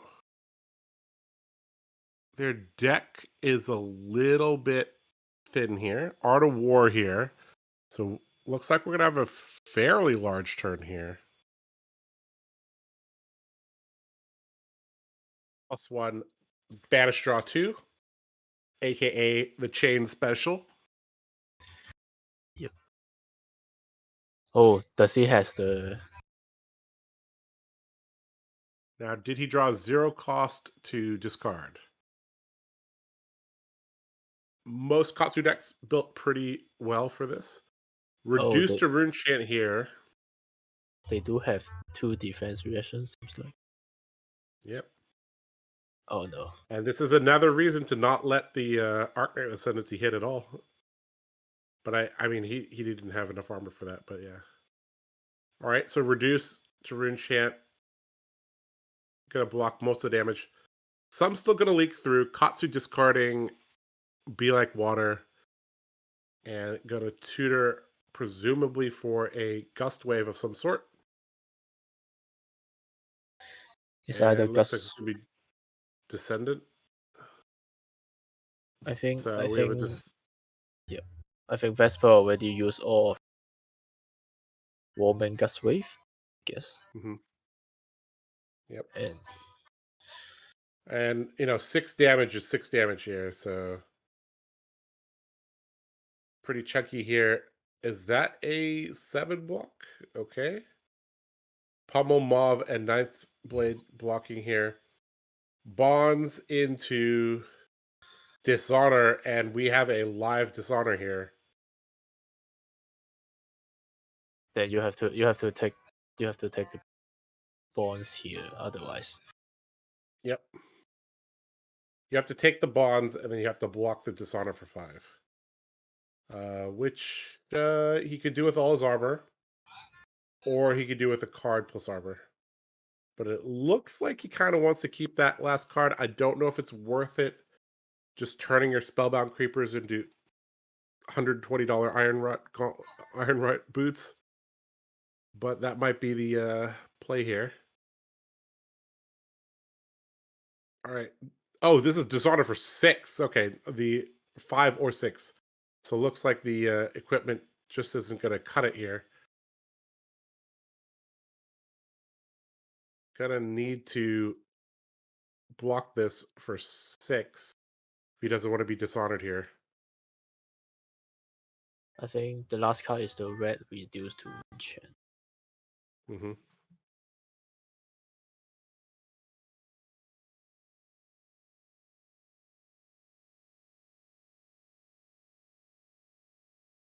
Oh, it's a yellow reduced to enchant.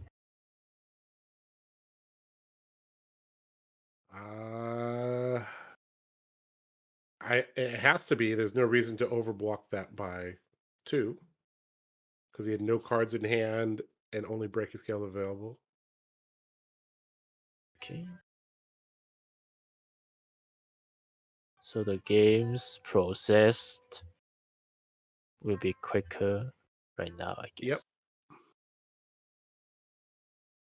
And the Art This of War draw pass. and the Ancestral. 2 cards that are good, but not the greatest in combination. Unless you're working on a 5-card hand.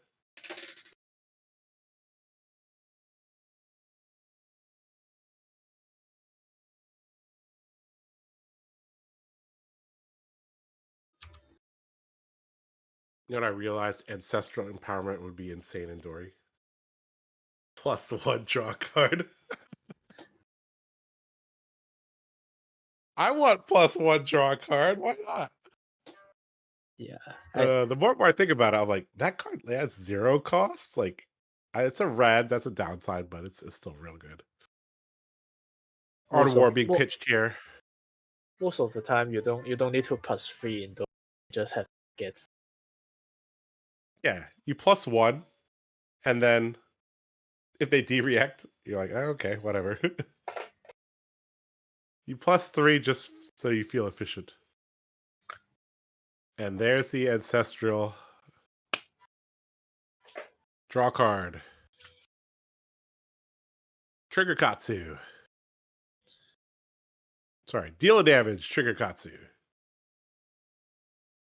Then find the bonds. Yep. And now we're starting to see, the Katsu's offense become much more smooth. We saw Katsu's offense kind of be a little shaky the first 3-4 turns. But now Vespa is firing on all cylinders. You already have Singing Steelblade. But it doesn't draw me a card. I guess it does. I guess literally it draws me any card I want. Never mind. Okay. All right. Fine. Okay. So he went with Bonds here. Grabbed Flusterfist. And Vespa is like, "Are you cutting my deck, bro? No? Can I have my deck back? Yes, you can. There you go."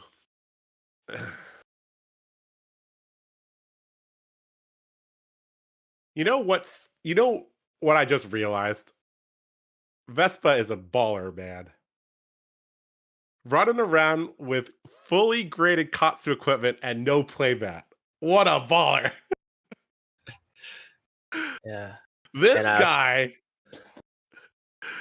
guy's like, yeah, my deck costs several grand. Playmat? Nah, who needs a playmat? I guess Nothing more his deck- intimidating than a guy that doesn't use a playmat. He's got nothing to lose. I guess his deck is also full for. Yeah, it should be. So see some shiny card. Yep.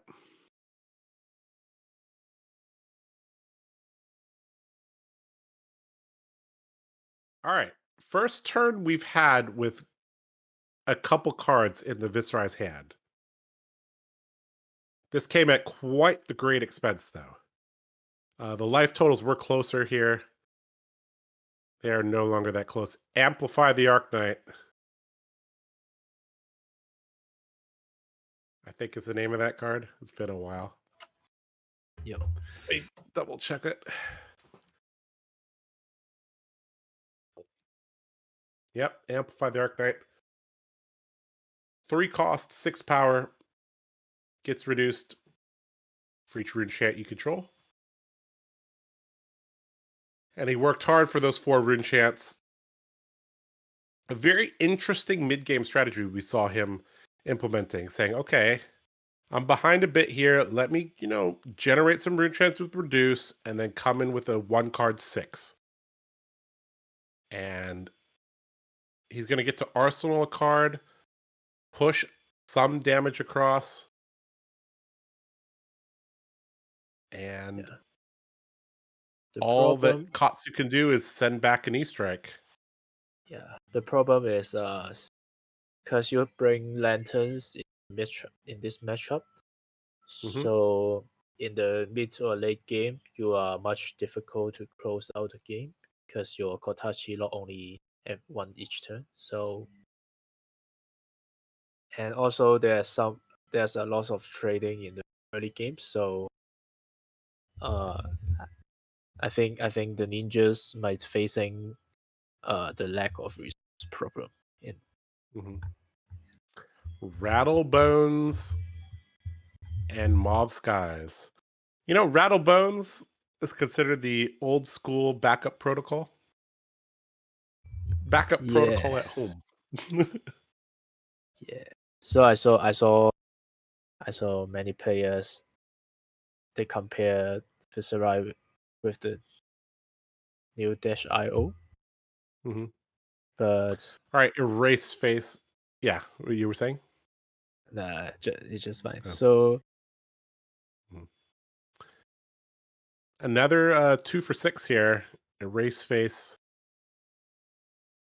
Threatening to turn off all the cards from being ninja. Not the biggest deal.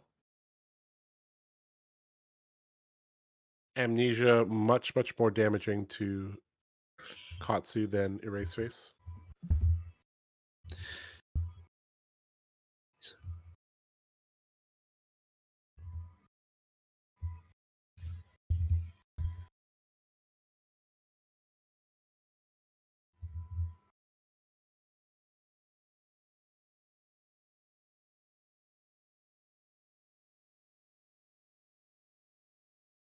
Owl saying in the chat, it could draw you 2 cards if you fetch a glint. That is true.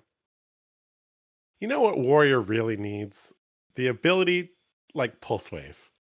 Force them to block. Then we're talking. yeah, that would be pretty strong. That would be pretty strong. Yeah. They might have that in heavy hitters, right? Destroy a gold, like a bribe. Give them a gold token. They have to block. Yeah, but they say FAB 2.0 won't have such stronger cards compared to the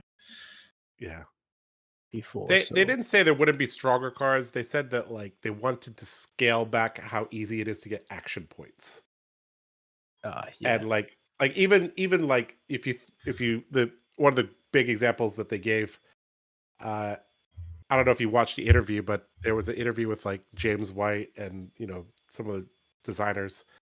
I think Flake was hosting that, and he said like Icelander allowed you to cheat on action points because it allowed you to play on their turn. So it's like you had 2 action points. Lexi's bow lets you have 2 action points. Briar, embodiment of lightning, lets you have 2 action points. So that was just Luminaris give you multiple action points. Like that's the common theme, is that like getting action points back should be kind of like a ninja thing. And other than that, most heroes have to work for it a little bit. So all right, become the Arc Knight here, playing defense duty here. And I think we just looked at Vespa's deck. It's actually kind of thin. I mean, he's been discarding the 𝐁𝐚𝐭𝐥𝐞 a lot. He's been, searching for answers and searching for things. His deck is not looking that healthy.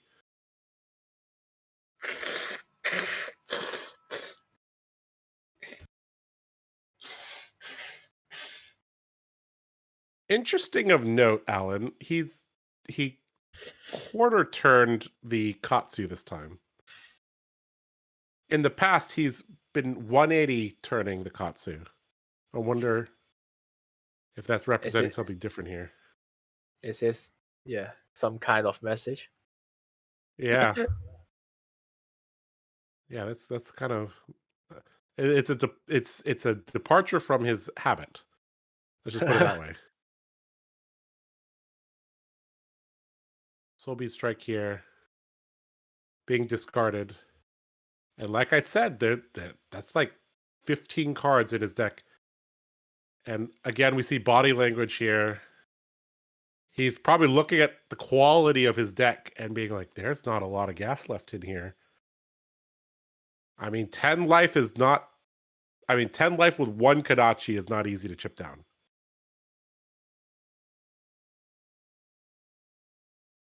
And I think Vespa has got to be a little bit frustrated because you're running an aggro deck into not really a control deck, but like a very, very slow mid-range deck. So, he's kind of running out of threats here. So, does he go grab Dishonor, 100 wins? Flusterfist? Does he even have the options? I do think maybe he just Flusterfist grab could be the choice here. Or also he can grab the means of. Yep, he could have grabbed wins as well. If it would be side.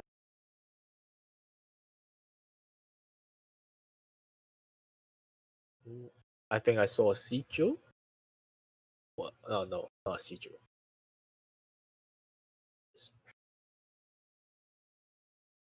So we have 100 wins here. Flusterfist and a mysterious card that is more valuable than Soulbeat Strike.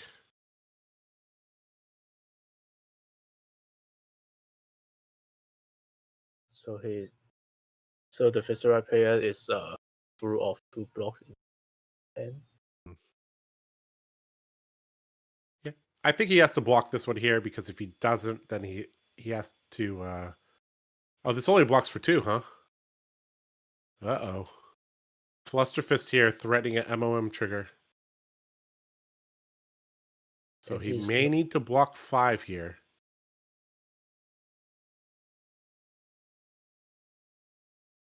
1 and 1 from the Is it a blue? carapace. Is it the blue one?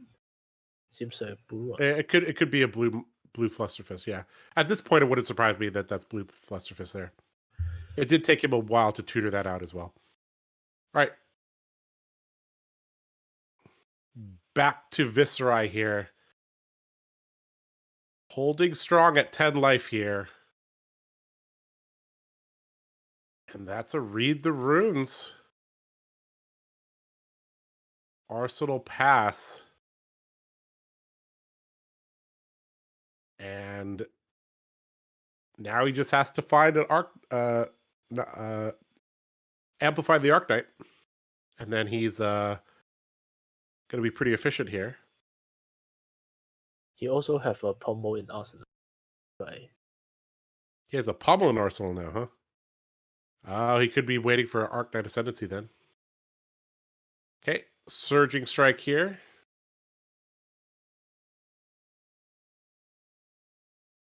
Surely one of the last Surging Strikes.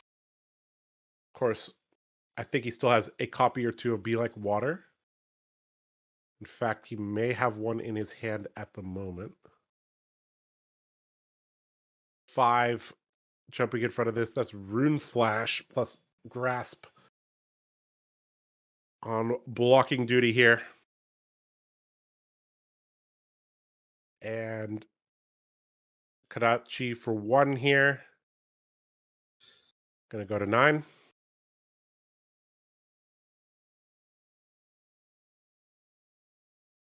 Into the single life digit totals goes Viserai. 9 Kadachis away from death. Be Like Water here. 1 card in hand. It's still very fun. Still following rule 1. Looks like he's not.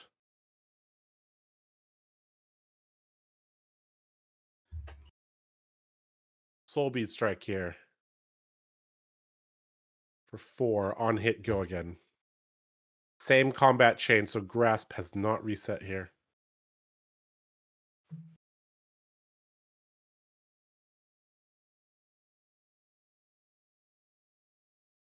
Two-card block ends the turn.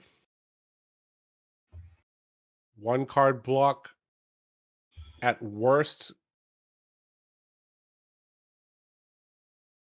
Hold on, this is threatening an MOM trigger. So this basically has to be blocked here.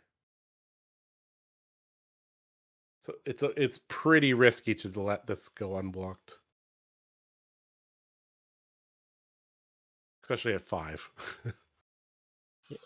It's kind of waste of 2 life here because block. Oh, it's 2 blocks. Okay, never mind. Yeah, it's not that bad. Do you have a good 1-card hand? With the runes, maybe? Amplify would be the best here.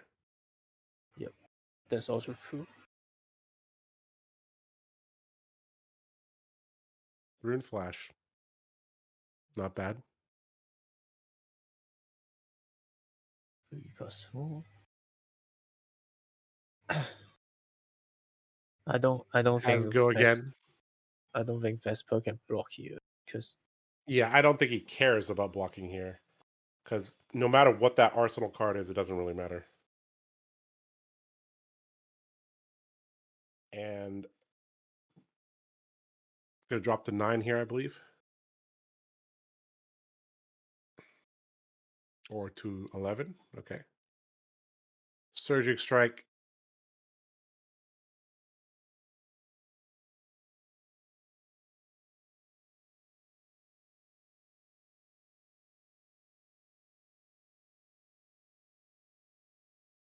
it's a yellow one. Most likely it is. If it's a yellow one, we're probably going to see the Grasp block here. Yep. Oath plus Grasp here.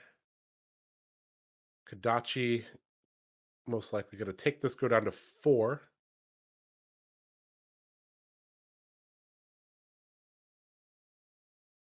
Okay. And then CNC here saying, give me 2 more cards, please. 2 more cards have been donated. And Viserai is completely out of armor now. So it's 4 Kotachi lock, and then wins the game. Yep. Reduced to rune chant. Reduced to rune. Is it rune chants? Reduced to rune chant. Gonna give him a rune chant from Grasp and gonna pass the turn back to Katsu.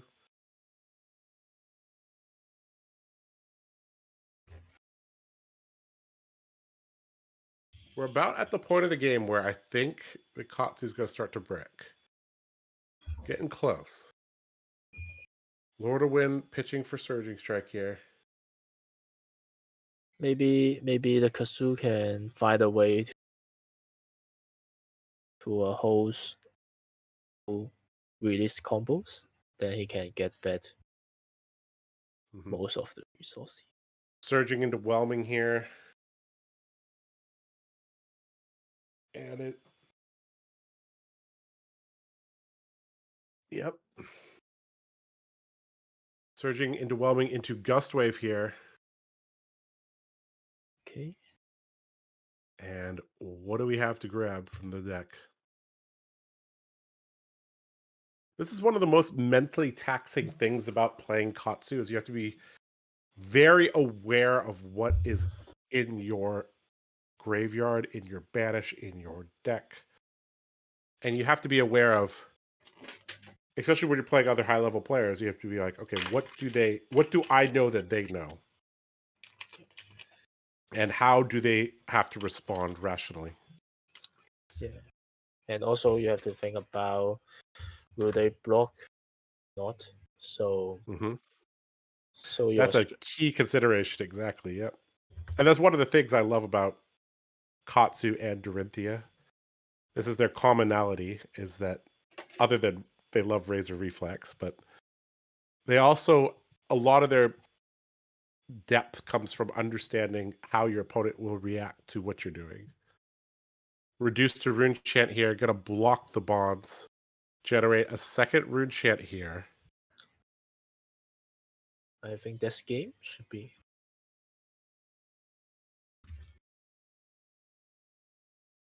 Flusterfist. Would be a kill if that's a red. A blue does not kill here. Because... Oh, actually a blue does kill here, doesn't it? Because Kodachi into Flusterfist with Breaking Scales is 4.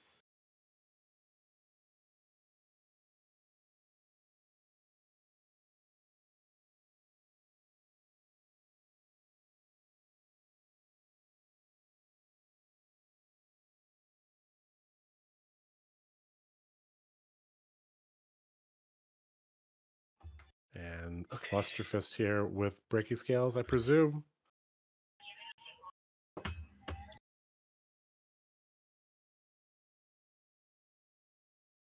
Yep. Quick check here. Saying, am I getting baited by a dereacted Arsenal? I mean, I think you have to make him have it here, right?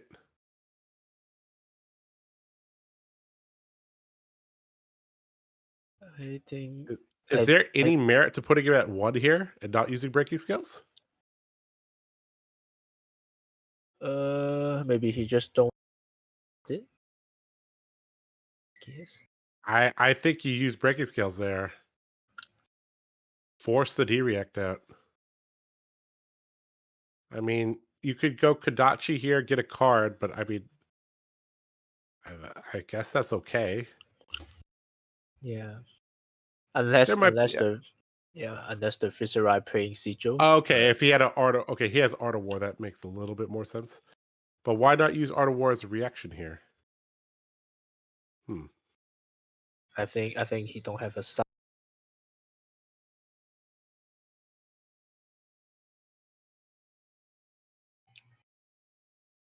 but he should be no starter, I guess.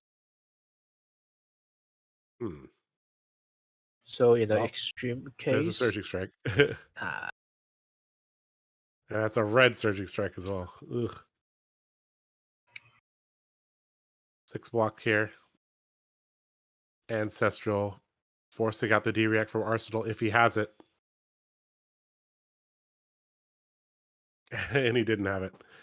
All right, good game there. Well played to Vespa. Another Katsu in the top 8.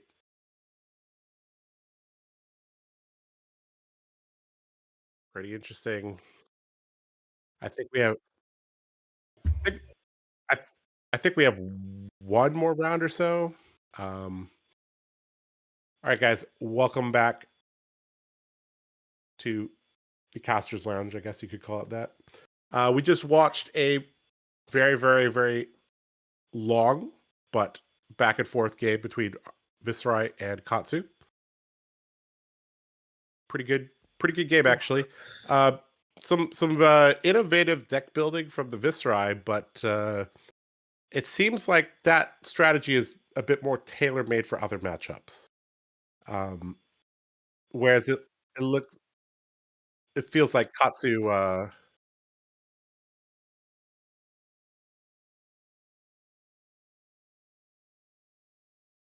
Mhm. Okay, all right, production told us that there will be a round 6 coming up basically now. And then we will have a cut to top 8. So I believe that this is the final round because there's between 33 and 64 players in this event. If production could tell us how many players there are in the event, as well as maybe the hero breakdown, that would be nice. If not, we can always, figure that out later. Is okay. Anyways, Alan, what did you think about that game?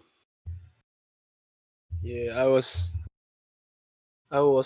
hoping there is some much racing in this matchup, but the Viserai play very defensive, Mhm. which is also okay. But I think his strategies all work. The injured players are close to running out of the efficient cards there, but unfortunately couldn't get there. I think if there's not an erase phase, amnesia, so maybe he can get the job done. Yeah, Amnesia would have been a much more must block level of card. Like we saw him disrespect Race Face several times because it wasn't that relevant. Humble and Amnesia, obviously really strong against Katsu. Command and Conquer. There was a lot of there were several on hits that he was sending, like Arc-Knight Ascendancy as well. So it was a very interesting way to play the game. Kind of like a more proactive Guardian, I guess you could say, with like different on hits. Pretty Yes. interesting. Yeah. Okay, so like I said, we're really not taking a break here. Your Chasufan is gonna have to wait, Alan. I think I think we Oh. are close to. I think we are close Mhm. to round 6, right? Because this game is 15 minutes. That game was quite long, yeah. So we can just, chit chat with chat here. We got 45, 50 people watching, not too bad.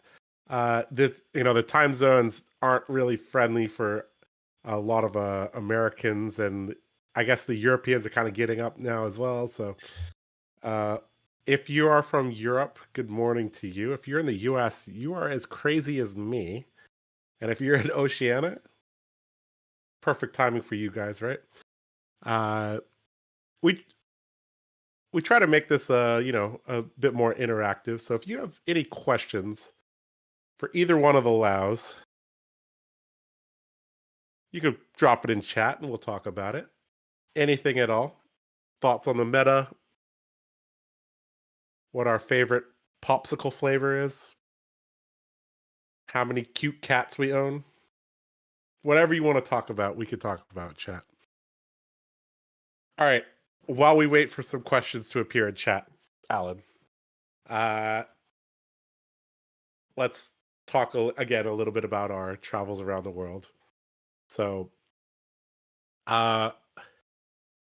you've mentioned how the food in Europe is substantially better than in the US, and I'm gonna have to agree. Now, the reason I'm agreeing is because it's so I'm a huge fan of let me be clear. I'm a huge fan of Southern European food. Okay, so that is Spanish, Italian, Greek. Those are the three that I really like, and in particular, I don't. Did you have octopus when you were in Spain? Maybe at Yes. Hot Pot. Did you have octopus? See, octopus is something that's like kind of rare in the States. Like we have octopus adjacent. We have like squid, and then they fry it and it becomes calamari. But in Southern Europe, you know, Spain, Italy, and Greece all love to cook octopus. They all make it in a slightly different way. But my favorite is, you know, using some olive oil to, you know, pan fry it basically, or, you know, I don't know how they do it, but Southern Europe cooks octopus to like perfection. And every single day I was in Barcelona, when I had the opportunity, when I looked at the menu and I saw the word octopus on it, I ordered it. So I had octopus literally all 4 days I was there. So can't beat that. And now I'm back to the US, no octopus for like 4 months probably. Here's what it is. All right, we got some questions. Yeah, I think the question is for you, I guess, because I'm not good at Bolton. Aha. Ukulele Bender is playing Bolton in the Realm Rundle. Do you think it is his time to shine? And what cards will help him most from heavy hitters? Bolton is excellently positioned. If I were to go to an event, I would be playing Bolton. I would be playing a Switch Bolton. Actually, I meant to make some videos on my worlds list, as well as, you know, just some of my thoughts on both the Warriors. But I haven't gotten to do that because I just got back to the US. So that will be coming out soonish. I'll be making some videos on that. But TLDR, Bolton is actually in a really, really strong position because you're fairly good into the mechs. You're fairly good into the ninjas. You're fairly good into most Bravos. You're not that great into Dromai, but it is what it is. And then like the other like field heroes like Dory, Reinhardt, Max, Kano, you're totally fine with the sideboard. Yeah, I think Bolton is in a fine position. If you get some new cards from the next set, so here's the thing. Playing non-light cards in Bolton is really, really, really restrictive, right?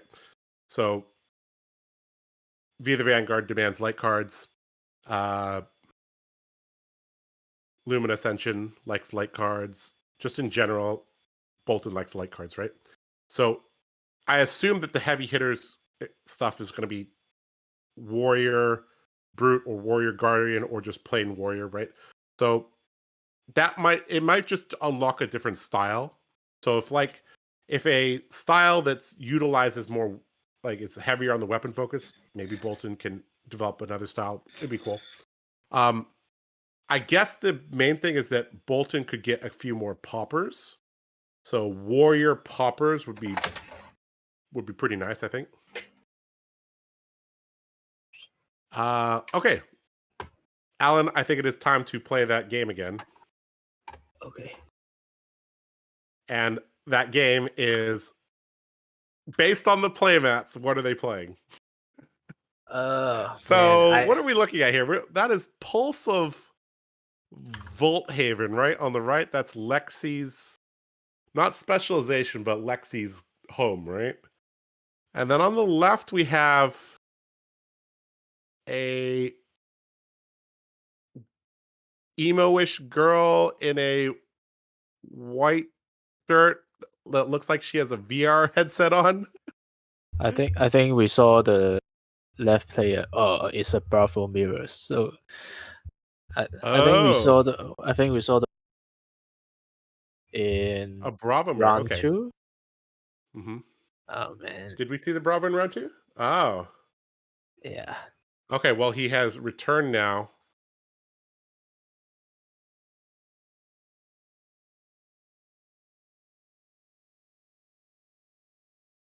Mm-hmm. All right, production told us that the game will start in about 2 minutes. So, yep, they're just sideboarding now. So, okay. Now, I have to admit something, Alan.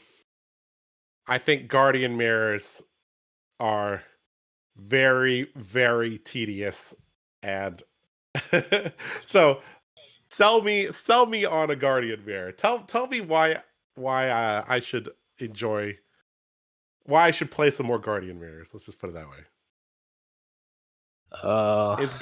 Tell me why I would like Guardian Mirrors. Is it fundamental Flesh and Blood? I would say it's hard to power in the Guardian Mirrors because you do the same thing. So basically you and your staunch respawn in the arsenals, and then when you make the Let me rephrase the question. Okay, so what would you consider to be like a S tier? Okay, production's telling us the game's starting. That's great. What would you consider like an S tier mirror? So in my opinion, mirror. Icelander mirror, that's pretty high level. I agree. Yeah. I in terms of like A tier mirror, I would say Dorinthia before Glistening Steel Blade existed. I thought that was good too. The I think a Katsu mirror would also be fairly interesting as well. I don't know. I'm just trying to think like Guardian mirrors. It's basically like you have to be prepared or you're dead, right? If you don't have staunch response in the arsenal and they look you in the eye and they're like, you don't have it, do you? Push forward, Bravo. Push forward, Spinal Crush. Push forward, Crippling Crush, whatever. I have a unpopular. I think Starvo mirrors is S tier. Starvo mirror was S tier. Oh boy. Okay. Yeah. I also heard the chain mirror was also not too bad. Like there was some degeneracy in the chain mirror, but eventually it became very skill based. I heard after the seeds ban. And am I just talking out my ass? I don't know.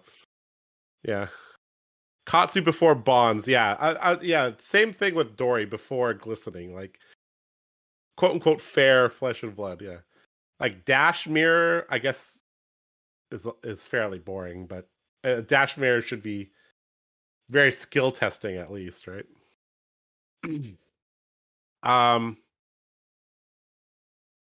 Yeah, okay. I mean, to be honest, I haven't watched a Bravo Mirror in a long time, so I guess this will be novel. So let's learn some things about this game, I guess. Okay, so yeah. So tell me about like in terms of deck building, how can you get an advantage in this mirror match? Like, what cards are you going to be looking for? Going like, okay, this guy has an advantage in this matchup. First of all, of staunch, because I think in this meta they will play sync. I'm not sure will they play fate or not, but staunch is the is the ultimate counter. Yep. Yep. So I think So they're probably think- running 2 or 3 reds and maybe 0 blues at the moment. I think the player who play more staunch. I actually don't think those crush effects was matter in this game.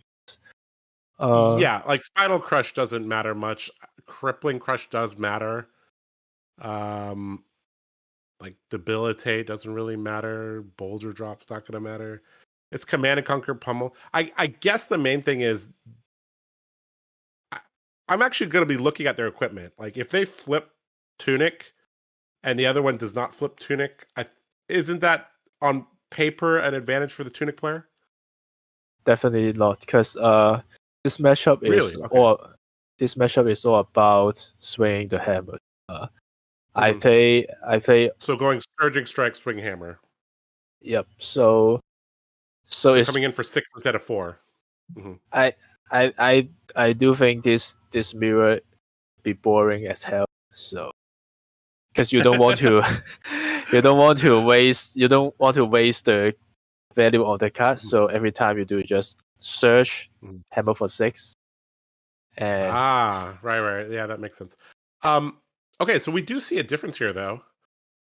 We have Civic Footsteps for our player on the left, and we have Iron Rots for our player on the right. So basically, they will do the things other than hammer for 6. Is they will pay the rouse or seller spell, or Easter egg maybe. But other than that, I don't think they will pay. C is off to a good start, gaining 3 life here. So we have C Shurd from Malaysia against Nathan from the US. Oh, both US. playing Bravo Showstopper, not Bravo Star of the Show. This is not a Living Legend 4-vet tournament, but the production does have the other Bravo up. That's okay. Okay, so why do you think Nathan is running the Iron Rots and he is running the Civic Footsteps? Is it because they don't run? I mean, do they run extra boots other than Null Rune? I don't think so. So you think in Nathan's list there's just Iron Rots and no Civics? I don't know. Maybe he don't chase the rounded table. That is true. This is basically the glistening steel blade of round the table. Tear asunder into the hammer here, saying 7 ? Armor, please. And armor, he will get here a signed Crippling Crush plus Tectonic Plating and Crater Fist. And it's always good to get the see. armors. Yeah. Yep, that is just something that just has to be done here. And we got Zealous Belting here. Gonna see the disable. Gonna get go again. We got another Sigil in hand. So is Sigil a much more popular card these days? I thought that kind of fell out of favor. There was, a much more defensive Bravo list in the previous metagames, but I mean, Sigil seems a little old-fashioned, right? I think I think the Sigil is usually counted Icelander. But I think once Icelander goes, Sigil not that impactful anymore. Oh, yeah, it also has a Sigil. Okay. So both players healing back up. But I don't know because I'm not a Guardian player, but that's a lie. You are a Guardian player. What was the very first game I ever played against you? What were you playing? Yeah, because Tell the you know people. my because you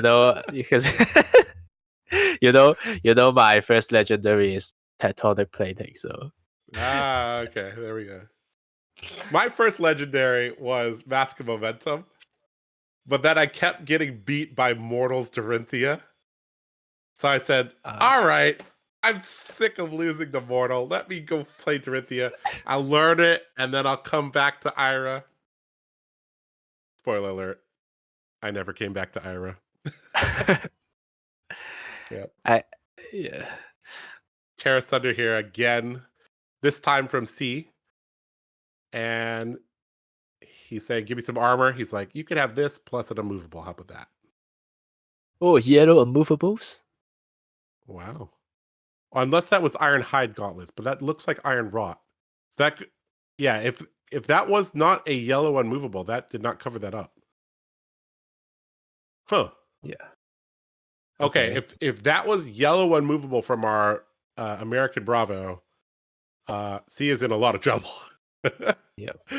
That is the moment where, you know, as a Dorinthia player, I have to play against a spectrum of Guardians. I have to play against Guardians that literally only have 2 staunch, 3 sync, 5 D reacts only. That's easy, right? Then I have to play against 18 D react Oldims. That's really impossible, right? As soon as I start seeing something like yellow staunch, blue unmovable, that's all you got. Except I was like, okay, it's this type of game, huh? So I mean, C could be like, really? Yellow unmovable? All right, okay. And hammer time back and forth here from both players. So I think it's very important to note that I think in this matchup, they're not going to be tutoring. So Bravo's only tutor is Showtime. I don't think they're going to be playing Showtime. So something that we need to do, we haven't been fully doing it, or I haven't been fully doing it. Maybe Alan is a hawk and watching it really closely, is looking very carefully at the pitch stack. Because if we see like a CNC pitch next to a pummel, or we see like 2 blues pitched next to a crippling crush, something like that, that's going to be very, very important second cycle here. And this is a matchup that is assuredly going to second cycle here. And both players know this, and I just hope they get this game on before the times. It will be a long game. Yep. And they are both 4-1, so maybe this is a win and in for both players. Yep. Yeah. So we do know that there are 2 Katsus in the top 8. There will be a Bravo in the top 8. And your food panda has arrived.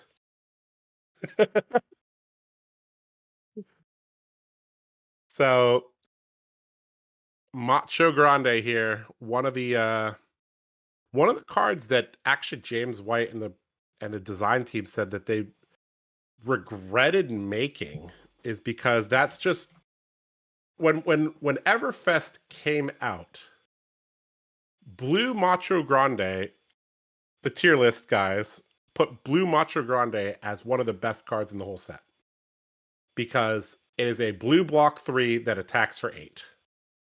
So late game, when you're really, really low on threats, well, guess what? Macho Grande can help end the game with 2 blues and a Seismic Surge.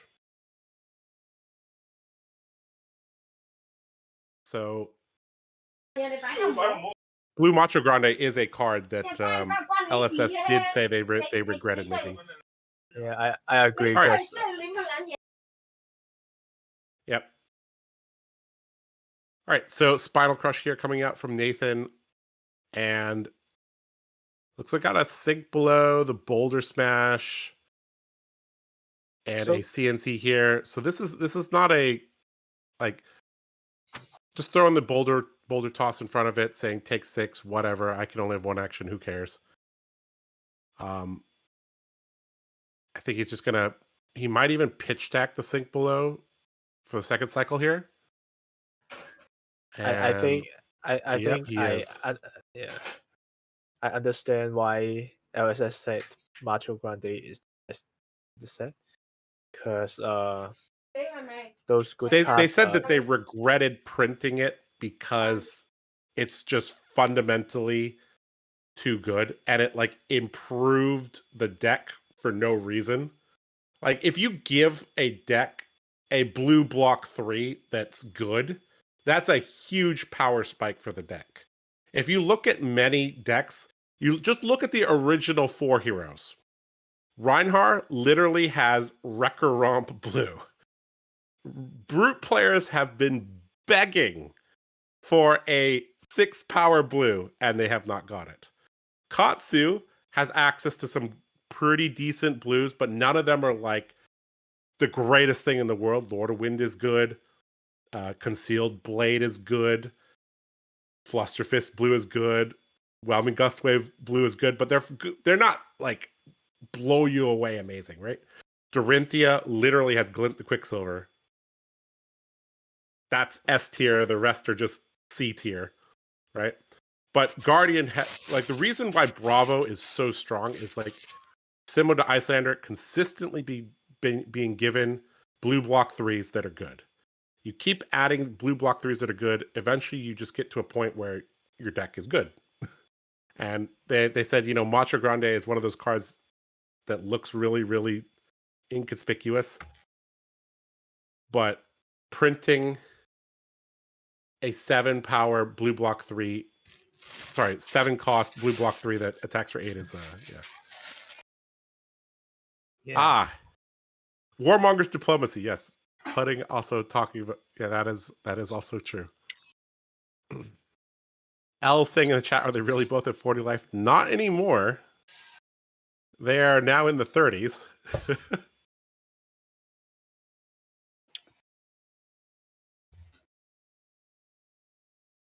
Of note, we haven't seen much armor usage since the Terra Sunders. And we're seeing a lot of hammer time back and forth here. But and this is really going to come down to threat density here.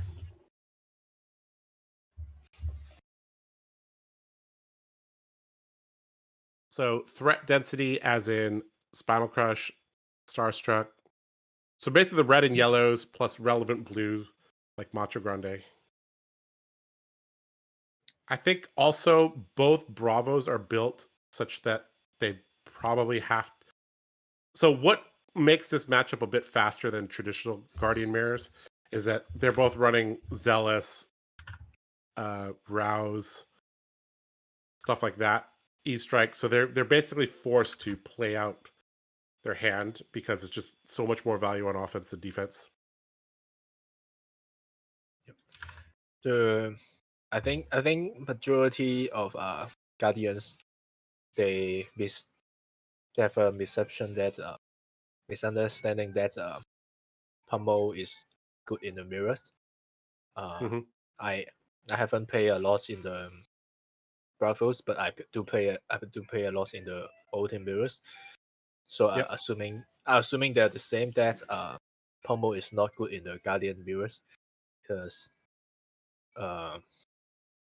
you will find that you can't swing your hammer with 6, and it force you to take the damage to play the pummel. Yeah, it forces you into a play pattern. Yeah, it doesn't give you the flexibility to just block or just hammer. It forces you to play the pummel. And that's one of the reasons why cards like Remembrance are also, like, in my opinion, overrated. Because when you draw the Remembrance, you're basically forced to do something on that turn.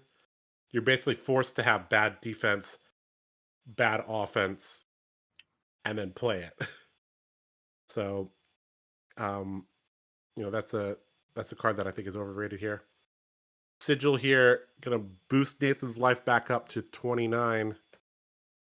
And both players sitting, around 30 life now. And the slugfest continues with about 35 minutes left in the round. I don't think either one of these players are...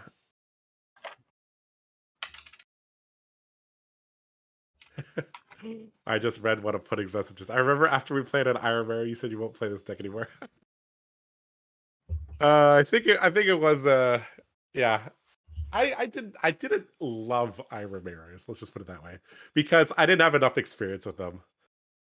The Ira players that played Ira Mirrors knew like those little things to get the advantage, and it was very difficult to win Ira Mirrors if you weren't equally skilled. Are you sure I wasn't playing Benji, Pudding? I remember I played you with Benji once, and I was like, oh my god, Benji's so bad. Okay. Anyways, as like I said, E-Strike here, basically having to be deployed here. Same with all the other red threats in the deck. So we're basically going to see, both players. From what I've noticed, I think C has been doing a little bit better in pitch stacking reds back into his deck. I've noticed him doing that a little bit more than Nathan. We'll see if that impacts the second cycle here. Do you remember what cards they started their pitch stack on? Because we might be getting to it soonish. That's something that... So one of the biggest tips I can give people is like, you don't have to remember your opponent's pitch deck, but you need to remember the first 2 cards that they pitch. That's like, that way you know when you're at the second cycle, and you can start to like think about, okay, in general, what did they pitch? Now, unless you are the type of person with a ridiculous, okay, 2 sync blows here are going to come out. And like I said, I've noticed that C has been pitching D-Reacts back into the deck, whereas Nathan is like, no, I'm just going to play them out here. And I think that could come back to bite him in the second cycle. We'll see. What was I saying? I was saying second cycle. Okay, right. Unless you are somebody that has a lot of mental capacity, I like memorizing the exact pitch stack is not a actual useful skill. Unless you're literally Kano playing second cycle and you want to know what's on top of your deck, right? It's much more important to think in generalities, to think about the general threat density of your deck. So if you pitched reds back into your deck, then you're like, okay, now my deck has more threat power. If you've literally been pitching like 12 blues in a row, you need to adjust to that as well. And so that's just something I've been noticing a little bit here with both of our players here. It also looks like Nathan has more cards in graveyard than C does. This is why I'm leaning towards our Malaysian Bravo being slightly ahead at the moment. Rouse the Ancients here, revealing E-Strike, Crippling Crush, conveniently adding up to more than 13. Yep. And so I think it's 7 into 7 here. And again, putting back useful reds back into the deck. Alan drinking bubble tea. Can confirm? No. I just drinking the tea. Drinking some black tea or something like that. Yeah. Although black tea is very common in bubble tea, so yeah. Bubble tea, one of the greatest inventions in Asia. Many regions claim it to be theirs.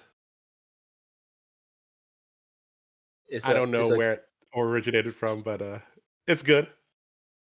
Yeah, it's good when you want something sweet. Yep, exactly. It gives you energy.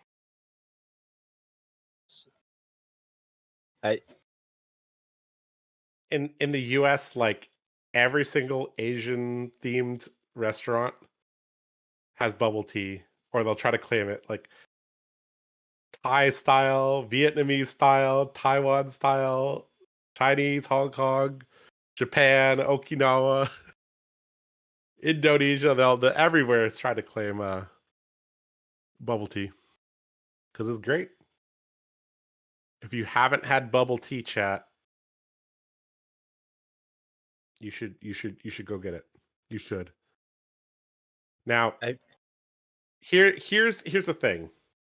Here's the thing. You need to find the right bubble tea shop, right? Because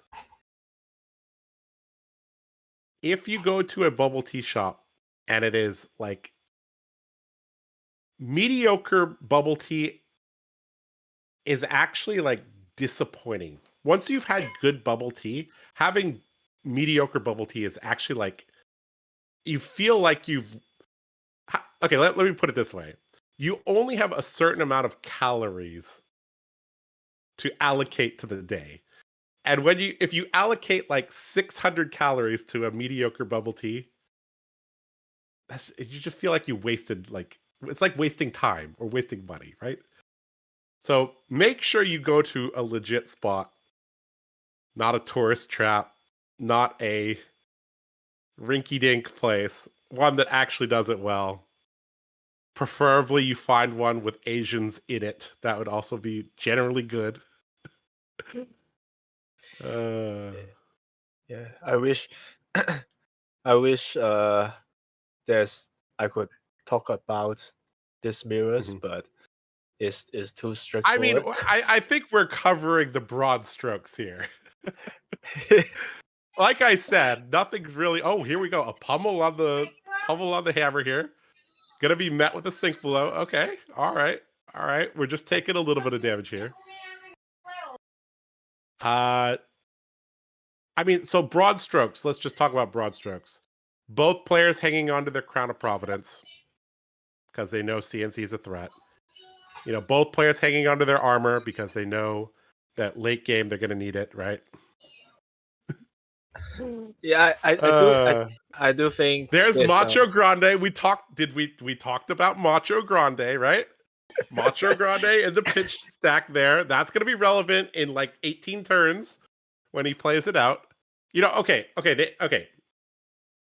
Alan, what card is going to kill the Guardian? What is going to be the finishing blow? I think it's Macho Grande. I think it's Macho Grande too. And we might have just saw it pitched there by Nathan. That could be the killing blow, right? It's exhausting to memorize both pitch deck. Exactly. That's why you should play more Warrior, because we have things called Beacon of Victory and Singing Steelblade, so I never have to remember what's in my deck. I just have to remember the general state of my deck. I don't have to remember the exact order of my deck, because who cares, right?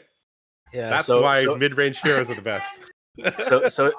so that he play Katsu, he don't remember. Yeah, Katsu. Yeah, exactly. You play Katsu pudding. You just always shuffling your deck anyways. You never have to remember. You just have to remember the threat density of your deck. You don't have to remember your pitch deck. Doesn't matter.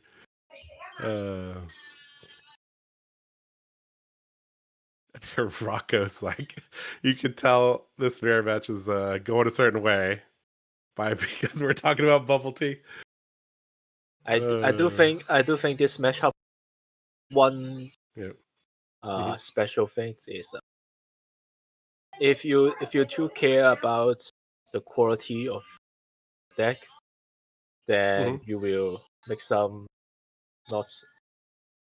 not make the most efficient line, and you can have a better late game, but you will lose maybe tempo, maybe life. And I've tried to maximize every hand, every value in my. Is that the way to do it, or is it kind of better to sometimes be inefficient for the sake of deck quality? Yeah, so this I think the only important in this matter, and because this is the only thing you can control. You can't control your deck build.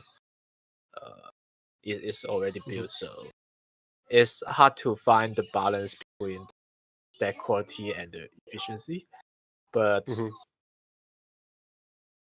mostly, I think if the players you're against they want to play efficient, then you should take the difference against.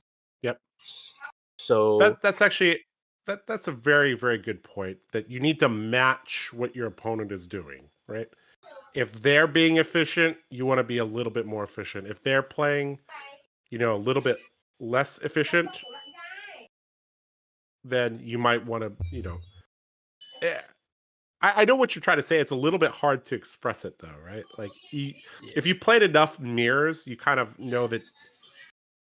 I guess we don't really talk much about Magic the Gathering in Flesh and Blood, but in Magic the Gathering, you always want it to be the bigger aggro deck, right? So if you were mostly 2-drops, or your opponent is mostly 2-drops, you want to be 3-drops. If your opponent is mostly 3-drops, you want to be 4-drops, right? So same thing in Flesh and Blood, like based on how your opponent is playing, especially in a long mid-rangey or control game, there is an optimal response to how your opponent is playing, and that's something that you can control in game. And that's a really, really good point by Alan.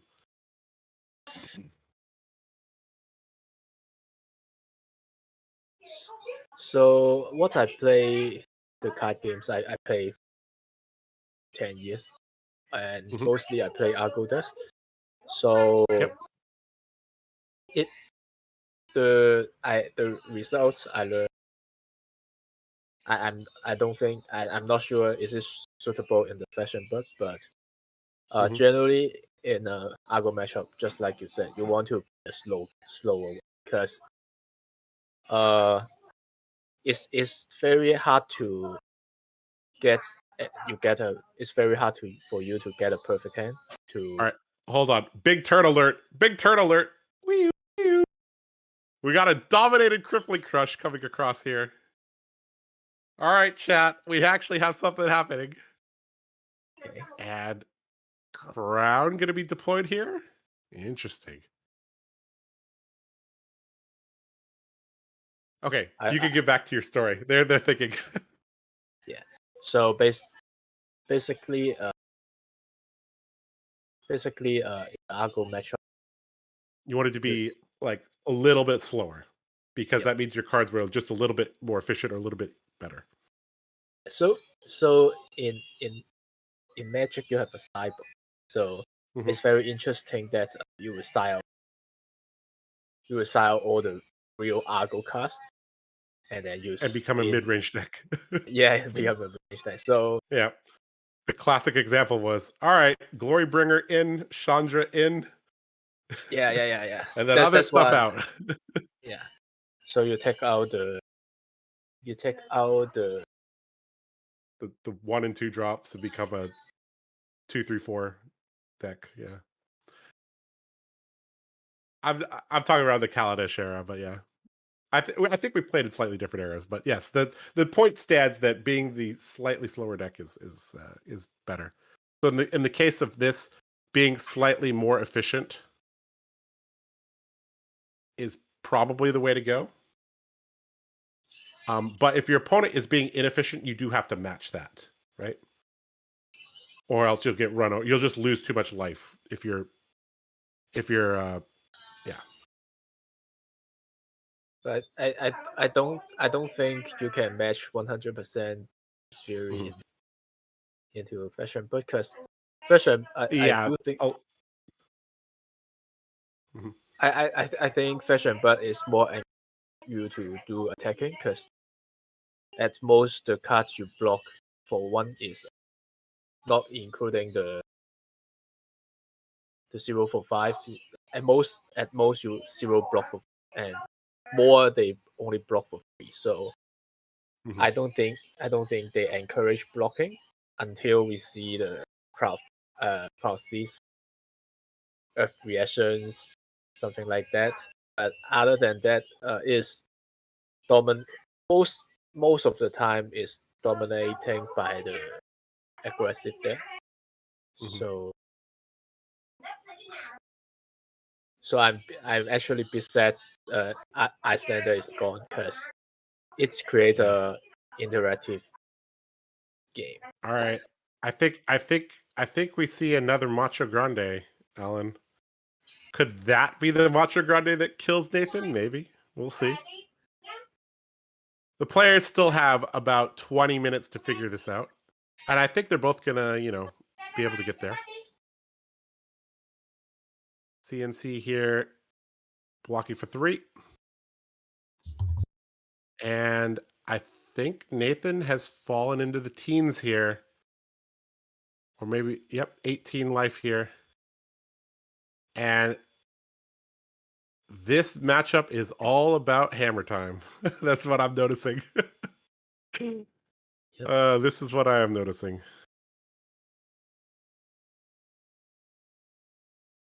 Shing has a couple examples in chat about how Lexi's would side out Rain Razors in the mirror. And Katsu would side out,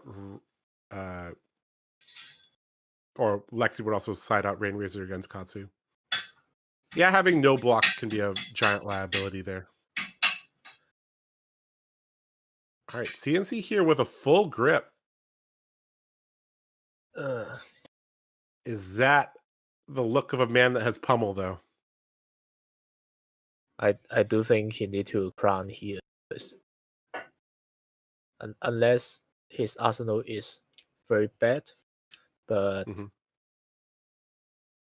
don't think so. I mean, I don't know if C has that many CNCs left. Does Bravo run Remembrance these days, or is the only deck that really runs that is Dromai? I don't think they run. Yep. So this is probably just we saw Nathan there checking for probably CNCs and pummels there. But he would have to pair that also with information on what he saw pitched as well. So I think, I mean, I think they don't pay power price, right? So he can't. So last chance here to cover up. Sorry, last chance here to utilize the Crown of Providence. So he's going to take the opportunity here. And in comes the pummel here. Pitching Terra Sunder here. So again, we're seeing multiple blues pitched next to the Macho Grande. Both players have done this. One card gonna go bye-bye here. Although I'm sure Nathan could still have a decent turn here. I do think this card is Starstruck. So he can have the ping and then still lifting. Looks like he agrees. Yep, he discarded Starstruck there. Still has Fate Foreseen here. And looks like a Crippling Crush that he probably could pair with a blue to have later. Yep. And Hammer for 6, Arsling and D-React. Pretty good.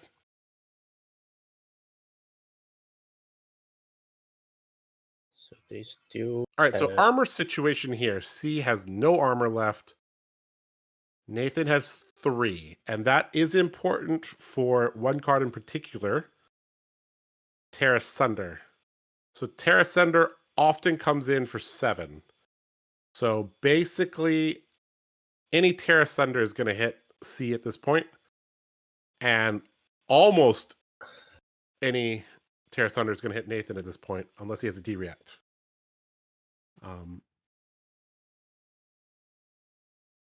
We're in that position where neither player has 4 armor left.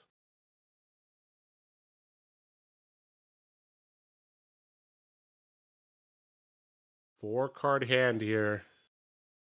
5-card hand here, sorry, from C. Starstruck here. Not dominated as well. Very interesting here because he's basically saying, I have a pummel here. Ain't Starstruck cost 7? It does. He pitched So 7 here. yeah, so he shouldn't have the resource for the. I think he has 2 cards left, right? Really? Or does he only have 1? He might think- only have 1. I think he only. Yeah, so in that case, if he just has 1 card, then yes, he shouldn't dominate here. All right, debilitate into Fate. Gonna send that to the bottom.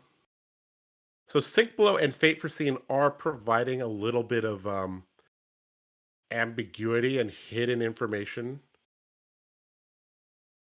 So both Bravo players are not, completely sure about the pitch deck of the other player. And we got Dominated Spinal Crush here.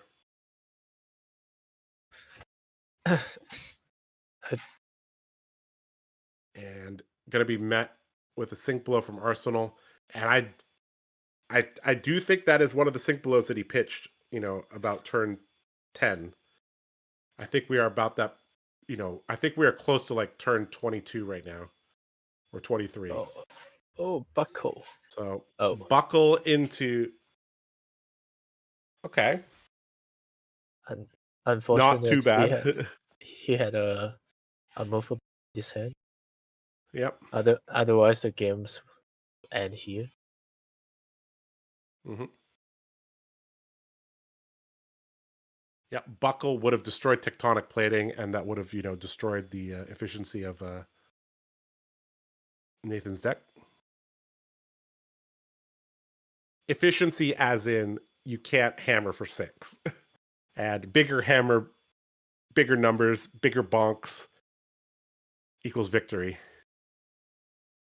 So including the armor, they are basically the same health. Mm-hmm. Now it's all now everything is all about deck quality, deck strength, and pitch stack. Who pitch stacked their 3rd cycle better? We're already deep into 2nd cycle right now. This game is going to come down to who pitch stacks their 3rd cycle better. I feel like C has been doing a slightly better job, but I think C has a little bit better in the. Yes, I also agree. But we did see that. Okay, Xing enlightening me that you can Bravo ability into hammer for 6. That's true. You don't need the tech plating for that, but that does reduce your ability to play the 4 and 7 cost Guardian cards. Cough, Macho Grande, cough, Macho Grande. You also can't pitch the red. Mm-hmm. The red pink crush for the Bravo abilities. So we know that Nathan pitched a Crippling Crush. So that should be coming up in like 2 turns or so. Will he have enough life to utilize it is the question here. Because if he can get C to 8 or so, catch him without a D-react on that turn where he has the Crippling Crush, that could be victory there.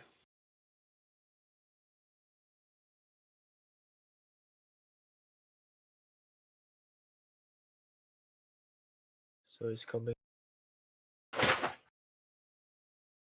It's a bucking. Yep, buckling blow here. Is it a blue one? Almost certainly. I don't think they run red. Do they run red buckling blow? I mean, my gut says that they don't.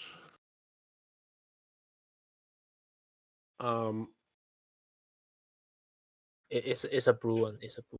Yeah, Yeah, I don't know when you would run the red buckling blow. Just unless the red buckling blow had a use when you were trying to put counters on New Horizon and blow it up with buckling blow. Sorry, buckling blow into buckle.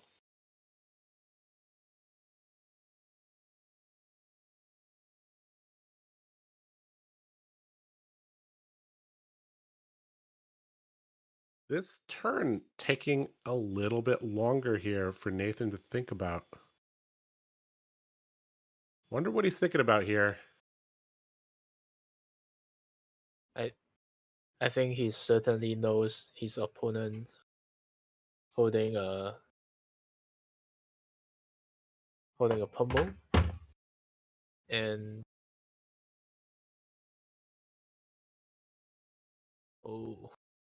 making the move here. Yep, looks like he's just going to arsenal that. We don't know if that's a pummel, but could very well be. And I think in terms of deck thickness, just looking at it, it looks about even. But he can pay 2 rounds back to back. Oh no. Mm-hmm. Looks like he's going to pitch the rouse. Going to show him a zealous. Is it a triple hit with a Ceres and then a hammer? It could be. That would be quite the play if he could.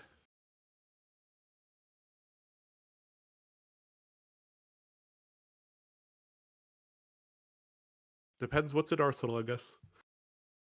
So she took 1 down to 7.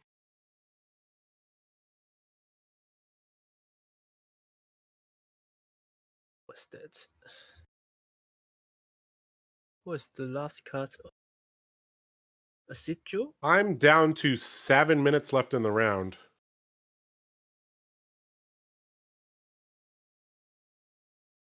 Oh, it's a pummel. Oh, it's a pummel. 7 minutes left in the round here. Time may become a factor here because I don't think either player is going to get through the rest of their deck in 7 minutes based on their pace of play. They have been playing pretty quickly for most matchups, but I think they're playing maybe a tad bit too slow here for the Guardian Mirror.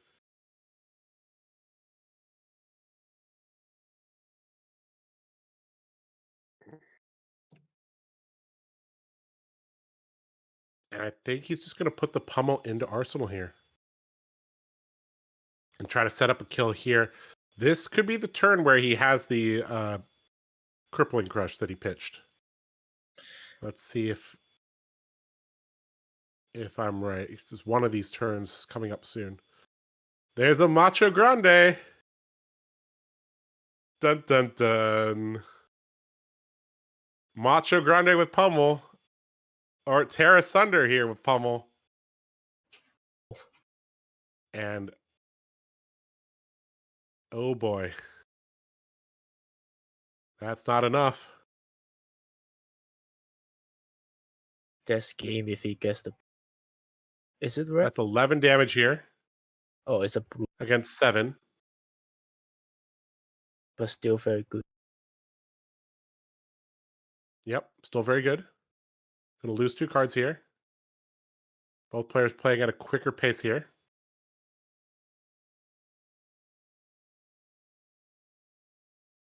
See, turning on the gas here.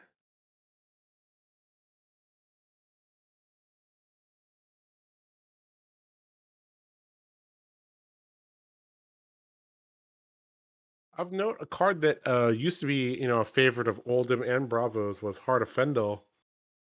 Neither player playing Heart of Fendel here. I don't know. I don't think so, because Heart of Fendel makes your hammer cast Doesn't turn on 6. Yeah. Yeah. That is true. Yep. It's more of an Oldham thing, I guess, than anything. Seismic Surge here. into, is that Cranial Crush? I can't tell. Yep. Blocking. Cranial Crush is another 8-power blue block 3. Yep. So I think we will saw the Macho Grande kill very soon. Yep.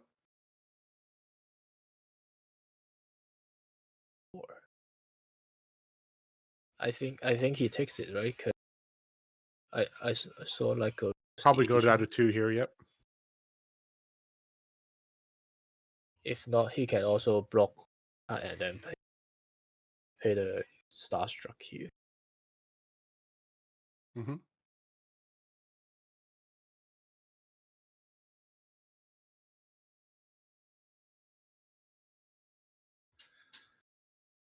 Go down to 2. And okay, that spells doom Dominating. here. Dominated Starstruck here. He doesn't have it. GG. Nathan wins.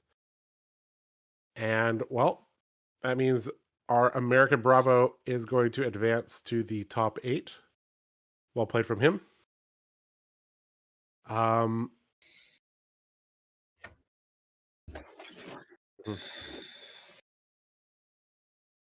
All right, guys, welcome back to Lao After Dark. Well, not for you, Alan. Lao in the afternoon for you. 4 a.m. Lao, and what is it? 6 p.m. Lao over there, right? Yeah. Not too bad. All right. So we just saw a Bravo mirror. And it went roughly as we expected. We both got the kill card wrong. It was Starstruck, not Macho Grande, but still close. Mhm.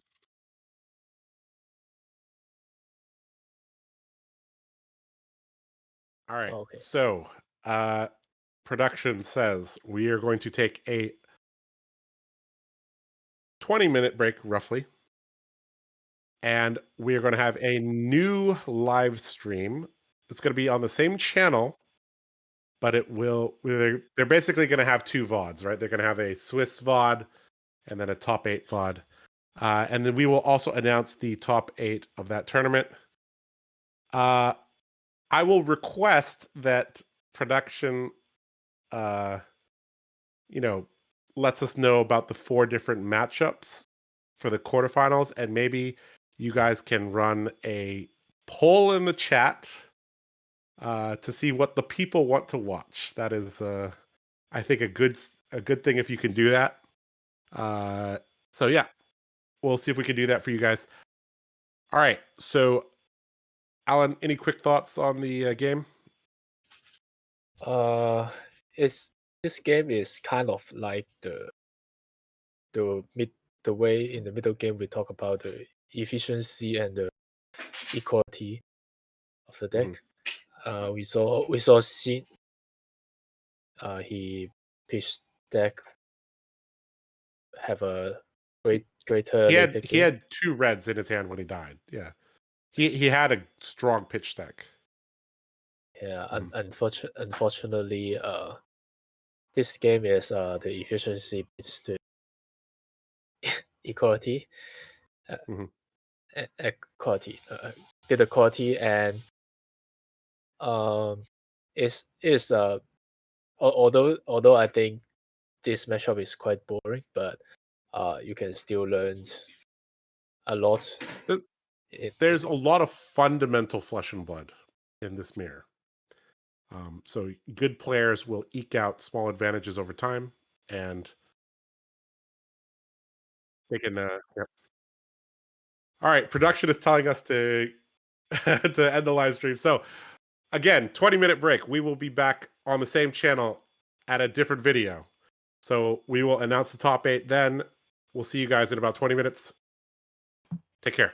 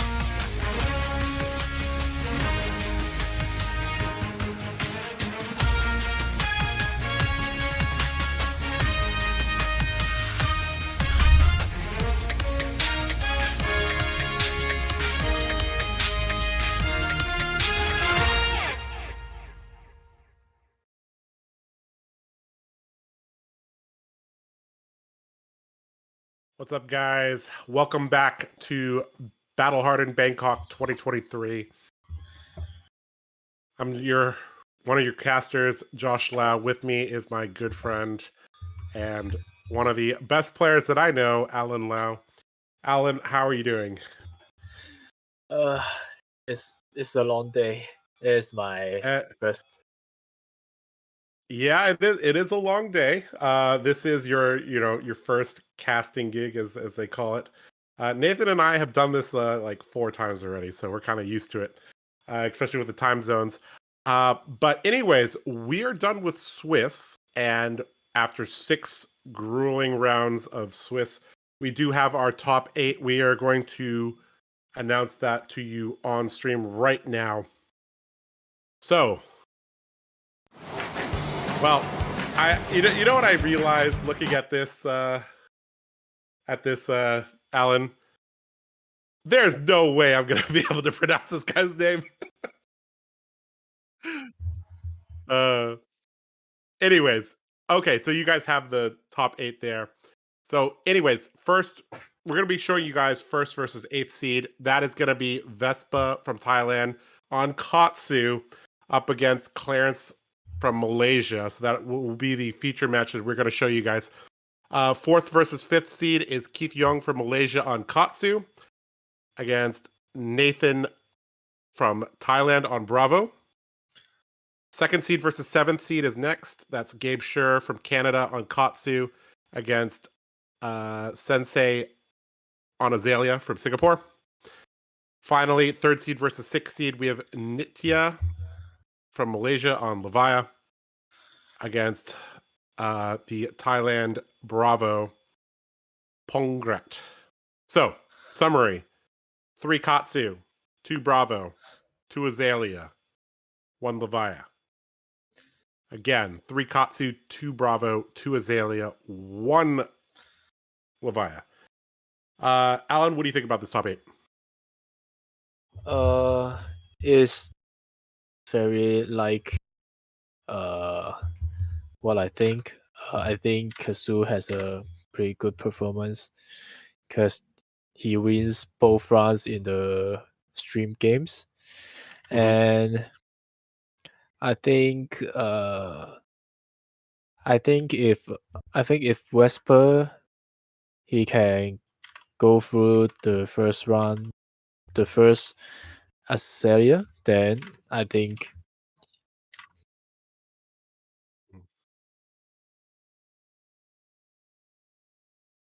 Okay. Production told us that they are going to do a top 8 video soon. So we are going to go switch to that now. And then we'll be back very briefly to chit chat about the top 8. Then we're going to be bringing you guys coverage of the quarterfinals.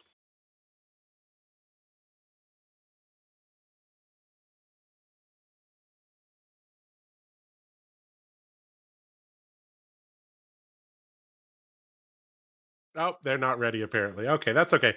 So, Alan, I do agree that this is a really, really just looking at the bracket. If Vespa can get through the Azalea, he has either a mirror 𝐁𝐚𝐿 versus 𝐁𝐚𝐿 with the choice of going second, or then 𝐁𝐚𝐿 versus Bravo, which traditionally is fairly difficult for Bravo to deal with. And then on the other side, it's just the same thing, except there's also a Levaya. So he does look like he does have a pretty good route to the finals here. You know, of note, not any Dromai. That's a little bit surprising here, but you know, seeing how there's a lot of 𝐁𝐚𝐿, there's a Levaya that can be built to destroy Dromai. Although we did see Levaya lose against Dromai. I still think that was due to variance. And then we have several Bravos as well. Okay, enough chit chat. The game is ready. Let's go down to the feature match area and let's check out this game. Vespa on 𝐁𝐚𝐿 from Thailand, defending Bangkok and all of Thailand against Clarence Ong from Malaysia piloting Azalea. So Clarence, to get into this top 8, had to win 4 games and then lose 2 games. So Vespa was 6-0, and then 5 players were 5-1. And then 7th and 8th seed, which are our Azaleas, were both 4-2. And in this format, that means they won 4 and then lost 2. So I think have we seen this exact match, or was that the other Azalea? I think I don't know. This Azalea was up against somebody else, I think, right? Yeah, it's against Gabe. Gabe Sure. Okay. Yeah, Gabe Sure. Right. Okay, so that was our 2nd seed. So, all right. Anyways, enough chit chat. Game has started. Alan,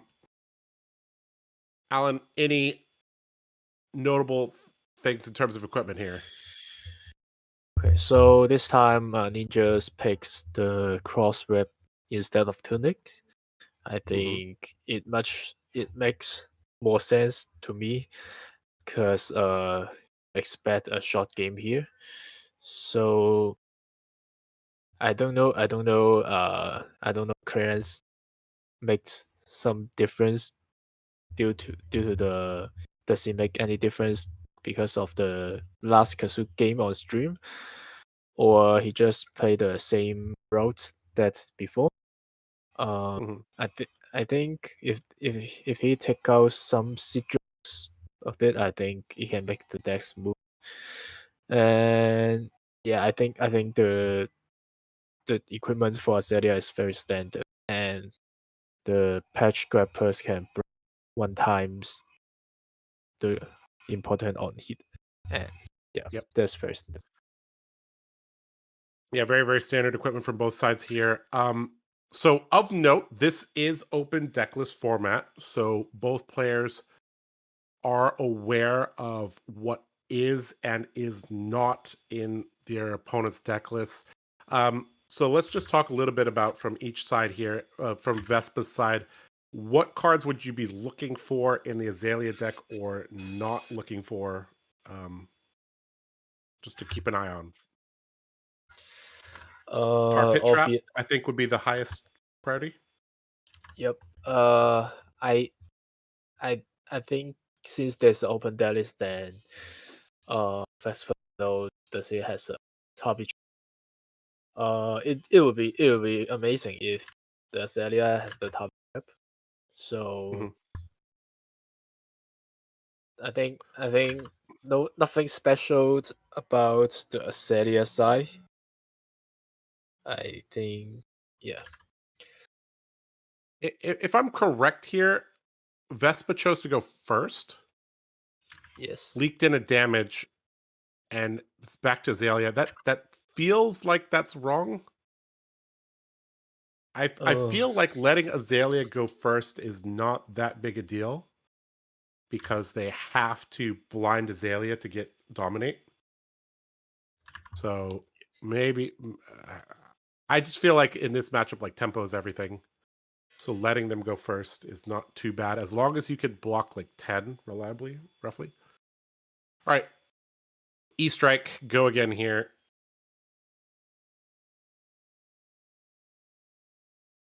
And we already have a Bolton shot ready in the wing.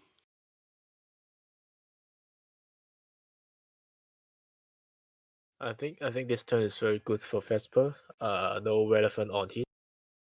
And if he can sit on a 5-card hands and also have a cross strap backup if he doesn't have a blue. So if he can pair this turn with large bones or Art of War, then he might get the tempo very easily. Okay, so we see a yellow surging strike here. Yep.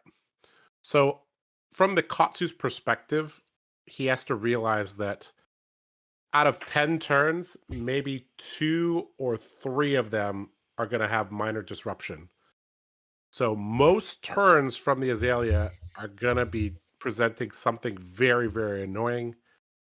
And his window of opportunity, when he sees it, he's going to have to take it here. Surging Strike with Ancestral, just to get a little extra damage here. Draw a card.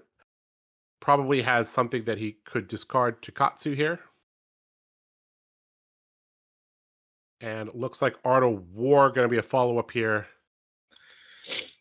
+1 and Banish. Draw 2. So this is going to be a pretty strong turn here. Surging Strike here coming in for 6. 𝐁𝐚𝐽 player keeps on picking up his pen, and the Azalea player keeps on picking up his pen, and the 𝐁𝐚𝐽 player is like, no, wait. And there's more. And he get a warming display. Yeah. Yep, look like he's going to discard the Flick Flack, going to grab a Whelming. Say, hey, time to give me the Perch Grapplers. And a card.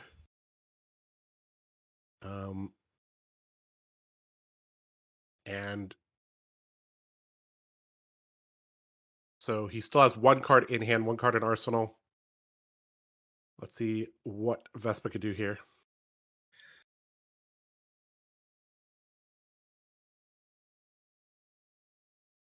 If he has a board, here, then it has for 5. My bad. Yep. Oh right, Perch Grapple was blocked for 2 because Perch Grapple was blocked for 1, right?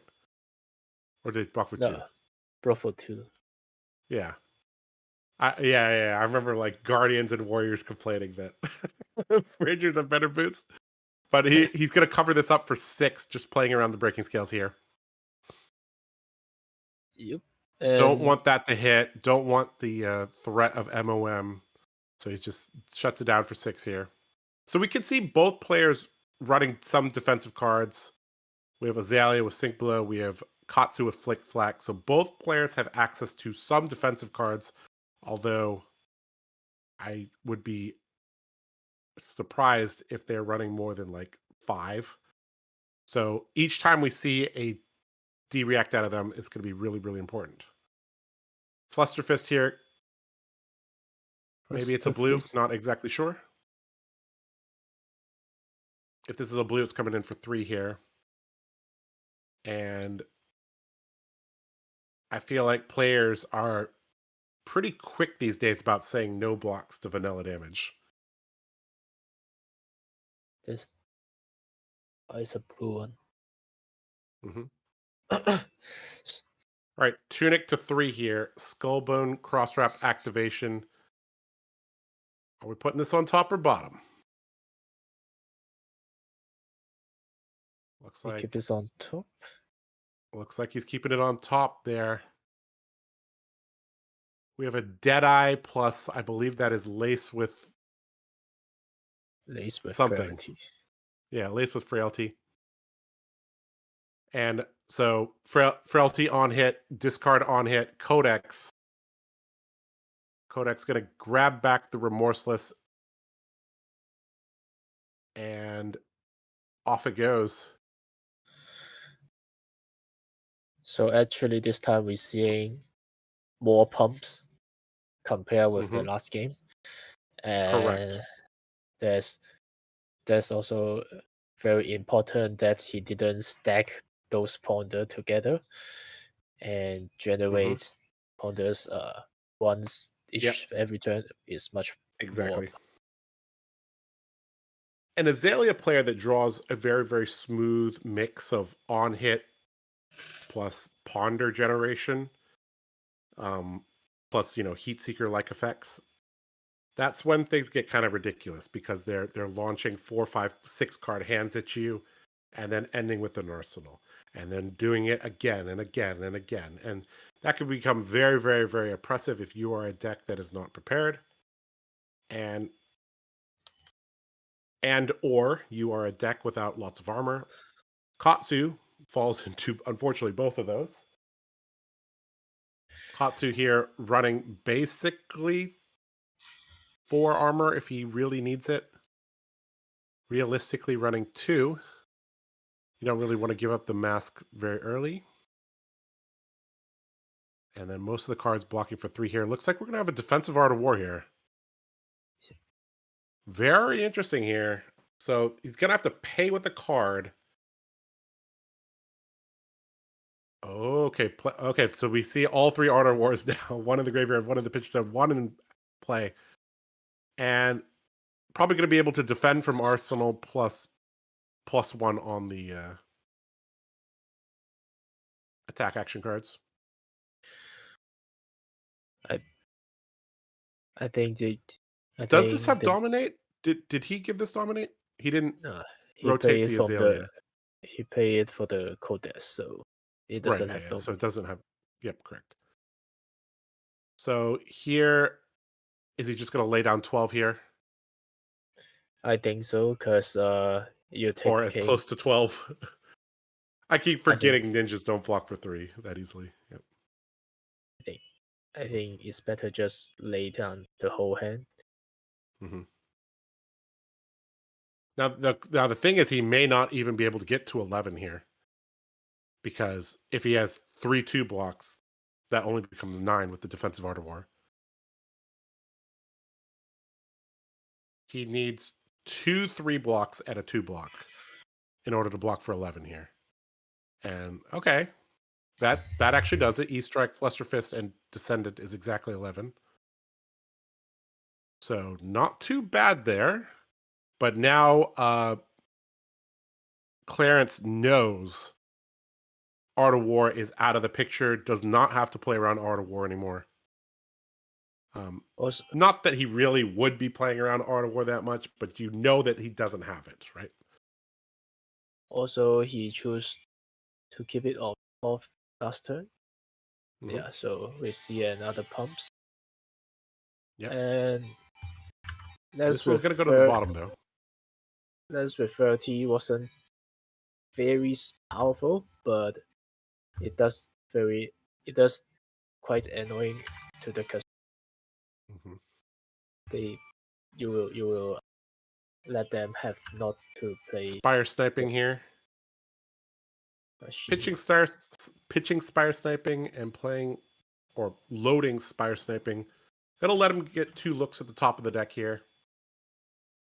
And put them back in any order he wants. And I think we're going to see a couple more pumps and then an Azalea. Or Rabble into Forgo again. That's a good way to do it. Spire Sniping pairing very, very nicely with Rabble. Paired well in Limited. Outsiders Limited. Pairs well in Classic Constructed as well. Flick Flack, probably the greatest card he could have here. Yep. His next combo card gonna block for 5 here. And you know, that might be the difference here. I think this is coming in for 9 or 10, depending on the exact pump here, or the pitch of the... Looks like it is for 10. So on hit, Frailty, on hit, Seek and Destroy.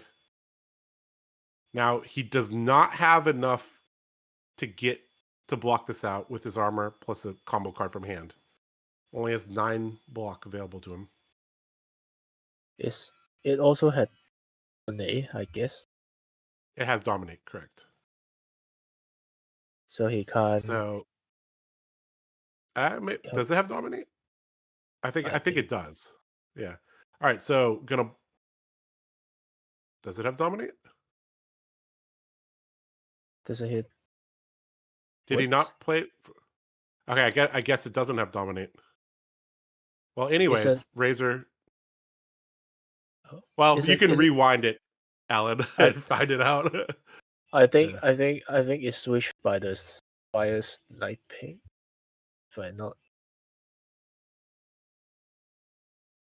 I don't know, because there's a judge sitting around, so yep. I'm not sure.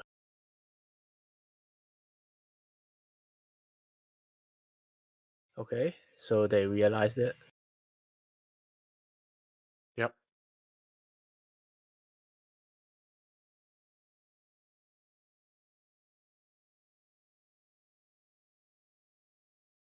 Yeah, I saw the Azalea tapped, which made me consider that that's probably a dominated arrow, but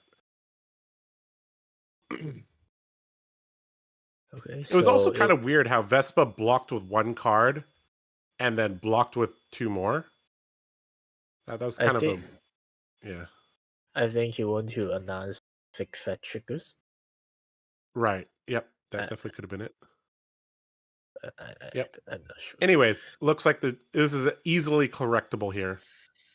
So some damage gonna leak through, and he'll be able to send the E-Strike at least. But it's gonna have to be for the go again mode here. And he's not gonna be able to get an arsenal. Or sorry, he's gonna have to be for E-Strike 7 here. And I don't think there's any other way to I don't think there's any other way to play it here. Let's see. Does he have 3 cards available to him? Or 2? I think he has 3, right? I think he has 3, so So I he's think gonna it's be inefficient here because the frailty is basically turning off the Kodachis here. so E-Strike go again and then a 0 cost attack action is the best, I guess. Yeah, I think Vespa is just talking to Clarence, going like, "Yeah, you spire sniped like 8 things," and I was like, "Okay." I think that's what happened there. Anyways, the judge just coming back to the table. They're going to resume play here, and I think it's just E-Strike for 7, and he's going to lose the card in his hand. So, well, Pudding did say this is a tough matchup, and this is looking kind of rough here for Vespa. Sink below here, gonna filter the hand a little bit, try to improve the chances of on hits hitting. Oh, that's a nice one. Wait. That was an E-Strike with go again. Interesting. Okay. So then it should have been very face up what he was trying to do. Yep. I just Because not think about the CNC. I was Mhm. 0 focus. That's a real heads up play there. All right. So do you take the 6 here? Probably not. Gonna block it out here and say, well, that's fine. I'll play with a 2-card hand. Rain Razors flipped up in the arsenal. That's gonna go to the bottom. So we're gonna blind Azalea here. This is not normally what you want to do. Lace with Blood Rot, I think. Yep. So Is this if he has an arrow in hand, this is okay. good enough to rethink this in Arsenal?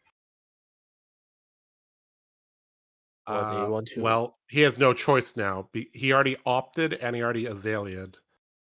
Yeah. So he basically has to play this out and then. I think he can. He didn't have an arrow. Okay. Yeah. Okay, full tempo here to 𝐁𝐚𝐭𝐥𝐞. Does 𝐁𝐚𝐭𝐥𝐞 have a hand that can punish, though? Just because you're given full tempo does not mean you can utilize full tempo here. Okay, starting off the turn with the Kodachi. Yeah, pitching a red. Is that a red? That is a reinforcer line. Yep. Pitching a bonds here. And looks like the 𝐁𝐚𝐭𝐥𝐞 player unable to capitalize here on the full tempo given.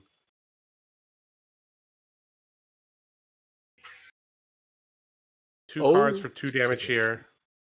Warmongers. All right. Not bad. Time to see if the Azalea deck is built to be resilient against Warmongers. And I think you obviously have to choose War here. And obviously Katsu's going to choose War.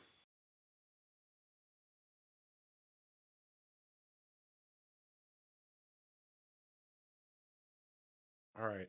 We're looking for some Rabbles. Yep, there we go. That Rabbles are an excellent card when you're under Warmongers. 4 Gogan.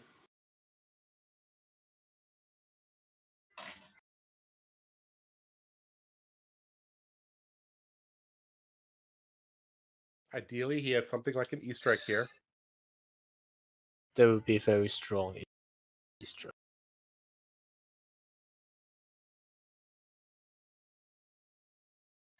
Even something like Command and Conquer would be okay if he has that.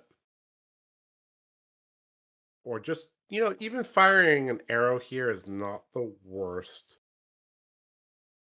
You did turn your 5 cards into 9 damage probably with Arsenal, so it's a little bit inefficient there, but you know, it's not too bad.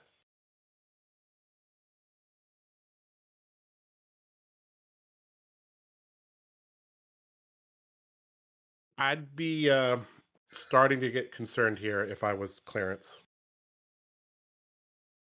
Whenever a player starts taking this long to think,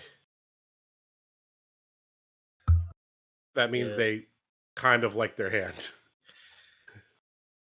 Which, I mean, normally when a player thinks this long, they're just going to take this, I think. So Yep. very likely they have a.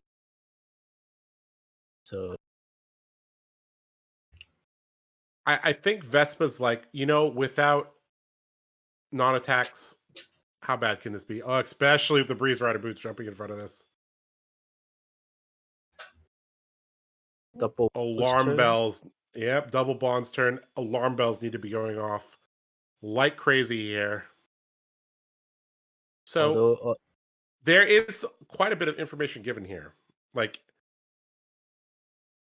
it just Breeze Rider Boots are fairly bad in that they have to on hit, then you go again on combo pieces, right? So it has to hit.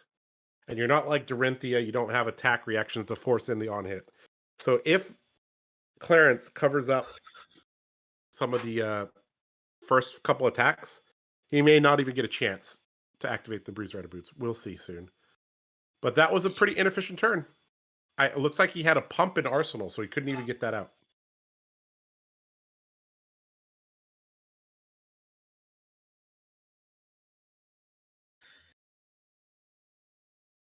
Kadachi, fueled by the Dishonor here. And so the next attack here, going to have to be blocked for several reasons. Reason number 1, Mask of Momentum. Reason number 2, Breeze Rider Boots. Reason number 3, Katsu Trigger. Reason number 4, probably a starter like Be Like Water or Surging Strike. Fluster Fist. And it's a Fluster Fist. So here, how much are you blocking for? I'm blocking for 6. I'm blocking this for is a red. 6. Yep. Reason being, he has so many cards in hand. You know that he doesn't have Razor Reflex if you looked at his deck list. Oh my god. What? Really? What?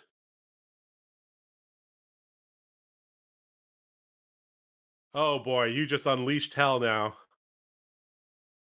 Uh-oh. Okay, so this is a knowledge gap here. He did not know what the boots did. So, reason why Alan and I both were like, we're blocking 6 on this. Flusterfist comes in for 4, Breaking Scales brings it to 5, Ancestral Empowerment brings it to 6.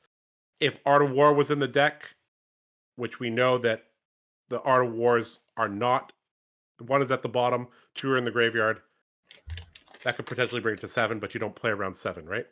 So if you block 6 here, his turn ends. 2 cards in hand wasted. Arsenal card wasted. You knew he wanted to do this because he blocked with Breeze Rider boots. It was extremely obvious he wanted to do that. It's like when a Dorinthia throws their boots in front of your Kadachi for no reason. It's like, oh god. It's go time now? Really? The scariest thing is like Dory just throwing the courage and the bolters in front of things. It's like, yeah, it's time. Let's go. So yeah. So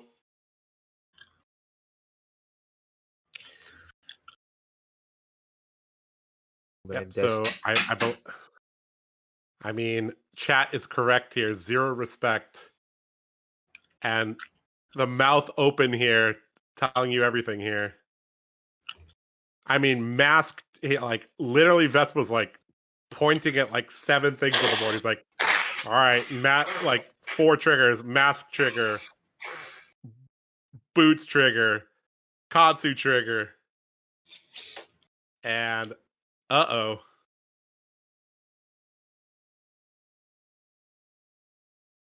And we got more judges here, although I don't know what they're doing here.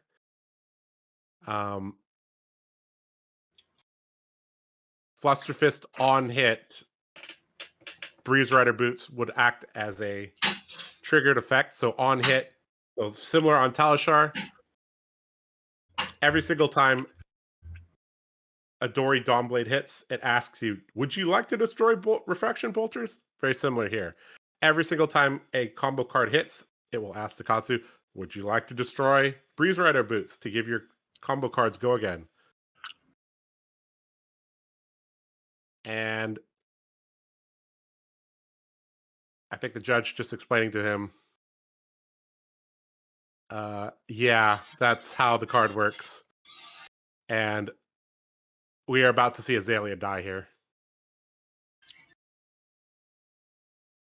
I would order the Mask of Momentum trigger first. Has he drawn? He might have drawn already. I think he triggered the mask first. Yeah, triggered mask first. Yep. So maybe that's what his confusion was like. It's like, oh, you could mask into boots? Yep. And so we're seeing a very, very fundamental thing about playing against certain decks. If you don't have a base level knowledge about Katsu, if you don't have a base level knowledge about Dorinthia, they will run circles around you. In order to play against those heroes, you need to be this tall to ride. And, yep. And I think Vespa, I'm not going to sugarcoat it here. I think he's just going to run him over here this turn. What does he search for here? That is a key point here. Because I believe... So he's got 2 cards here. He's going to have a 3rd card. He's got 1 pitch and an arsenal. So I think he's maybe even slight disbelief as well. Like he didn't even plan for this to hit. He's like, oh, it hit. Now what? I didn't expect this to hit. What? I think he has an Ancestral in hand as well. I think so. I think... Okay. Because very likely he has a... So and Whelming Gustwave here, going to be the card of choice. So it's gonna have go again here, but it's not gonna have the draw effect here. That is his arsenal there. Katsu has been used. Breeze Rider Boots has been used. Breeze Rider Boots going to give the Whelming Gustwave go again here. I think. Yep. He's got the mass trigger already, so that is out of play here. But I mean, Whelming into Bonds. Into Whelming into Bonds into Flusterfist or Dishonor is going to be a ton of damage here. I think. And looks like he's like, well, time to take all the damage. And Bond's here gonna find something good.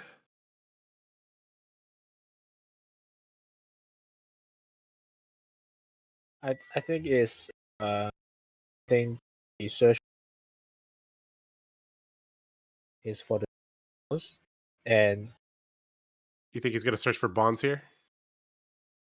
I Definitely I could think be. I think he has a Oh, graveyard, right? okay, So going back. Okay, going back to Whelming. Okay. so the only reason is that he has a second of ancestry, and Mhm. pitch remaining is also likely he can have the this line. You were cutting out there. You said he could use the one resource for what? No, I think he has two. He has I two think. resources. No, I think he has one because he Kodachi'd twice, right? Oh yeah. Yeah. Yeah. All right. The opt card blocking here. Preserving some life here. I don't know what this block does. Is that Tar Pit Trap? Or is that the opt +3? It's the time. That's It Tar Pit stopped. Trap. Okay. It stops on his. So that's what he was asking the judge about.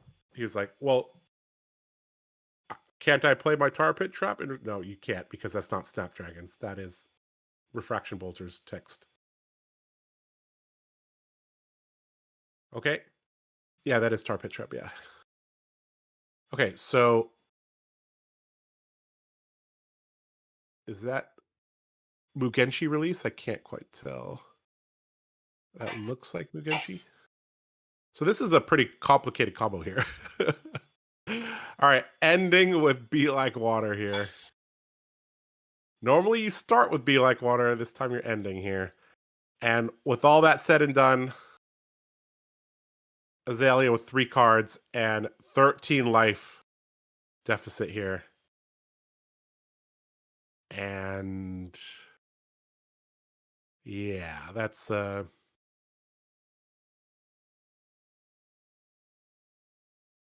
right. We haven't Load with Death Dealer here. seen a We haven't seen a single what? we haven't seen a single. It's still. You're cutting out. I'm not sure why. Hey. I think you might need to increase the sensitivity or something. But we got Premeditate into Lace into Remorseless here.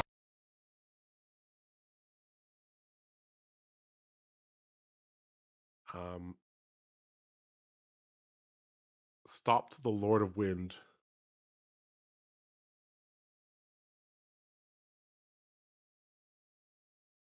Don't worry, Alan will be back soon. Yep. Is it better now?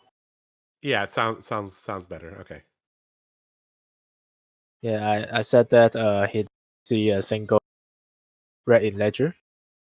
Red in the Ledger, right. Okay, yes. Red in the Ledger, we haven't seen a single copy of Red in the Ledger, and that would have been really, really important. Yeah. That's definitely one of the things you want to see. I mean, this is not bad. This is pre-med into Lace into Remorseless. But I think if you're Katsu, you probably, like, if you can block out, I think you do. If you just take this,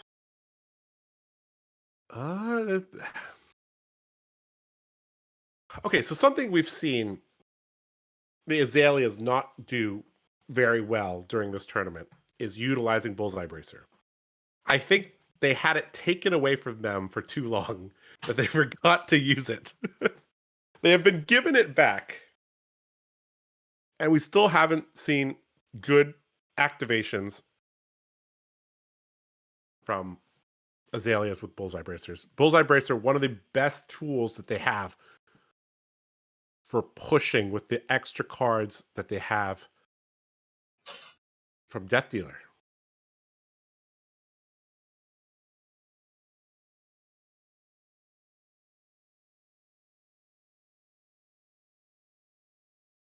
I think Just 5 here.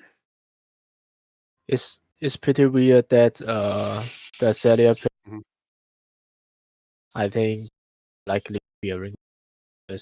I think he suppose he get a ponder tokens anyway. Yeah. Yep. So Oh, Rain Razor's here. Huh. Gonna be met with a D react here. Still way over though.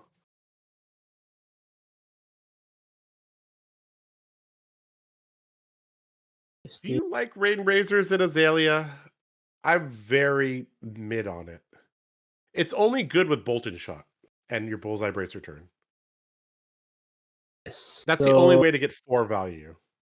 It's very rare you could get 6 value from it. So, But it also makes some turns very hard to calculate when in a tight situation. They have a single card stand coming for a red in ledger. Is very hard for them to determine. So yeah, I do think it's probably a necessary evil. Obviously, it's not going to reach the power level of Lexi's Rain Razors, but you know, having an attack react like that is fairly useful here. All right, premeditate here, knock the death whistle. What is he going to find here? Probably going to find red in the ledger. Yep, red in the ledger there. And you know what you said, Alan? Like, it's even more unlucky than not finding a single red in the ledger. It's not finding a single red in the ledger and not finding a single knock the death whistle, because knock the death whistle is basically red in the ledger copies 4 to 6.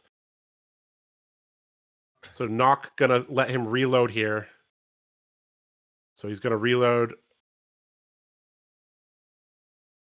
does Vesper has the defense reaction here? Is the key. It is the key. We saw he does run Flick Flack here, but I don't even know if it's going to be enough, because this is, yeah, that's a Seek and Destroy there. And this is coming in for 11, I believe. Yep, yeah. 11 Dominate, on-hit Ponder, on-hit Seek and Destroy effect here. On-hit, only 1 action. And a slight smile here from Clarence. A light at the end of the tunnel here. Is pretty much. Can he go? It's very rough for the Kasu here, unless they have a CNC. Otherwise, yep. Yeah, the only like 2-card hand, 1-card hand that you would want here would be CNC or Warmongers. I guess a red Flusterfist is acceptable. It's not amazing though. Uh-oh. Well, the production told us that there's a little bit of a problem with the stream, so they're trying to fix that, but it appears to be playing okay on our end here. So we just saw him block with Whelming Gust Wave here, taking 8, dropping to 11. On hit Seek and Destroy, on hit Red in the Ledger, on hit Premeditate, putting the card into Arsenal. And production telling us we're going back to the game. So again, Vespa dropping down to 11 here. Only 1 action this turn. Warmonger is going to be that action. And I mean, that's best case scenario, right, Alan? Other than CNC, this is the second best card to have. This. He's going to lose all his cards to the bottom, or I think it goes to the bottom of it, or to the, does it go to the graveyard or the bottom? I forget. But it looks like Inertia goes to the bottom, so you can destroy goes to the graveyard. Okay. Anyways, drawing up here, and wow, one of the best counters possible. E-Strike. Go again. Both players drawing hot here. Says Warmonger's what?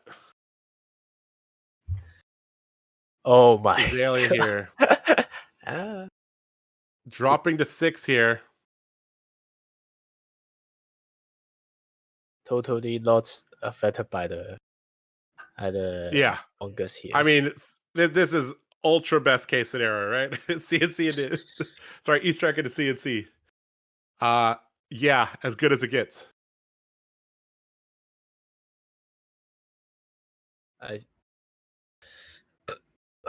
It's very dangerous for Vesper right now because if he gets to very low, even one card can kill him. You kill him. Because Yep. yeah, a single pump with Tunic. a tunic. Yep. And this is I mean, you gotta block 6 here, right? Or preserve some life here at the minimum. If you're blocking with the, I'm not sure what blocking with the mask here really accomplishes. I mean, you would just use it on the turn where the dominated arrow comes in, right? All right, so Art of War here, banishing Flusterfist. What does he find? Or sorry, what does he draw, more importantly? So Art of War, chain modes here, +1/+1, banish, draw 2. And that's a little Asian shake there. That's how they rub their cards to get good luck, right? Yep. I've seen that in the Macau casinos. You rub the cards on the felt. And while there is no felt, this man plays without a playmat, so Command and Conquer. Oh boy, that is I mean, that's not, I mean, body language tells you a lot. The head shake there.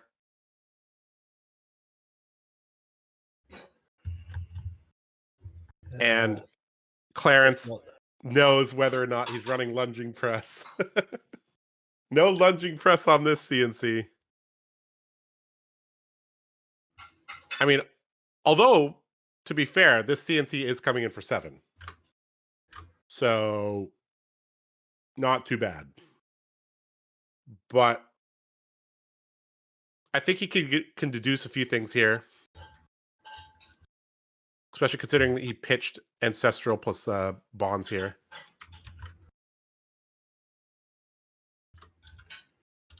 Vespa already indicating that he's ready to go to Arsenal here. Clarence, our 8th seed, deciding how he wants to block this. Vespa on 2. All he needs to do is dominate something and he'll win the game pretty much if that's not a flick flack.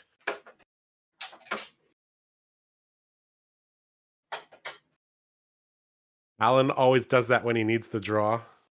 Do you rub your cards on the playmat? Endless Arrow here. Blocking for 3. Taking 4. Losing the Arsenal because Vespa remembered. Yep. And here we go. If that is not a D-react in Arsenal, this game is probably over. Oh, even a 4 cards in hand. Spire sniping here. Draw. Look at the top 2 cards. Not quite opt. Look at the top 2 cards. Reorder them how you like. That was a very quick leave on top there. Ravenous Rabble coming in for 4 here. Yep. And I think he really needs a flick fat right here. Yep. Flick Flack here is the saving grace here if he has it. Preferably Flick Flack from hand. That is the way to get out of this.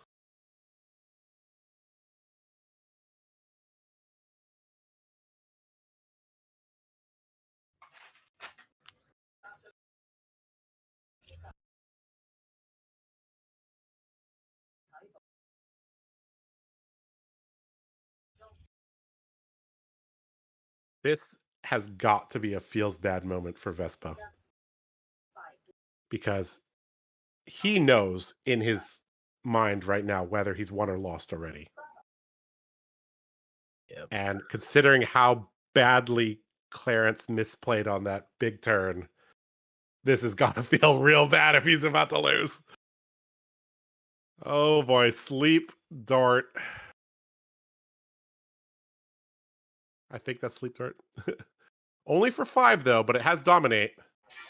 No armor available here. Rain Razor's a possibility here.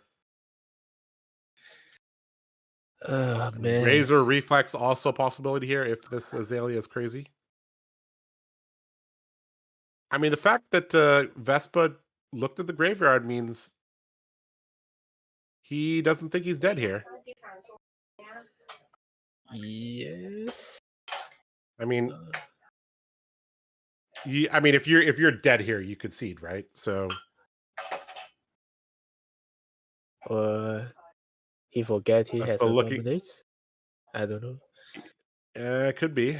I mean, I also think he could be going through a lot of emotions right now because, like, your first seed, you went 6-0 in Swiss. You got off a giant turn because of a misplay on your opponent's side. And then you played several Warmongers, got really good value, and you still lost. Brutal. But them be the beats sometimes. Do you have a D react in Arsenal, Vespa? Or the life total isn't correct? One of these two things. Art of War? Okay. Defensive Art of War? All right. Lives another day. Okay. All right. The game continues here. He has 2 cards. And okay, we're gonna see he's gonna have to give him some cards here. Is that Descendant Gust Wave? Yep. He's missing 1 resource here, or else he could have used Breaking Scales there. And then Kadachi and force the second card there. But I think the fact that he could only force 1 card there means he is dead here. Any dominate here ends the game.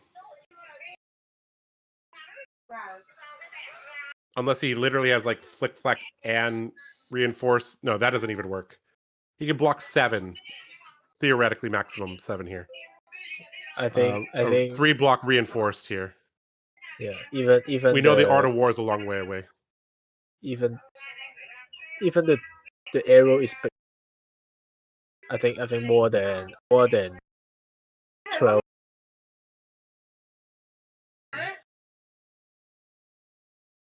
I didn't really hear what you said. You said if you think the arrow is more than 12? Yeah, I think the arrow.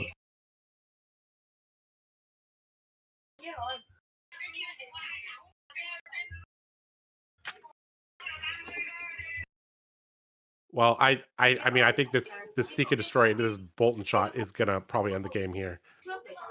Of course, Clarence playing this really slowly because he still has the Bullseye Bracer as well. Like Vespa's super dead here.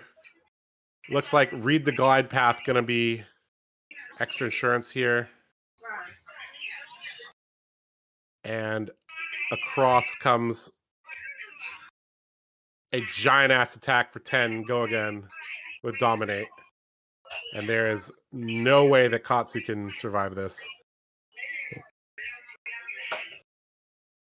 Lays down his hand and extends the fist there. GG.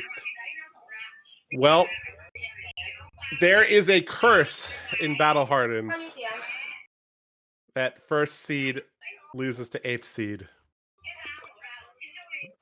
It happens many times. It happens many times.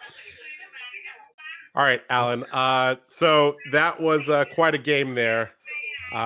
Really, I mean, Pudding said it in the chat that he thought that this was a very, very, very tough matchup. Even though you have access to Warmongers, there's a lot of background noise in your mic, by the way, Alan. Okay.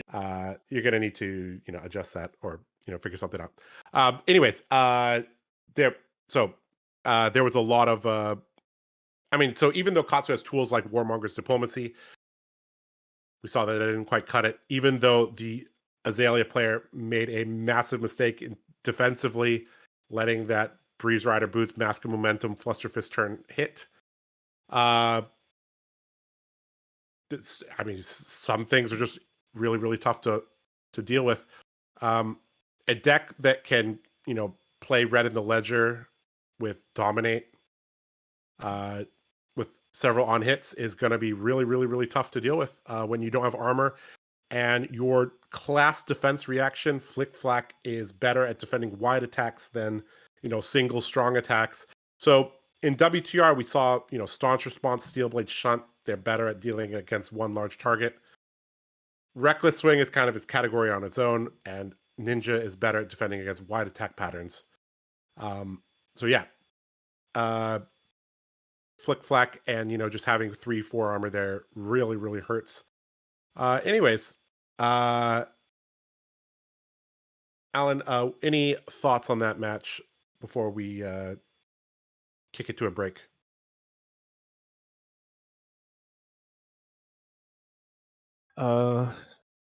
Okay. So I think this matchup, like Pudding said, is quite tough, and I thought, at least I thought the Kazu won in the middle game when there's a giant turn, but given that the Cravens get back from the second or the third Warmongers with the E-Strike and CC, and it's a roller coaster game, I would say. Yeah. Yeah, seeing them go Warmongers, he's like, all right, fine. E-Strike into CNC, like, the deck building of the Azalea did definitely account for Warmongers being in the format. And, good matchup for the Azalea, does allow the Azalea to take it there. All right. We will update you guys shortly with the results of the other matchups.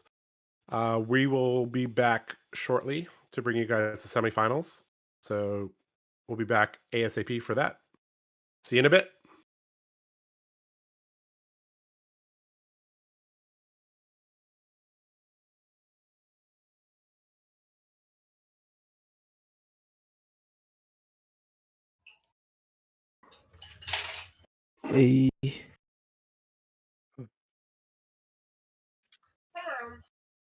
Yeah, we already kicked it to a break. Oh.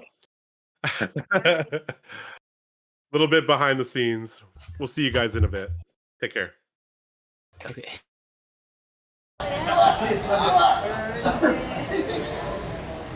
On my pitch.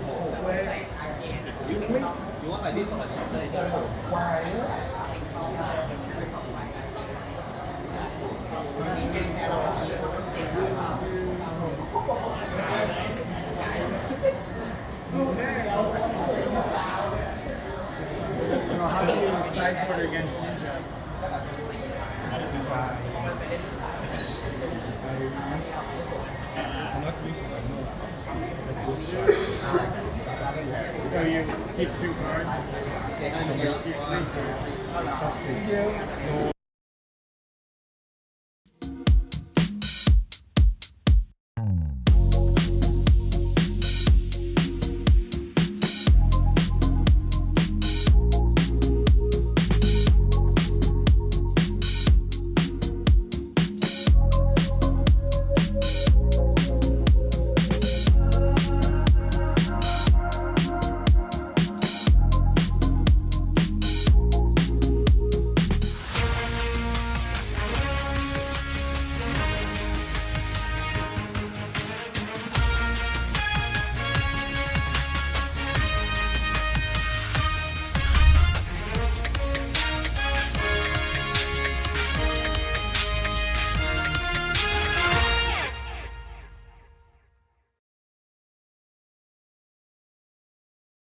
to Battle Hardened Bangkok.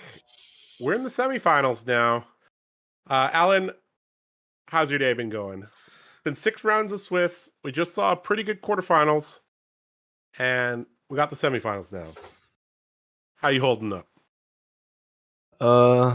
Is I just saw Twitter said we're back in the before the TOA released. When we saw the topic, and yeah, Pretty much. Yeah. I have the same feelings. All the WTRs, or most of the WTRs heroes, and some and two Azalea, and the Fire, which is all very old school heroes. Okay, so we're about to watch Azalea versus Bravo. So let me tell you what happened on the other side of the bracket. So, 2nd seed Gabe on Katsu lost to Sensei's Azalea. So, 8th seed beat 1st seed, 7th seed beat 2nd seed, and guess what? 6th seed beat 3rd seed. Bravo defeated Nitya on Levaya, right? So that's how we're ending up with a Azalea versus Bravo game on the bottom half of the bracket. On the top half, we have Azalea going up against Katsu or Bravo. So if Katsu beat Bravo, Azalea has a pretty easy second match as well. All right, we're just jumping into this game here. So again, we have Sensei's Azalea from Singapore up against Pongrat on Bravo from Thailand. And let's see how this goes here. Standard equipment suite from the Bravo.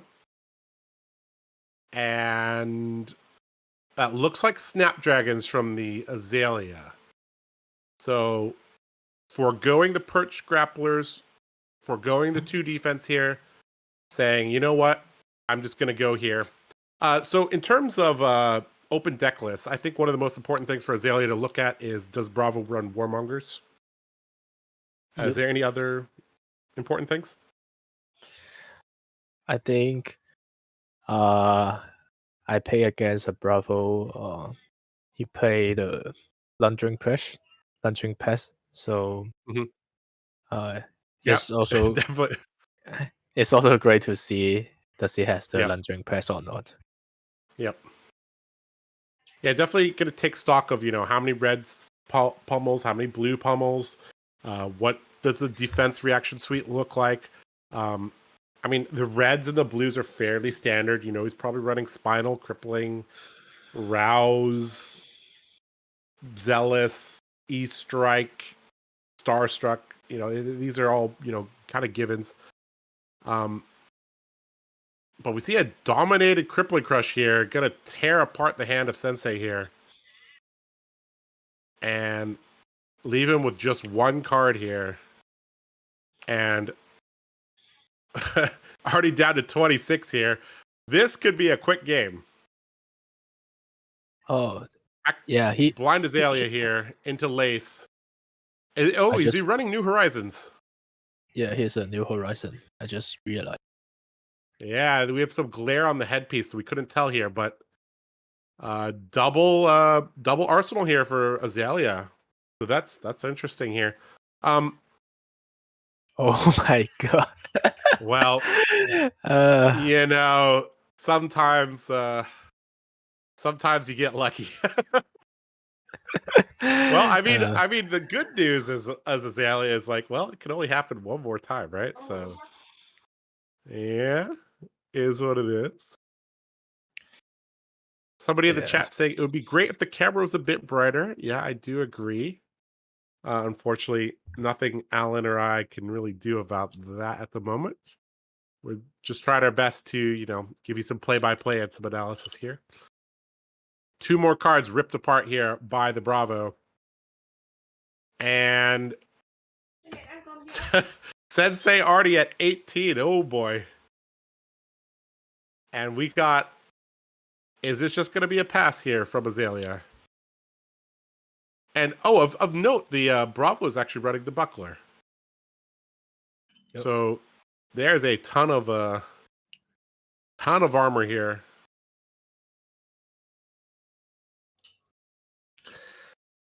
And it looks like going to be lace into Bolton shot here. Not bad. Threatening a blood rot here. And threatening possibly another arrow here. I think his tunic is on 3, so pretty much any arrow here should be fireable. Or he could just do it the old-fashioned way. Load the sleep dart. Pitch and fire. And Sensei has a very unique way of laying out his board. He places his equipment in a triangle. His hero and the weapon and the quiver kind of in the middle, and then everything else rotated 90 degrees. I will say I have seen weirder layouts, but this is up there. Azalea doesn't play by rules, right? She's a free spirit. And okay, so it looks like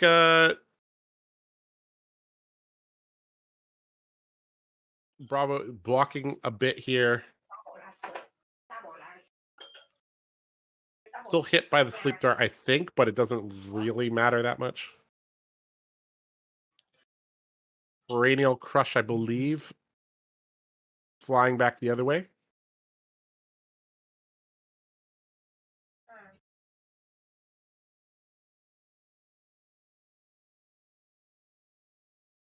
And, well, 𝐁𝐚𝐭𝐥𝐞, I think, is in a very, very comfortable position here. Not only is this a very comfortable matchup, I mean, seeing back-to-back AAA crushes is pretty good, right? Yeah, especially when it's dominates. Mm-hmm. Beef the Noob in chat's telling me that this is Singapore's Ranger Specialist. Okay. I'm very interested to see how he pilots this tough matchup from a position where he's behind a bit. And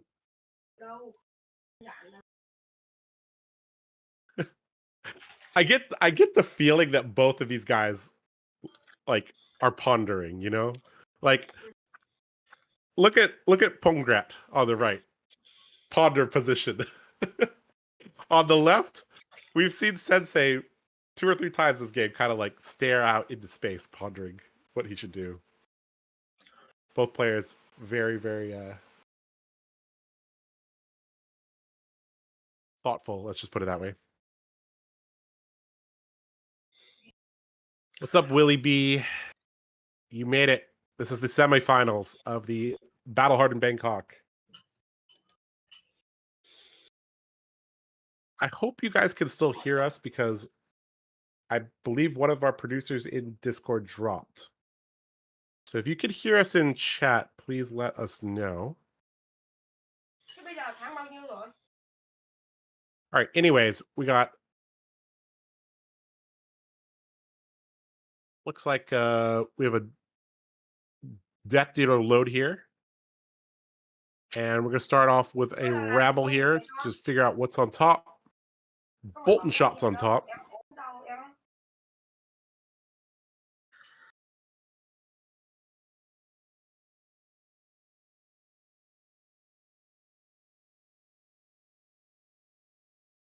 All right, loud and clear. That's good. Okay. All right. Codex here. And oh, we almost forgot the Ponder and Frailty trigger. Yep, pretty good turn for the Azalea. Yep, pretty strong turn here. What do you think about the New Horizons instead of the instead of the skullbone cross wrap. Personally, I'm a fan of the skullbone because Mhm. I think skullbones leans to a more linear strategy, which is pumps and then dominates arrow. While New Horizon is you need to have better understandings of the deck. Mhm. You have to play, I would say, better for the games, and I think New Tool Arsenal is obviously very good, and I don't know, maybe Icelander gone, so you don't need that extra 1 AB as well. So maybe New Horizon is better for the Azalea. I don't know, but I guess we'll have to see here. Pitch, spinal, pretty good. And Pongrat is cool as a cucumber this game. Playing very, very well here. Gonna have to block 6 here. Take it 3 here to have a turn.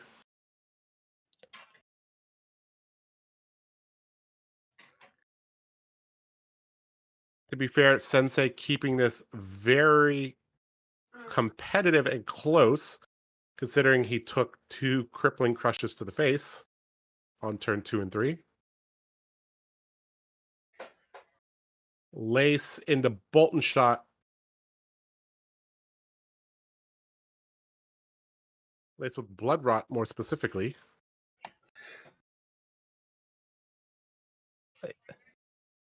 I can't really see the colors. Is it a blue one? Sure. Well, we'll know soon. This is anywhere from 4 to 6. And it looks like it's 5. Oh, it looks like it's 6. Nope. Okay, looks like he's overblocking slightly. Okay. Unless I'm missing something. All right, a Quicken token given to Azalea. So how useful is a Quicken token in Azalea? I think it's much better right now. Because so he's going to Codex here. Do you think it's a possibility he doesn't fire the arrow?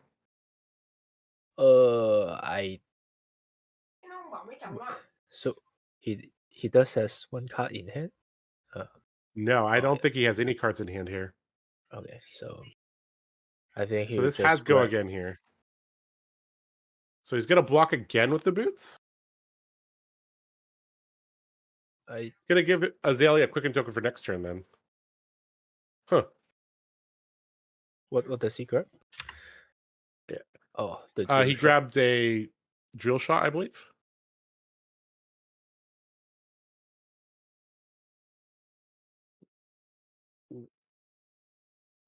Was Bravo running Tunic? Okay, never mind. He just had the tectonic plating in a different slot. Okay. Yep. All right, we good here. All right, Rouse pitching, revealing here. Pretty big attack here. 7 go again here. 6 go again. Sorry, came from Arsenal. This Bravo pay a loss of 3-4. He paid the Crush the Weak. Yep. And I think he also crushed Confidence. Red, I'm not sure. Yep. This Bravo, probably had been, beating up on decks that were running basically like Katsu decks, right? Katsu Phi decks. How does he want to block this here? Because this is 6 into at minimum hammer here. I think he will just play the crush with it and giving the maximum pressure right Yep. here. Very likely.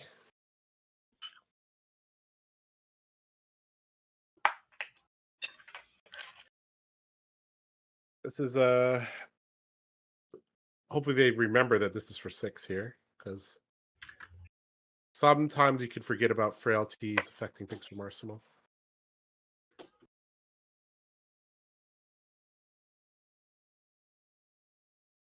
Sensei here, deep in the tank here.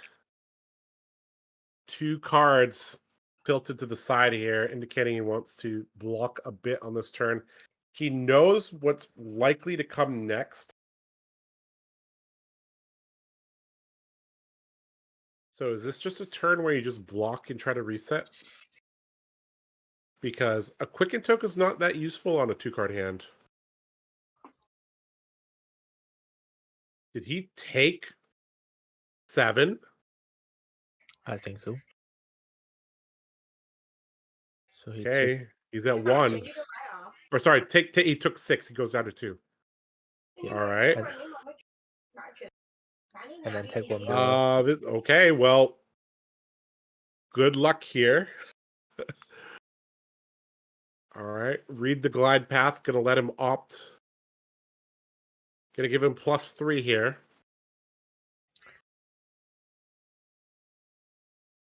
And at this point, I can't even think about what type of on-hit would even work here. Like, red in the ledger, it has to be, right? Or else dominate, anything kills you. And Yeah, again, we're seeing bullseye bracers not being used correctly. Or at all. Yeah. I think if think you that- die with snapdragons and bullseye bracers still on the board, you probably made a mistake somewhere. Although, to be fair, he did get crippling crush 2 turns in a row. There's not much you could do around that. But dying with equipment on board is generally a sign that you made a strategic error somewhere in the game.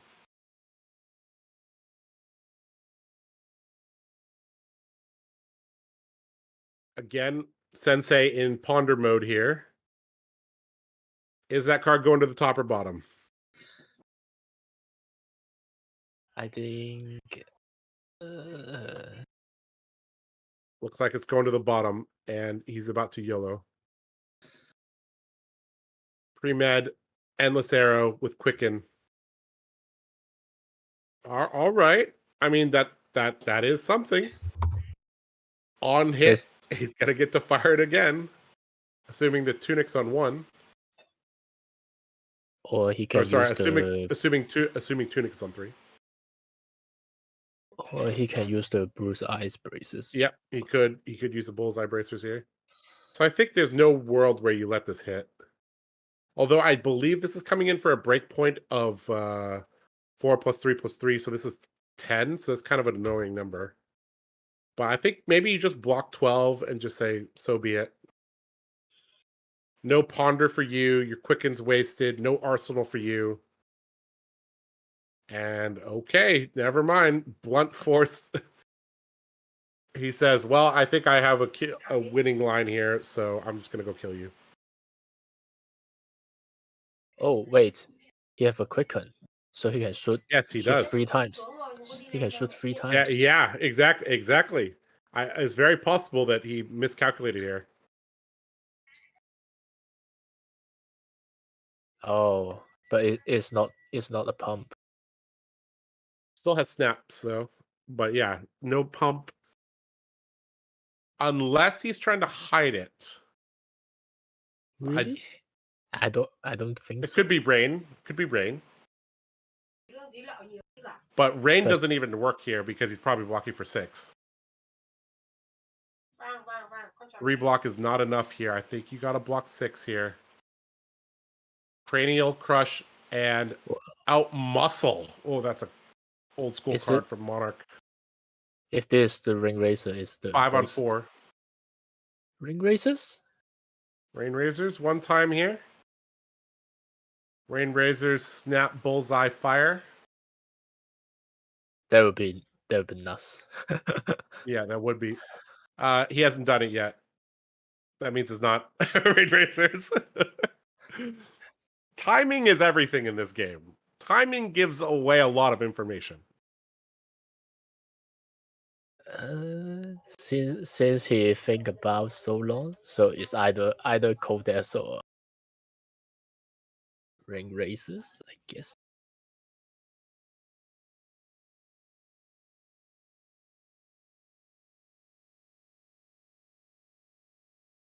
Looks like okay, just gonna be an Arsenal pass. Okay. I am surprised how close Sensei has made this game. But let's see if he can close it out here. 𝐁𝐚𝐭𝐥𝐞 making a seismic surge token here. And looks like we're going to throw some cards in front. I think this is coming in for 7, right? So Tunic plus 2 cards here. Gonna let Sensei live another turn here. No armor left on the Bravo side. So in theory, if things line up, I mean, he still has Bullseye Bracers, still has Snapdragons. So a lot can still happen here.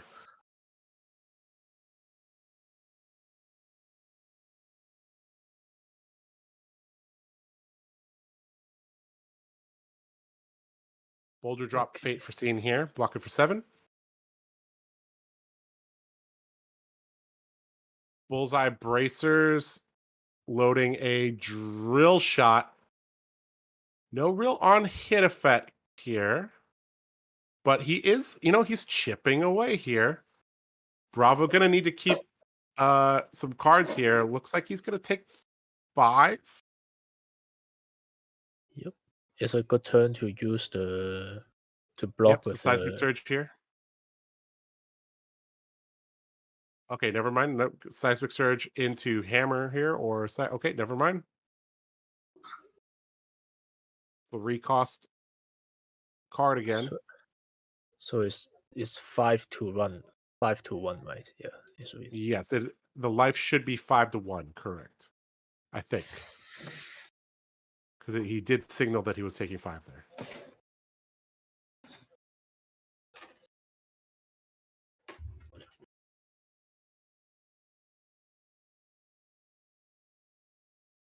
Although the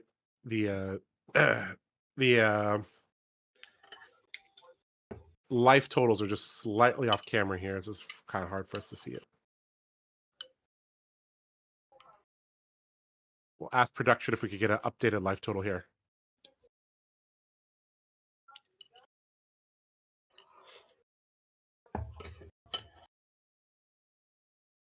So I think 2 cards have to be deployed here. I believe this is coming in for 7 here. Yep. And we're kind of at the point where he's going to need like Codex of Frailty to come back in this game or something. Back-to-back codexes or something like that. Or he's going to need Bravo to really brick on some hands here. Ponder mode engaged again for Sensei. And, well, production has not updated the life total, so maybe it is 1 to 10, although I believe it is 1 to 5. It's still very hard for a Sedai to come back because every hammers they will take away 2 cards from you. 2 cards. Yep. He only has I think he only has Snapdragons left on the field. 2 cards left here for Azalea. Death Dealer gonna, allow you to draw a card, which is not bad.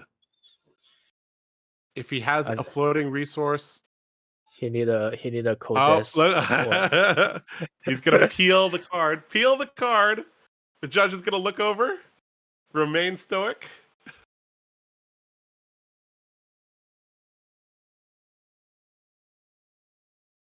All right, Lace with Inertia, as good as it gets.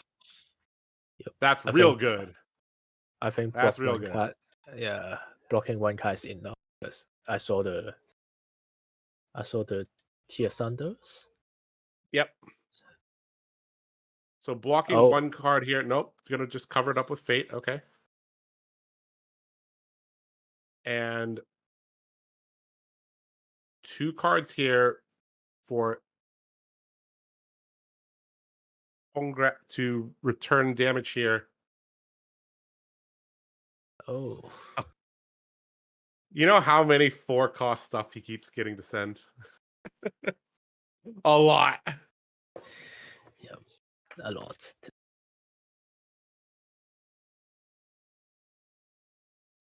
Although I think take some damage to swing to dominate here is a better option. It's still pretty good.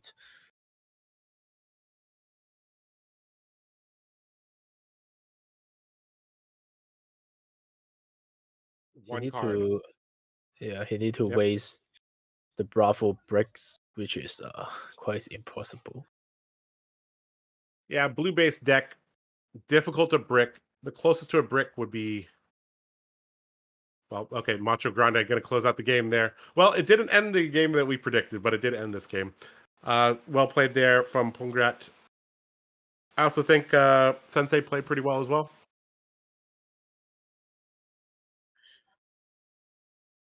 So, yeah, that was a pretty good game there, Alan. So we do have a Bravo in the finals. We do have a tie in the finals. So Battle-hardened Bangkok could be won by a tie. Makes sense. Home field advantage is a thing, right? So what did you think about that game?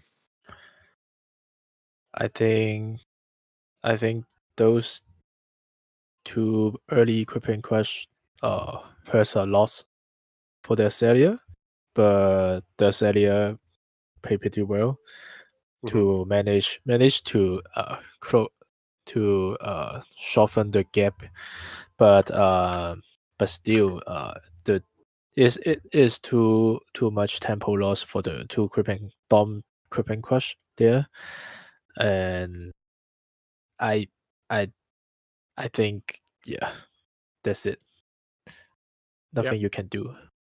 In the US, we call that Unga Bunga Bravo or YOLO Bravo. Sometimes Bravo just plays Spinal into Pummel, into Crippling, into Pummel, into Starstruck, into Spinal, into Crippling.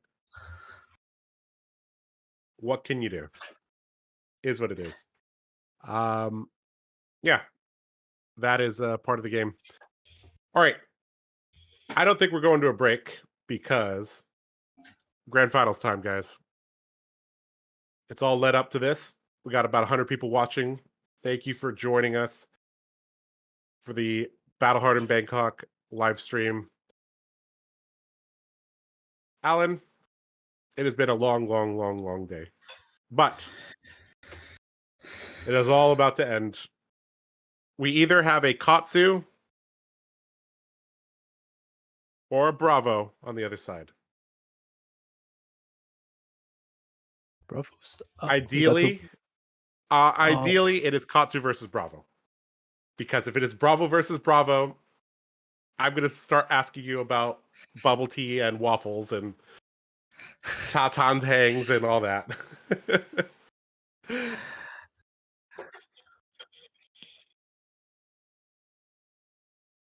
Sure. Okay, so we will update you guys as soon as we can on that. So just as a quick summary for you guys, I know we have some people that are just joining in. A lot of people tend to just watch the last part of the game or last part of the streams.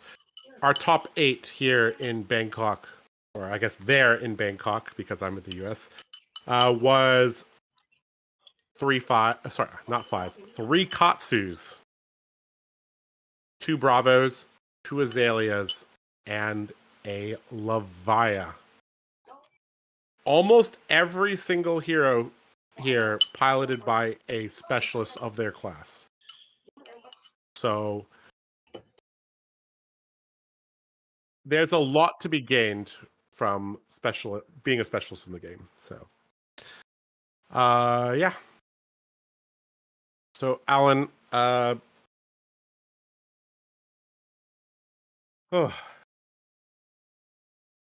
yeah, go ahead.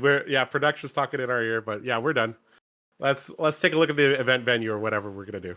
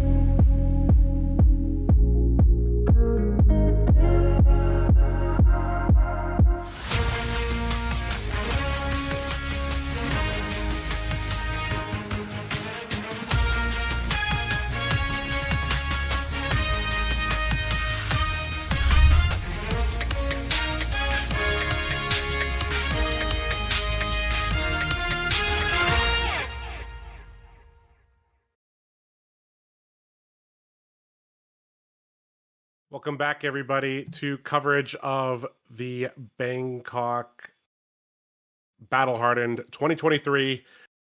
Alan, Hello. after Yeah. 6 rounds and quarterfinals and semifinals, we have arrived at the grand finals now. What time is it in Hong Kong? 8:30 p.m. Yeah, 8:30 p.m. Yep, it is 6:30 a.m. here in the USA, and just like most of the times when I cast Asian events, I try to be as energetic as possible, but I am internally dying inside. But that's okay. I can survive one more game.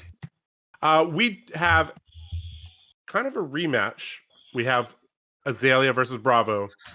Same match up from the semifinals. We're going to watch this in the grand finals. We're going to see if this Azalea could do what the Azalea prior cannot. And that is dodge back-to-back crippling crushes. Yep. Right? I was mentally fatigued during when the quarterfinals start actually. Mhm. So thanks for having Well, yeah. I'm there to carry you, man. All right, so again, we have Clarence Ong from Malaysia, 8th seed going into this. Now in the grand finals, playing against Pongret from Thailand, 6th seed, playing Bravo. So Bravo has priority here and can choose first or second here. Let's just jump into the game. Let's see what happens here.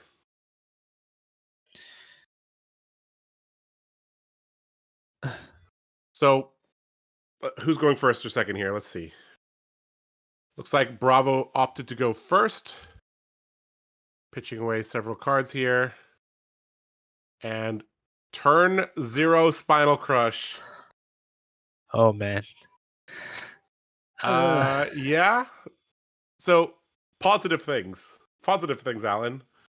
No Seismic Surge token created. No Arsenal, obviously. Well, not obviously, but it could be worse, right? This could be worse. But 9 dominate here. Gonna start off the game here. Pongret doing a good job here. Putting on the pressure immediately. And that is a turn 0 Tunic. So he blocked 6, took 3, did not get crushed. Goodbye, Tunic. Goodbye, Perch Grapplers. Here we go. Do you think that was the correct decision, Alan? I think so, because if you don't block like this, then you will have you just give the tempos to your opponents. Of course they can draw very bad hand, but I think blocking with the tunic is a correct decision here, because it's present, I would say, so it's coming for 7, I guess. So I think is this tunic provide around 11 value. So which is I think it's you should block with the tunic. Even though it's quite sad losing this on turn 0, but sometimes you got to do what you got to do, especially in the grand finals. Okay, so let's talk about some differences here between this Azalea and the other Azalea we saw, Sensei's Azalea. So Sensei's Azalea was running Snapdragons plus New Horizons, Tunic, and Bullseye Bracers, right? Yep. Whereas Clarence has opted to go with the more traditional route with the Skullbone Cross Wraps. You said that you preferred this style because it provided a more straightforward, linear playstyle. Yep. So let's see if he can, what he can do here. Rain Razors on turn 0, turn 1, effectively pretty good here. And this Endless Arrow is going to get some cards here. And it has go again, so yeah. Pretty good. Looks like he's going to offer all the armor here. Not entirely sure if I agree with that, unless Bravo has a very, very good turn lined up here. I think you have to block with this, otherwise they will just use the bracers to shoot the Endless Arrow again. I mean, I was thinking about like blocking with 2 cards from hand rather than 2 blocks on the equipment. But dominated, is that Starstruck? Yep. It just Yep, basically stop the turn. Right, because it looks at the base, right? So, spoiler alert, there's no arrows with giant base damages. They all get buffed. So this is effectively a turn ender here. Very nice from 𝐁𝐚𝐭𝐿𝐵𝐝. Yep. Luckily, last turn his turn is big enough, and unfortunately, I don't think he can do. Oh, seems like he asking, can he play the 6 if he blocks 4? I guess. So I think he may want to give his cost strip. No, Yep, the skull bones. about. Yeah. But unfortunately, I don't think it works, because greater than 6. I don't know. I always get confused with the Starstruck says if it crushes, so if it deals 4 more damage, they can only player activate attacks with greater base than the damage dealt this way. So if it deals 6 damage, they have to throw something larger than 6. So he basically. And did he take it here? It's a dominate, so nothing he can do. Yeah, that's true. Luckily, he can play this sigil as an instant. Yep, that's the best thing he can do under the Starstruck. Yeah, not too bad. Also going to get a good look at the top card here. Going to play it out, game 3. Bring the life totals back to even here. Does he have the?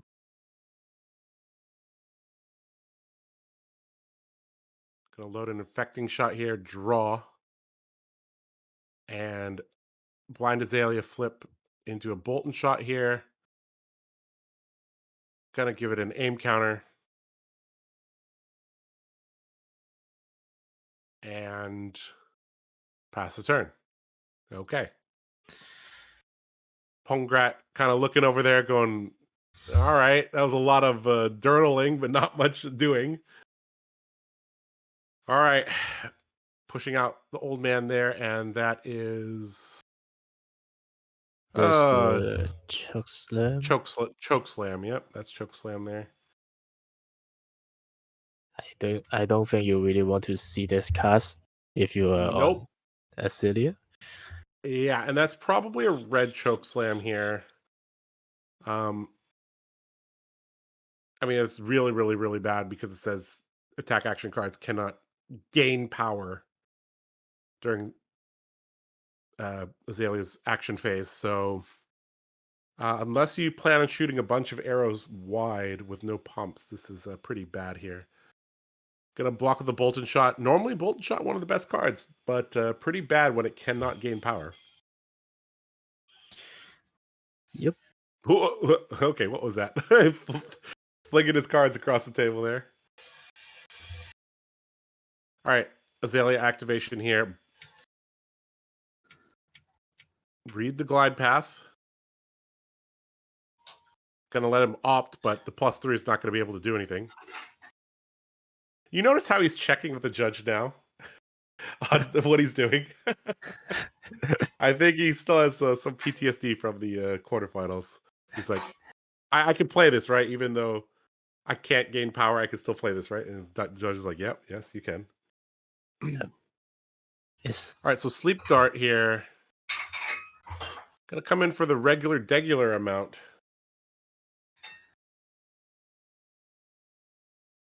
And, well, so far he's doing better than Sensei in that he has dodged back-to-back crippling crushes.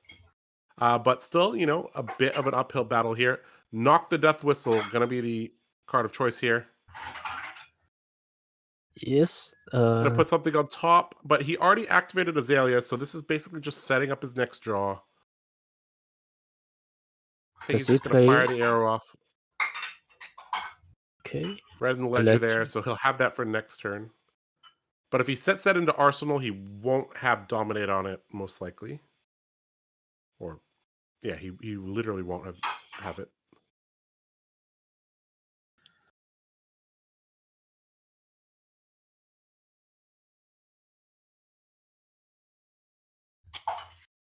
So I think he's going to fire off the Sleep Dart here. Yep.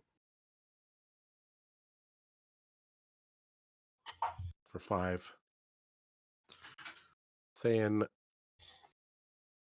1 or 2 cards, please, if you'd like this annoying effect to not resolve. Armor on Bravo, still looking pretty solid here. Looks like he's going to throw all the armor at this, and there we go. There's 5 there. Going to give him a Quicken token as well. Little bit dangerous to give Azalea a Quicken token. Yep.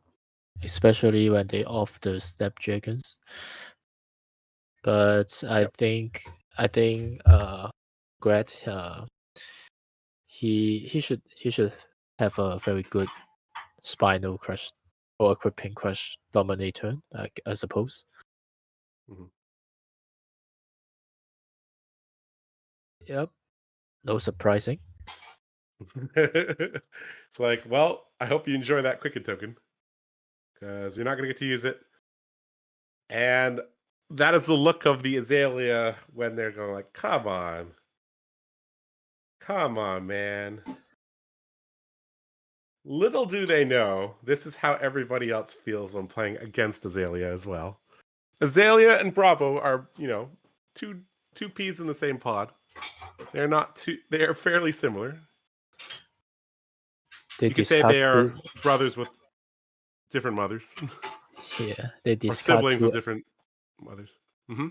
They discard 2 arrows. I think it's a good sign for the Azalea, because he can still use his Azalea ability to find arrows, unless he has 0 arrows, and then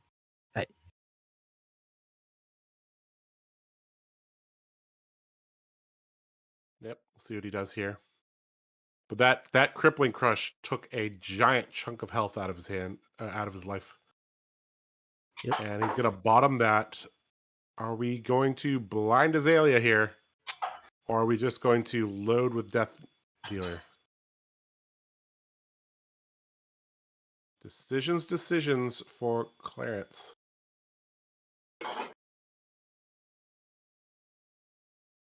And his flag has changed to Singapore, so we said he was from Malaysia. My bad. I guess he's from Singapore. All right. Coming across for 7 here. 7, go again. Was that is that an E-strike? E-strike draw? No, it's just E-strike power. Yeah, it's just a E-strike power. Waste the Quicken token, but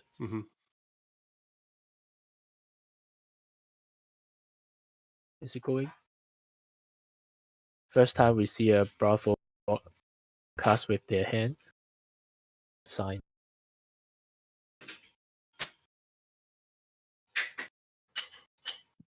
Looks like a little bit of blocking going to be what the doctor ordered here. Yep. 𝐁𝐚𝐭𝐥𝐞 going to drop to 29. Still has a very nice, healthy life lead. Going to make a Seismic Surge token, pitching the Tear Asunder. And Spinal Crush for 9. No Dominate on this, but still basically saying 2 cards, or it's going to be the end of your turn very, very, very quickly. All right, people from chat correcting me. He is from Malaysia. Okay. There we go. Flag has been changed back to Malaysia.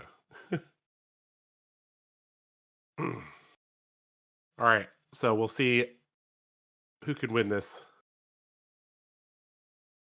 Whether 𝐁𝐴𝐴 will defend the Bangkok, Thailand trophy,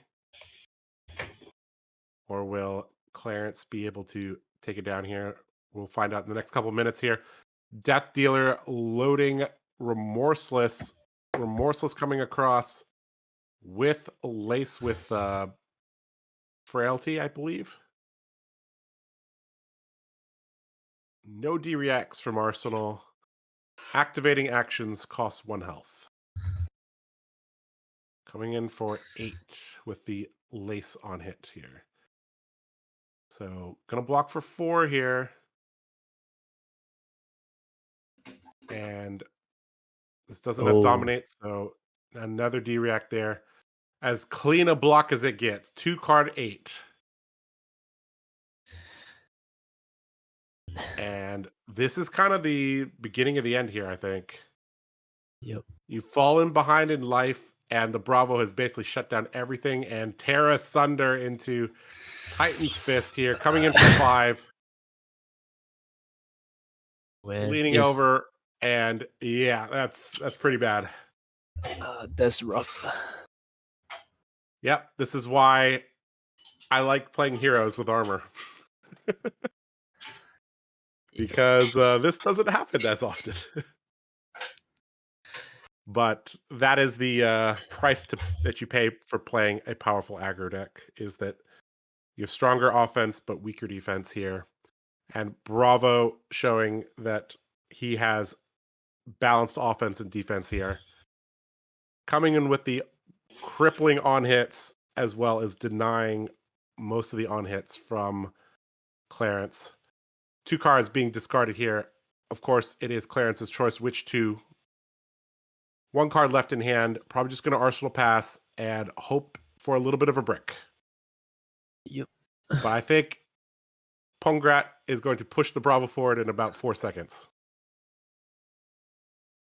1, 2, 3, 4. Oh. Nope. Sorry. Oh. Surge to push the Bravo forward. My bad. He has a rhythm. And it's okay. Crush the Week, I believe. Is that Crush the Week? Yep. The only time that's the hit effect doesn't matter is this time. I think the list that 𝐁𝐴𝐴 play, he did not play a single pummel. It seems like. I mean, who needs pummel when you have Dominate and you're just beating down decks without armor? Yeah. Okay, Sink Below here gonna deny the Crush effect, although the Crush effect was not really relevant because the only 3-power arrow, maybe Falcon Wing, if they're playing Falcon Wing, probably not. Bolt and Shot, I guess, would be relevant. Yeah. Yellow Boltons. But most of the arrows for Azalea are coming in for a larger amount. And so this could be the turn where we see Clarence kind of get back into the game here. Lace with Blood Rot from Arsenal here. Gonna load with the Death Dealer here. An Infecting Shot here. Gonna draw a card. Got 2 resources floating here.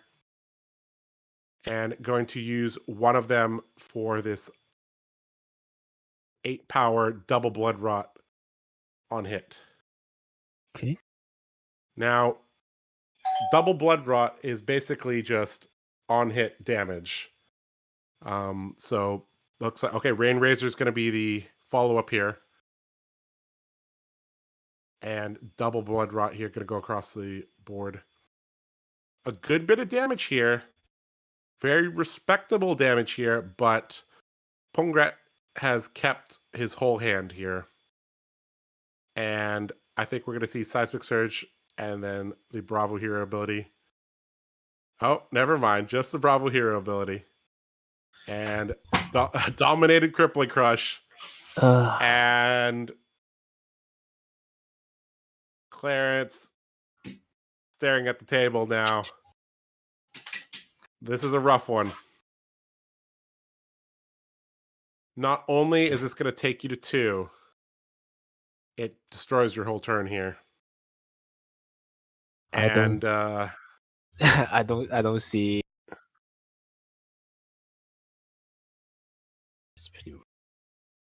You don't see what? I don't see. I don't see any chance that bad for this. Yeah. Because of Bravo is a brew heavy deck, so he's very hard very for unlikely for him to brick. Yep, exactly.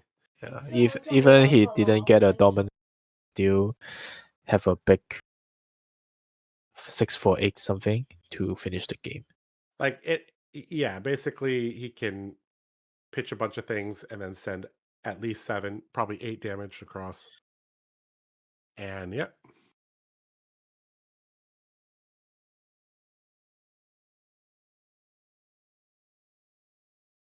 Kaiser asks, why are other player Bravo's hands 4 blues and then tear asunder and 1 red, 3 blue? Well, you see, this Bravo is built differently. He believes in the heart of the cards. And it's going to reward him. Also, he is defending home territory. So, there's also that extra motivation. All right. Azalea drops to 5 here.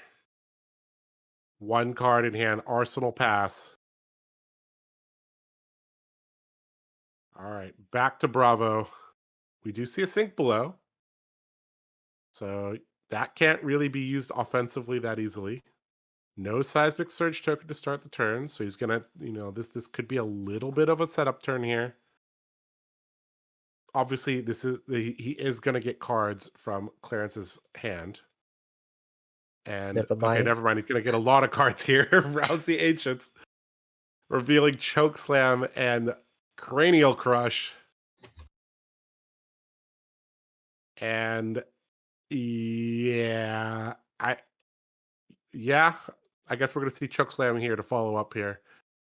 Lots of damage here. It just whipped the whole hand. Yep. For the Curious You just got to block here, Azalea, and pray. In fact, if you have a Sigil of Solace in hand, which I think you do, you're just going to have to, use it here and then be able to block on the second one a little bit. Actually, doesn't really matter, but you're going to have to, at least you'll get to play it out. Just put it that way.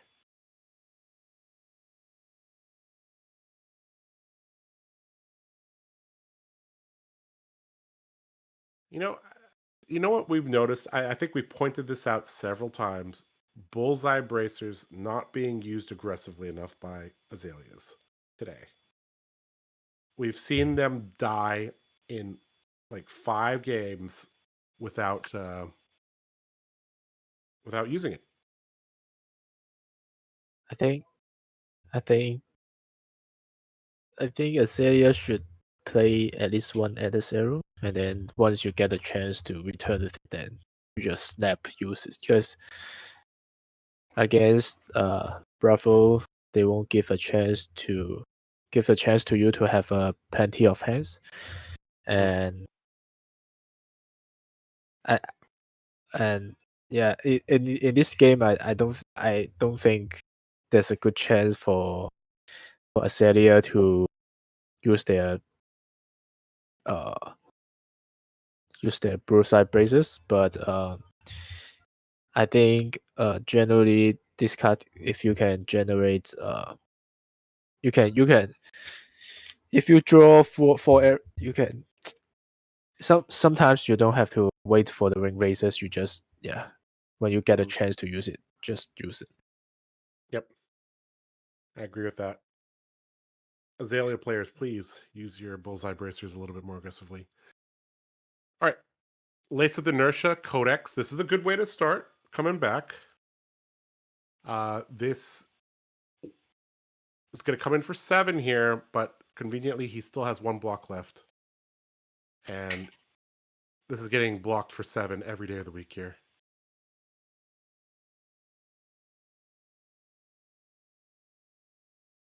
I don't know. It doesn't have gold again, so. Oh, that is true. Yep, there's no Snapdragon threat here. You're right. No sync on the sink below. That is the writing on the wall.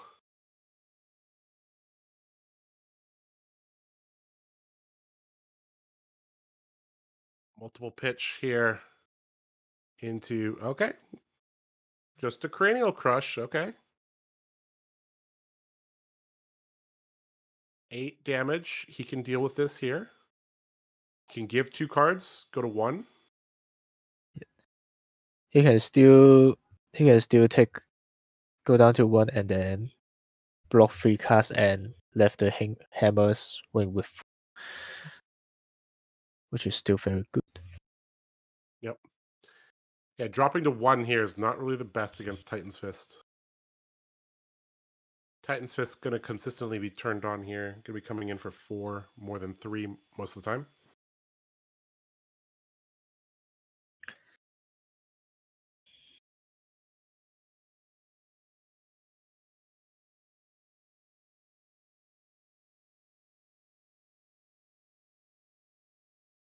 And so at this point, Clarence, just looking at his cards, he's going to get to keep 2 of them or 1 of them, depending on how much damage he wants to take here. He's gonna need a Bullseye Bracers activation here to get the life totals remotely close here. 3 cards going to be deployed here. Taking 1, that's all 2 blocks there. Or sorry, there was a 2 blocks there. So blocking for 7, taking 1. 1 card in arsenal, 1 card in hand. And pre-med into Bullseye Bolt and Shot here. Coming in for 8 here. On hit reload. Yeah, I think No cards to this, reload. Yeah. On in hit this ponder. situation, you just take all and then dominate to finish the game. Yep. He could ponder into a D-react, right? That is a possibility, right? Yeah. He need to ponder into sync. Let's see if he does. Which I hope so, because this makes the game much. Yep. And I wouldn't have even looked at the card. That's cursing it. I would just play it blindly from Arsenal if I can. All right, Seismic Surge here. Bravo activation, and this could be the end of the game here. Oh. And a Crater Fist activation. Oh my god, what a baller. Is this enough damage here? Is that Cranial Crush? I think it is. But a lot of the Bravo cards do look the same. Oh, look at that. he's still looking for the sigil. There we go. GG. Congratulations to 𝐁𝐚𝐭𝐥𝐞. He is your battle-hardened Bangkok 2023 champion. Well-deserved there. Bravo. Taking him all the way there. Beating a Levia and then 2 Azaleas back-to-back. Showing us the strength of Bravo. Showing us the stability of Bravo. Showing us just what that hero can do. Congratulations to him. Congratulations to 𝐁𝐭𝐥𝐞. Good finals there. Good demonstration of disciplined play, knowing when to block, when to attack. That is the interesting part of Bravo, is knowing, how to act like a mid-range deck, knowing when to attack, when to defend. Congratulations to him. I think he played very, very well. He also, came in 6th seed here, so that means he was 5-1 in Swiss. So overall, 8-1 for him on the day. Not bad. Taking home a PTI, some cash, a gold foil, and glory for himself and for the Land of Smiles, Thailand. Good try, though, from the rest of the top 8. Clarence, fought his way very, very valiantly against 1st seed, and then he took down another 𝐁𝐚𝐭𝐥𝐞 in the semifinals there. So well played to him. I believe at Battle Hardens, the top 2 get a PTI, so he'll also walk away with a PTI. But yeah. So thoughts on the event, Alan? First of all, congrats to the champions. Not only he drew well, he also played patiently. He knows how to use his armor, and I think most of the time he make the fewer mistake than others people, and also.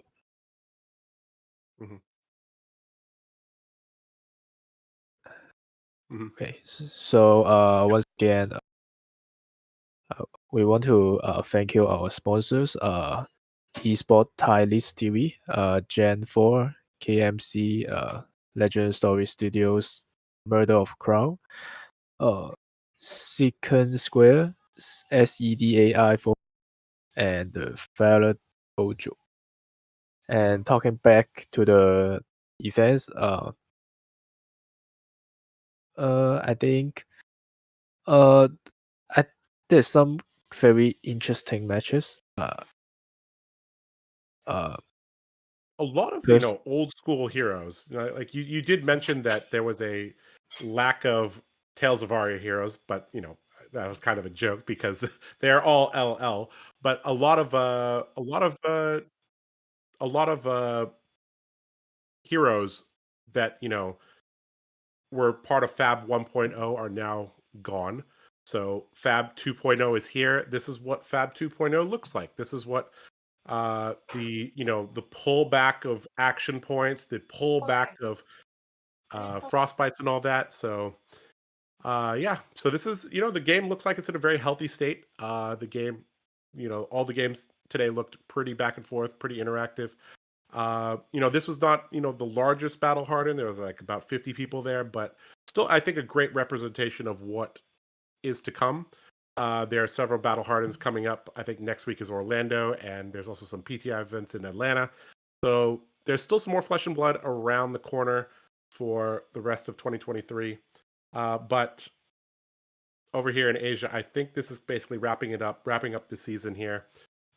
Once again, congratulations to 𝐺𝐵𝐺 taking it down with Bravo. All right. This has been Josh Lau and my good friend, brother from another mother, Alan Lau. Thank you for joining us today, and we hope that you guys have a good evening, good morning, good afternoon, wherever you guys are. We'll see you guys later. Take care.